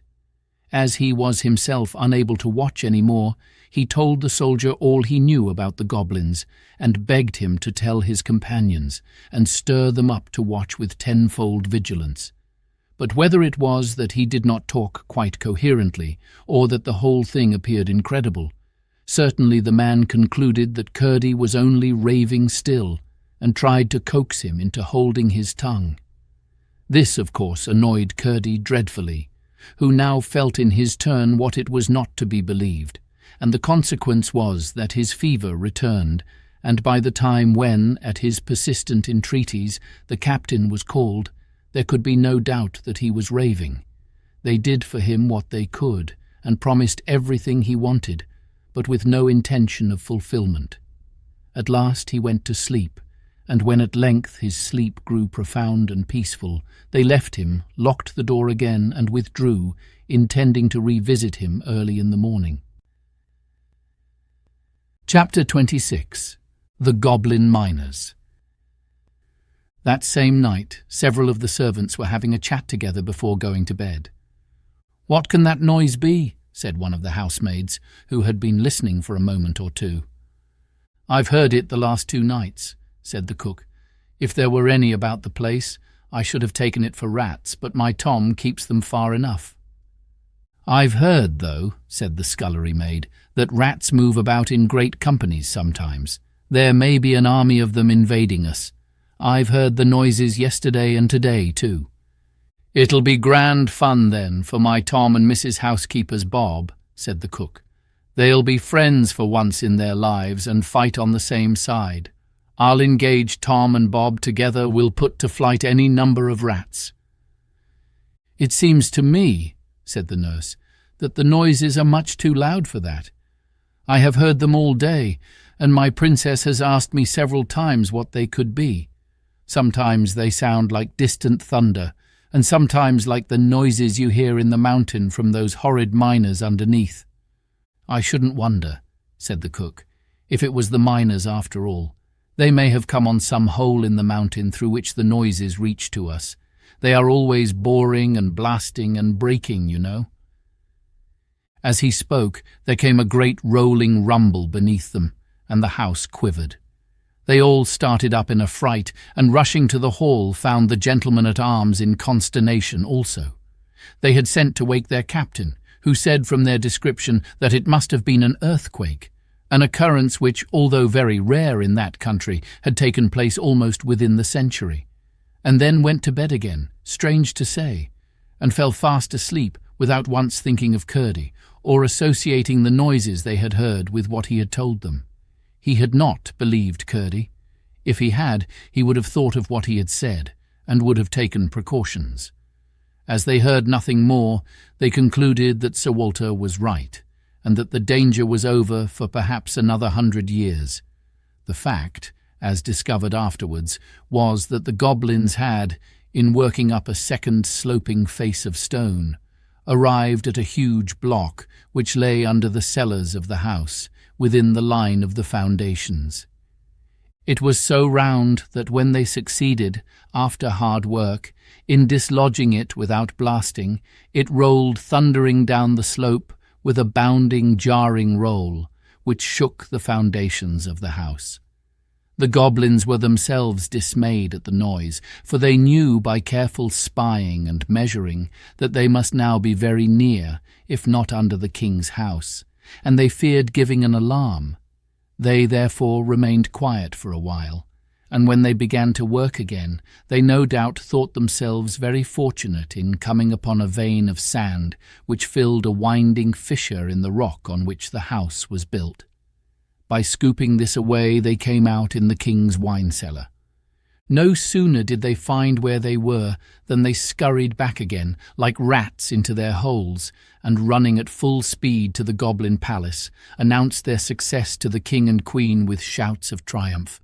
In a moment, the Goblin royal family and the whole Goblin people were on their way in hot haste to the king's house, each eager to have a share in the glory of carrying off that same night the Princess Irene. The queen went stumping along in one shoe of stone and one of skin. This could not have been pleasant, and my readers may wonder that with such skilful workmen about her, she had not yet replaced the shoe carried off by Curdie. As the king, however, had more than one ground of objection to her stone shoes, he no doubt took advantage of the discovery of her toes, and threatened to expose her deformity if she had another made. I presume he insisted on her being content with skin shoes, and allowed her to wear the remaining granite one on the present occasion only because she was going out to war. They soon arrived in the king's wine cellar, and regardless of its huge vessels, of which they did not know the use, proceeded at once, but as quietly as they could, to force the door that led upwards. Chapter 27. The Goblins in the King's House. When Curdie fell asleep, he began at once to dream. He thought he was ascending the mountainside from the mouth of the mine, whistling and singing "Ring, Dod, Bang," when he came upon a woman and child who had lost their way. And from that point he went on dreaming everything that had happened to him since he thus met the princess and Lootie. How he had watched the goblins, how he had been taken by them, how he had been rescued by the princess. Everything indeed, until he was wounded, captured, and imprisoned by the men-at-arms. And now he thought he was lying wide awake where they had laid him, when suddenly he heard a great thundering sound. "The Cobs are coming," he said. "They didn't believe a word I told them. The Cobs will be carrying off the princess from under their stupid noses, but they shan't." He jumped up as he thought, and began to dress, but to his dismay found that he was still lying in bed. "Now then, I will," he said. "Here goes, I am up now." But yet again he found himself snug in bed. 20 times he tried, and 20 times he failed, for in fact he was not awake, only dreaming that he was. At length, in an agony of despair, fancying he heard the goblins all over the house, he gave a great cry. Then there came, as he thought, a hand upon the lock of his door. It opened, and looking up, he saw a lady with white hair, carrying a silver box in her hand, enter the room. She came to his bed, he thought, stroked his head and face with cool, soft hands, took the dressing from his leg, rubbed it with something that smelt like roses, and then waved her hands over him 3 times. At the last wave of her hands everything vanished. He felt himself sinking into the profoundest slumber, and remembered nothing more until he awoke in earnest. The setting moon was throwing a feeble light through the casement, and the house was full of uproar. There was soft, heavy, multitudinous stamping, a clashing and clanging of weapons, the voices of men, and the cries of women, mixed with a hideous bellowing, which sounded victorious. The Cobs were in the house. He sprang from his bed, hurried on some of his clothes, not forgetting his shoes, which were armed with nails. Then, spying an old hunting knife or short sword hanging on the wall, he caught it and rushed down the stairs, guided by the sounds of strife, which grew louder and louder. When he reached the ground floor, he found the whole place swarming. All the goblins of the mountain seemed gathered there. He rushed amongst them, shouting, 1, 2, hit and hew, 3, 4, blast and bore. And with every rhyme he came down a great stamp upon a foot, cutting at the same time their faces, executing, indeed, a sword dance of the wildest description. Away scattered the goblins in every direction, into closets, upstairs, into chimneys, up on rafters, and down to the cellars. Curdie went on stamping and slashing and singing, but saw nothing of the people of the house until he came to the great hall, in which, the moment he entered it, arose a great goblin shout. The last of the men-at-arms, the captain himself, was on the floor, buried beneath a wallowing crowd of goblins. For, while each knight was busy defending himself as well as he could by stabs in the thick bodies of the goblins, for he had soon found their heads all but invulnerable, the queen had attacked his legs and feet with her horrible granite shoe, and he was soon down. But the captain had got his back to the wall and stood out longer. The goblins would have torn them all to pieces, but the king had given orders to carry them away alive, and over each of them, in 12 groups, was standing a knot of goblins, while as many as could find room were sitting upon their prostrate bodies. Curdie burst in, dancing and gyrating and stamping and singing like a small incarnate whirlwind. Where 'tis all a hole, sir, never can be holes. Why should their shoes have soles, sir, when they've got no soles? But she upon her foot, sir, has a granite shoe, the strongest leather boot, sir, 6 would soon be through. The queen gave a howl of rage and dismay, and before she recovered her presence of mind, Curdie, having begun with the group nearest him, had 11 of the knights on their legs again. "Stamp on their feet!" he cried as each man rose, and in a few minutes the hall was nearly empty, the goblins running from it as fast as they could, howling and shrieking and limping, and cowering every now and then as they ran to cuddle their wounded feet in their hard hands, or to protect them from the frightful stamp of the armed men. And now Curdie approached the group which, entrusting in the queen and her shoe, kept their guard over the prostrate captain. The king sat on the captain's head, but the queen stood in front like an infuriated cat, with her perpendicular eyes gleaming green, and her hair standing half up from her horrid head. Her heart was quaking, however, and she kept moving about her skin-shod foot with nervous apprehension. When Curdie was within a few paces, she rushed at him, made one tremendous stamp at his opposing foot, which happily he withdrew in time, and caught him round the waist, to dash him on the marble floor. But just as she caught him, he came down with all the weight of his iron-shod shoe upon her skin-shod foot, and with a hideous howl she dropped him, squatted on the floor, and took her foot in both her hands. Meanwhile the rest rushed on the king and the bodyguard, sent them flying, and lifted the prostrate captain, who was all but pressed to death. It was some moments before he recovered breath and consciousness. "Where's the princess?" cried Curdie again and again. No one knew, and off they all rushed in search of her. Through every room in the house they went, but nowhere was she to be found. Neither was one of the servants to be seen. But Curdie, who had kept to the lower part of the house, which was now quiet enough, began to hear a confused sound as of a distant hubbub, and set out to find where it came from. The noise grew as his sharp ears guided him to a stair, and so to the wine cellar. It was full of goblins, whom the butler was supplying with wine as fast as he could draw it. While the Queen and her party had encountered the men-at-arms, Harelip with another company had gone off to search the house. They captured everyone they met, and when they could find no more, they hurried away to carry them safe to the caverns below. But when the butler, who was amongst them, found that their path lay through the wine cellar, he bethought himself of persuading them to taste the wine, and, as he had hoped, they no sooner tasted than they wanted more. The routed goblins on their way below joined them, and when Curdie entered, they were all with outstretched hands, in which were vessels of every description from saucepan to silver cup, pressing around the butler, who sat at the tap of a huge cask, filling and filling.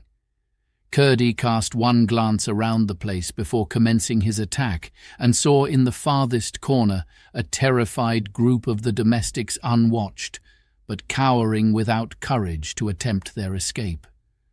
Amongst them was the terror-stricken face of Looty, but nowhere could he see the princess.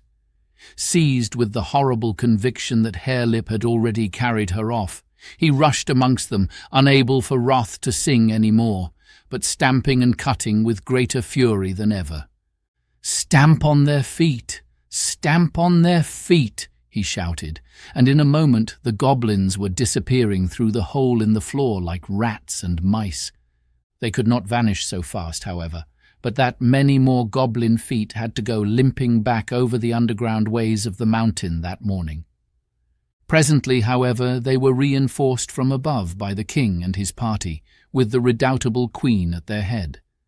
Finding Curdie again busy amongst her unfortunate subjects, she rushed at him once more with the rage of despair, and this time gave him a bad bruise on the foot. Then a regular stamping fight got up between them, Curdie, with the point of his hunting knife, keeping her from clasping her mighty arms about him, as he watched his opportunity of getting once more a good stamp at her skin-shod foot. But the queen was more wary as well as more agile than hitherto. The rest, meantime, finding their adversary thus matched for the moment, paused in their headlong hurry and turned to the shivering group of women in the corner. As if determined to emulate his father and have a son-woman of some sort to share his future throne, Harelip rushed at them, caught up Looty, and sped with her to the hole. She gave a great shriek, and Curdie heard her and saw the plight she was in.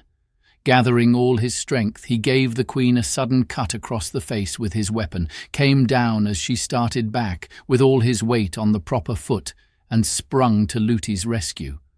The prince had 2 defenceless feet, and on both of them Curdie stamped just as he reached the hole. He dropped his burden and rolled shrieking into the earth.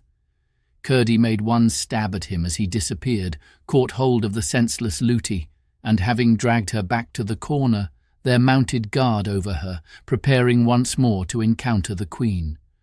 Her face streaming with blood, and her eyes flashing green lightning through it, she came on with her mouth open and her teeth grinning like a tiger's, followed by the king and her bodyguard of the thickest goblins.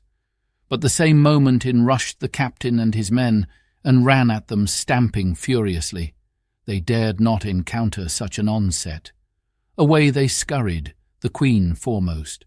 Of course the right thing would have been to take the king and queen prisoners and hold them hostages for the princess. But they were so anxious to find her that no one thought of detaining them until it was too late. Having thus rescued the servants, they set about searching the house once more. None of them could give the least information concerning the princess. Looty was almost silly with terror, and although scarcely able to walk, would not leave Curdie's side for a single moment. Again he allowed the others to search the rest of the house, where, except a dismayed goblin lurking here and there, they found no one, while he requested Looty to take him to the princess's room.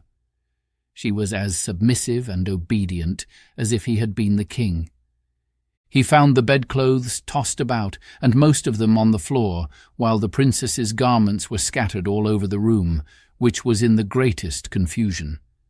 It was only too evident that the goblins had been there, and Curdie had no longer any doubt that she had been carried off at the very first of the inroad.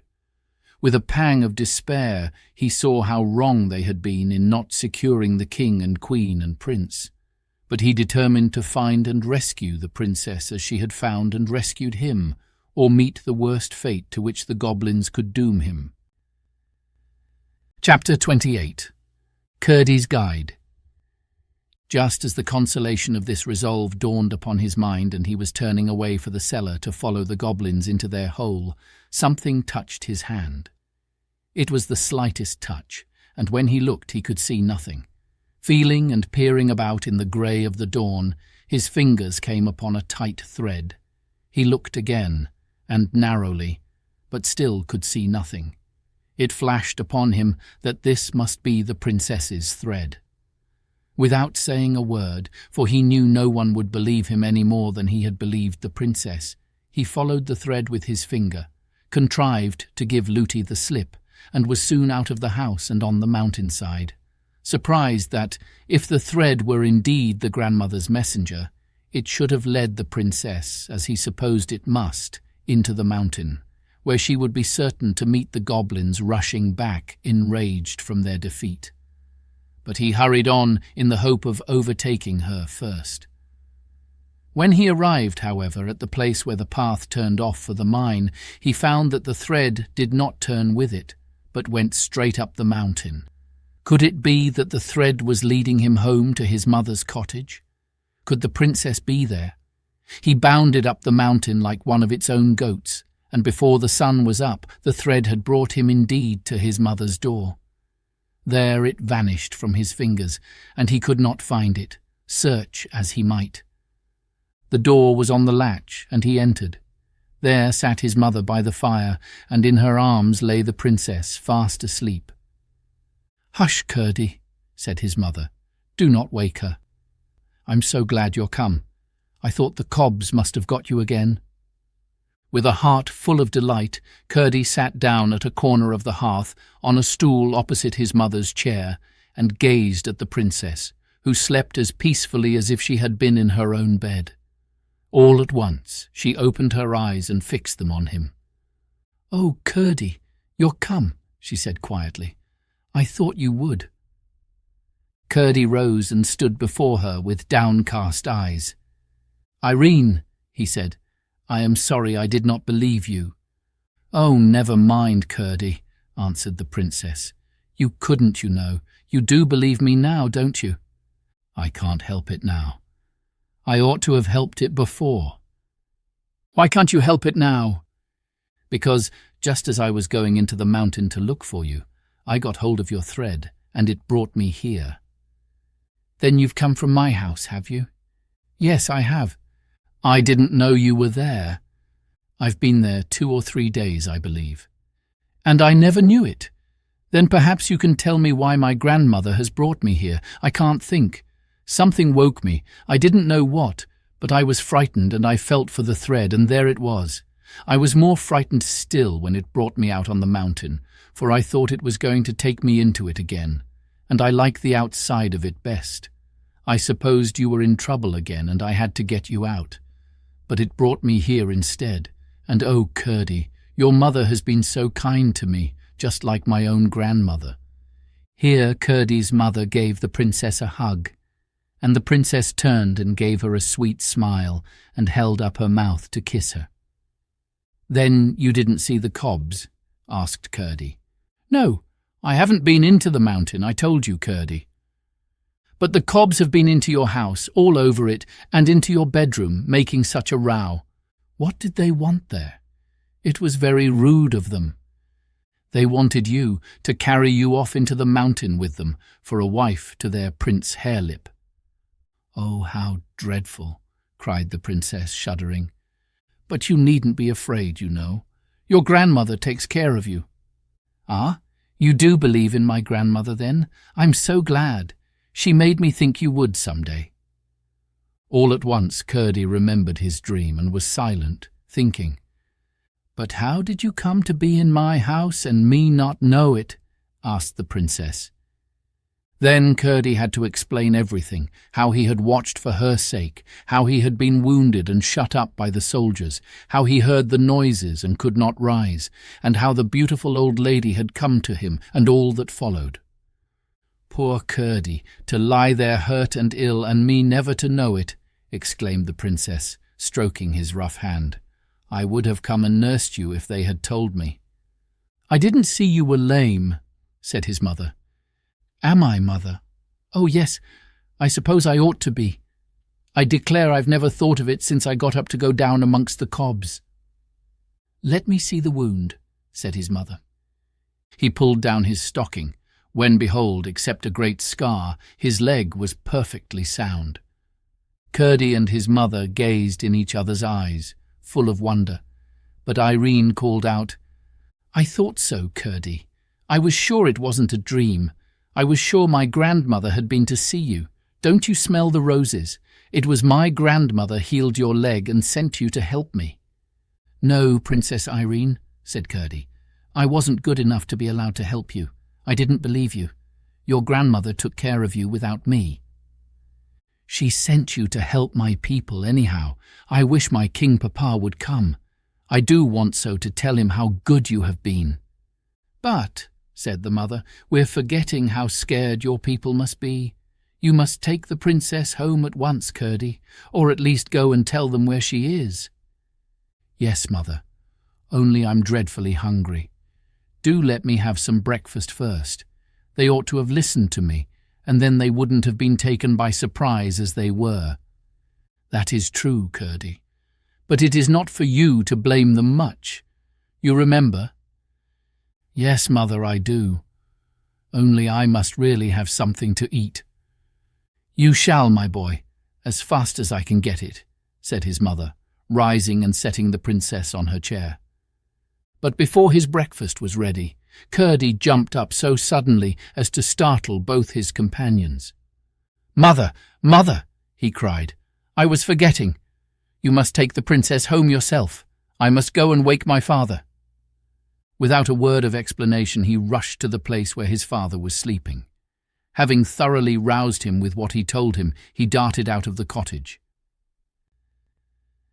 Chapter 29. Masonwork. He had all at once remembered the resolution of the goblins to carry out their second plan upon the failure of the first. No doubt they were already busy, and the mine was therefore in the greatest danger of being flooded and rendered useless, not to speak of the lives of the miners. When he reached the mouth of the mine, after rousing all the miners within reach, he found his father and a good many more just entering. They all hurried to the gang by which he had found a way into the goblin country. There the foresight of Peter had already collected a great many blocks of stone, with cement, ready for building up the weak place, well enough known to the goblins. Although there was not room for more than 2 to be actually building at once, they managed, by setting all the rest to work in preparing the cement and passing the stones, to finish in the course of the day a huge buttress filling the whole gang, and supported everywhere by the live rock.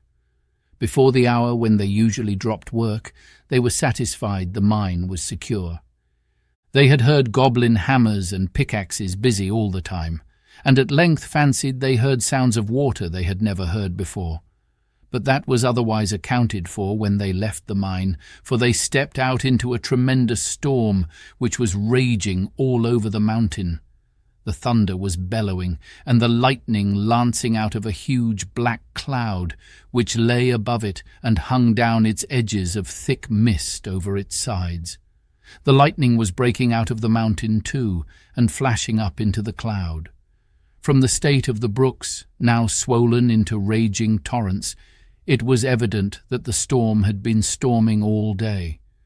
The wind was blowing as if it would blow him off the mountain, but, anxious about his mother and the princess, Curdie darted up through the thick of the tempest.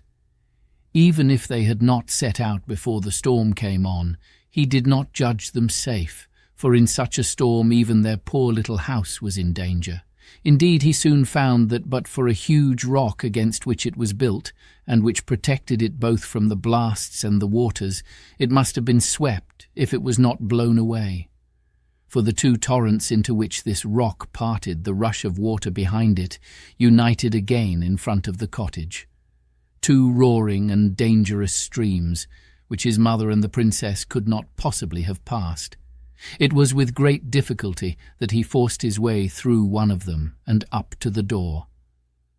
The moment his hand fell on the latch, through all the uproar of winds and waters came the joyous cry of the princess, "There's Curdie! Curdie! Curdie!"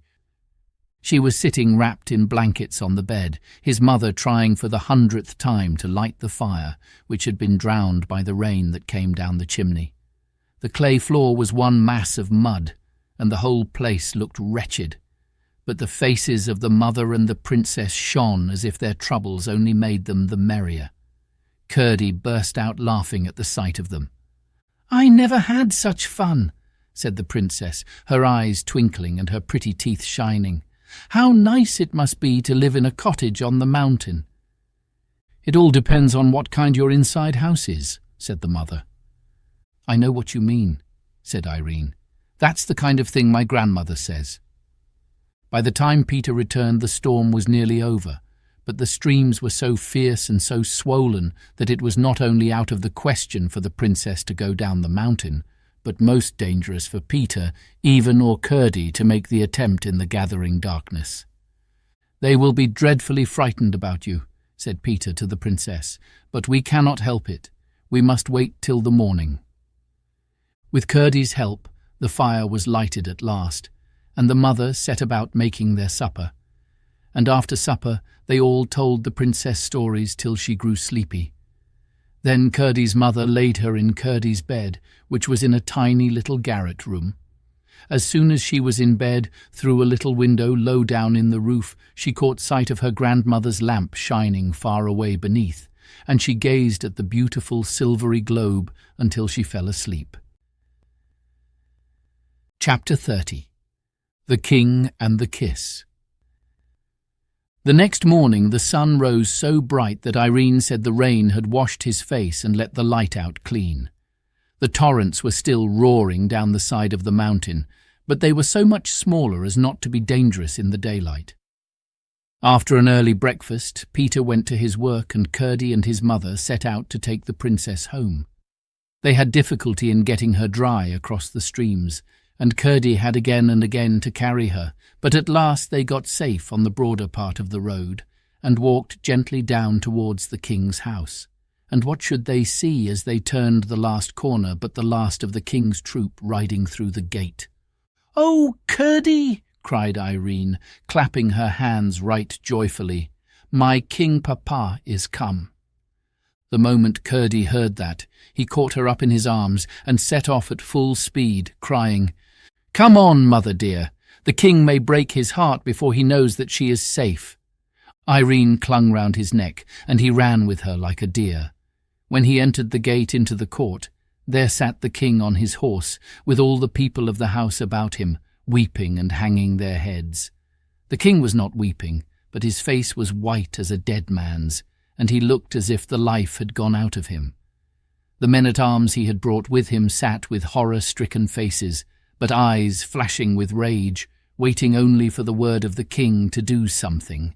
They did not know what, and nobody knew what.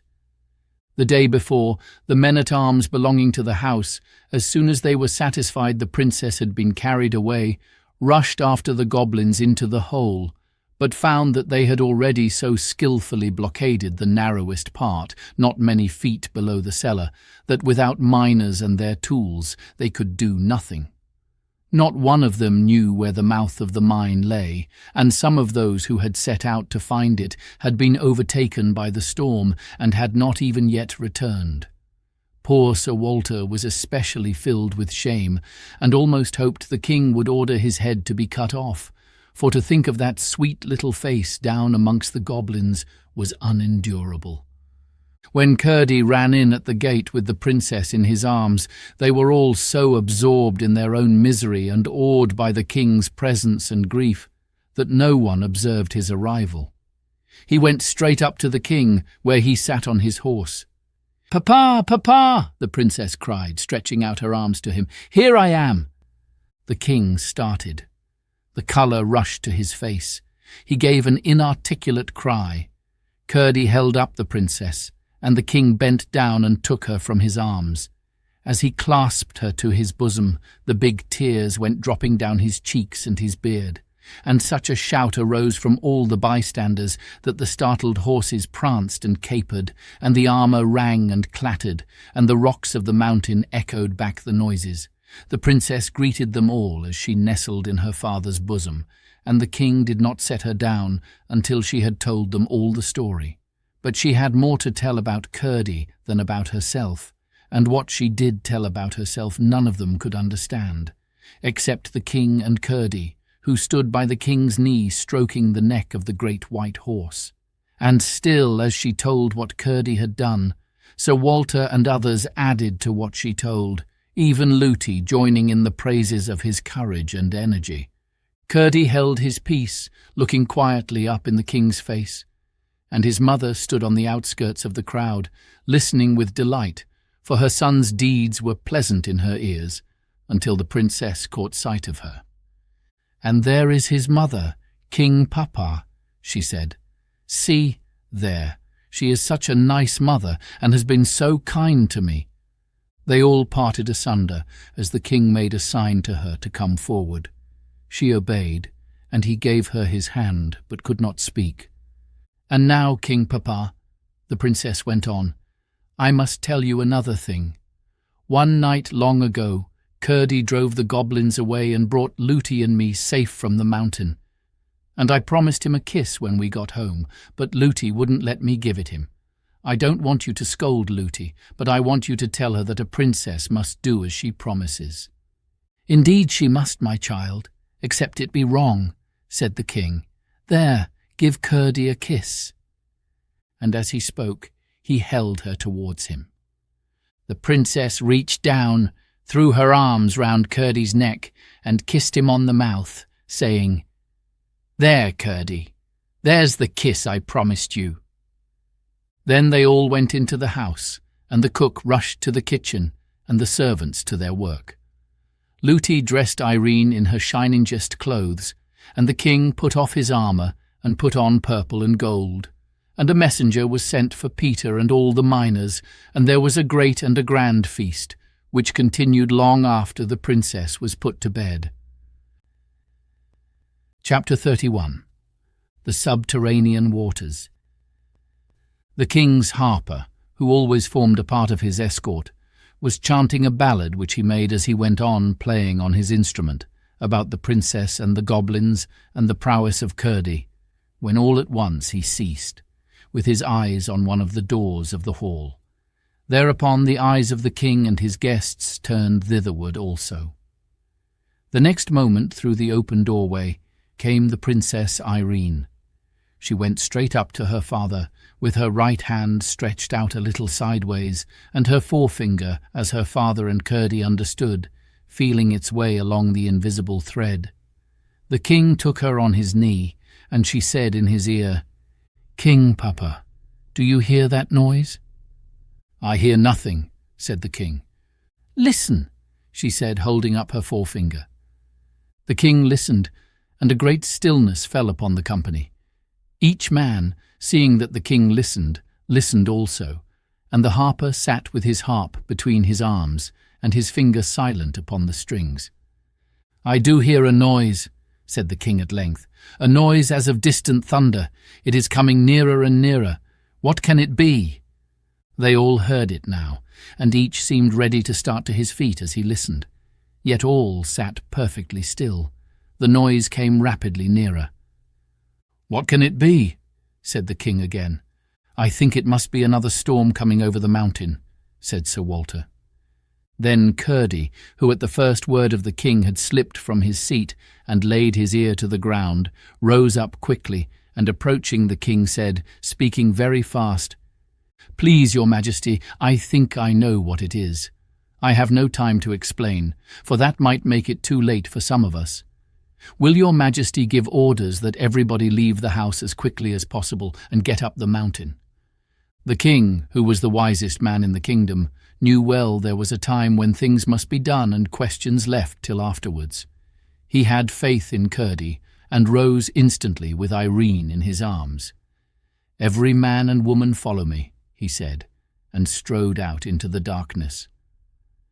Before he had reached the gate, the noise had grown to a great thundering roar, and the ground trembled beneath their feet, and before the last of them had crossed the court, out after them from the great hall door came a huge rush of turbid water and almost swept them away. But they got safe out of the gate and up the mountain, while the torrent went roaring down the road into the valley beneath. Curdie had left the king and the princess to look after his mother, whom he and his father, one on each side, caught up when the stream overtook them and carried safe and dry. When the king had got out of the way of the water, a little up the mountain, he stood with the princess in his arms, looking back with amazement on the issuing torrent, which glimmered fierce and foamy through the night. There Curdie rejoined them. "Now, Curdie," said the king, "what does it mean? Is this what you expected?" "It is, your majesty," said Curdie, and proceeded to tell him about the second scheme of the goblins, who, fancying the miners of more importance to the upper world than they were, had resolved, if they should fail in carrying off the king's daughter, to flood the mine and drown the miners. Then he explained what the miners had done to prevent it. The goblins had, in pursuance of their design, let loose all the underground reservoirs and streams, expecting the water to run down into the mine, which was lower than their part of the mountain, for they had, as they supposed, not knowing of the solid wall close behind, broken a passage through into it. But the readiest outlet the water could find had turned out to be the tunnel they had made to the king's house, the possibility of which catastrophe had not occurred to the young miner until he had laid his ear to the floor of the hall. What was then to be done? The house appeared in danger of falling, and every moment the torrent was increasing.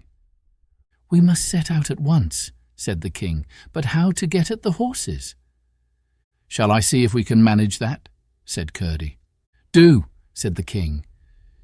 Curdie gathered the men-at-arms and took them over the garden wall, and so to the stables.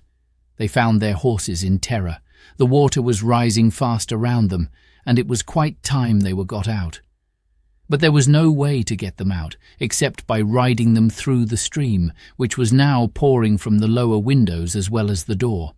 As one horse was quite enough for any man to manage through such a torrent, Curdie got on the king's white charger and, leading the way, brought them all in safety to the rising ground. "Look, look, Curdie!" cried Irene, the moment that, having dismounted, he led the horse up to the king. Curdie did look and saw high in the air, somewhere about the top of the king's house, a great globe of light shining like the purest silver. "Oh!" he cried in some consternation.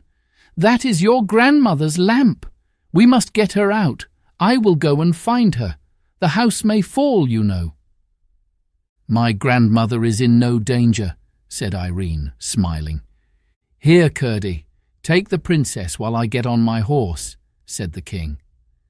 Curdie took the princess again, and both turned their eyes to the globe of light. The same moment there shot from it a white bird, which, descending with outstretched wings, made one circle round the king and Curdie and the princess, and then glided up again. The light and the pigeon vanished together. "Now, Curdie," said the princess, as he lifted her to her father's arms. "You see, my grandmother knows all about it and isn't frightened. I believe she could walk through that water and it wouldn't wet her a bit." "But, my child," said the king, "you will be cold if you haven't something more on." "Run, Curdie, my boy, and fetch anything you can lay your hands on to keep the princess warm. We have a long ride before us." Curdie was gone in a moment, and soon returned with a great rich fur, and the news that dead goblins were tossing about in the current through the house. They had been caught in their own snare. Instead of the mine, They had flooded their own country, whence they were now swept up, drowned. Irene shuddered, but the king held her close to his bosom. Then he turned to Sir Walter and said, "Bring Curdie's father and mother here." "I wish," said the king when they stood before him, "to take your son with me. He shall enter my bodyguard at once and wait further promotion." Peter and his wife, overcome, only murmured almost inaudible thanks. But Curdie spoke aloud. "Please, your majesty," he said, "I cannot leave my father and mother." "That's right, Curdie," cried the princess. "I wouldn't if I was you." The king looked at the princess and then at Curdie with a glow of satisfaction on his countenance. "I too think you are right, Curdie," he said, "and I will not ask you again, but I shall have a chance of doing something for you some time." "Your majesty has already allowed me to serve you," said Curdie. "But, Curdie," said his mother, "why shouldn't you go with the king? We can get on very well without you." "But I can't get on very well without you," said Curdie. "The king is very kind, but I could not be half the use to him that I am to you. Please, your majesty, if you wouldn't mind giving my mother a red petticoat, I should have got her one long ago but for the goblins." "As soon as we get home," said the king, "Irene and I will search out the warmest one to be found and send it by one of the gentlemen." "Yes, that we will, Curdie," said the princess, "and next summer we'll come back and see you wear it, Curdie's mother," she added. "Shan't we, King Papa?" "Yes, my love, I hope so," said the king.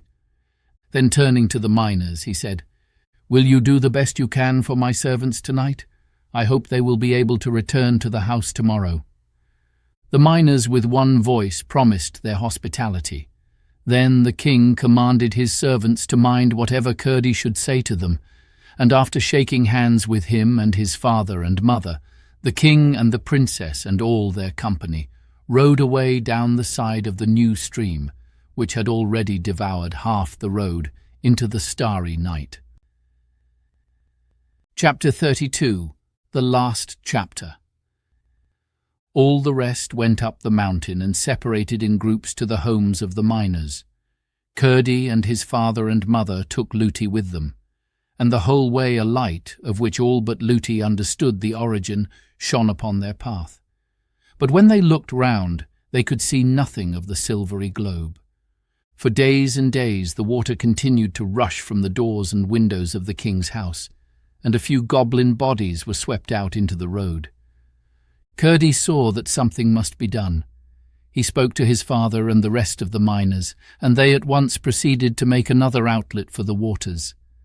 By setting all hands to the work, tunnelling here and building there, they soon succeeded, and having also made a little tunnel to drain the water away from under the king's house, they were soon able to get into the wine cellar, where they found a multitude of dead goblins. Among the rest, the queen, with the skin shoe gone, and the stone one fast to her ankle. For the water had swept away the barricade, which prevented the men-at-arms from following the goblins, and had greatly widened the passage. They built it securely up, and then went back to their labours in the mine.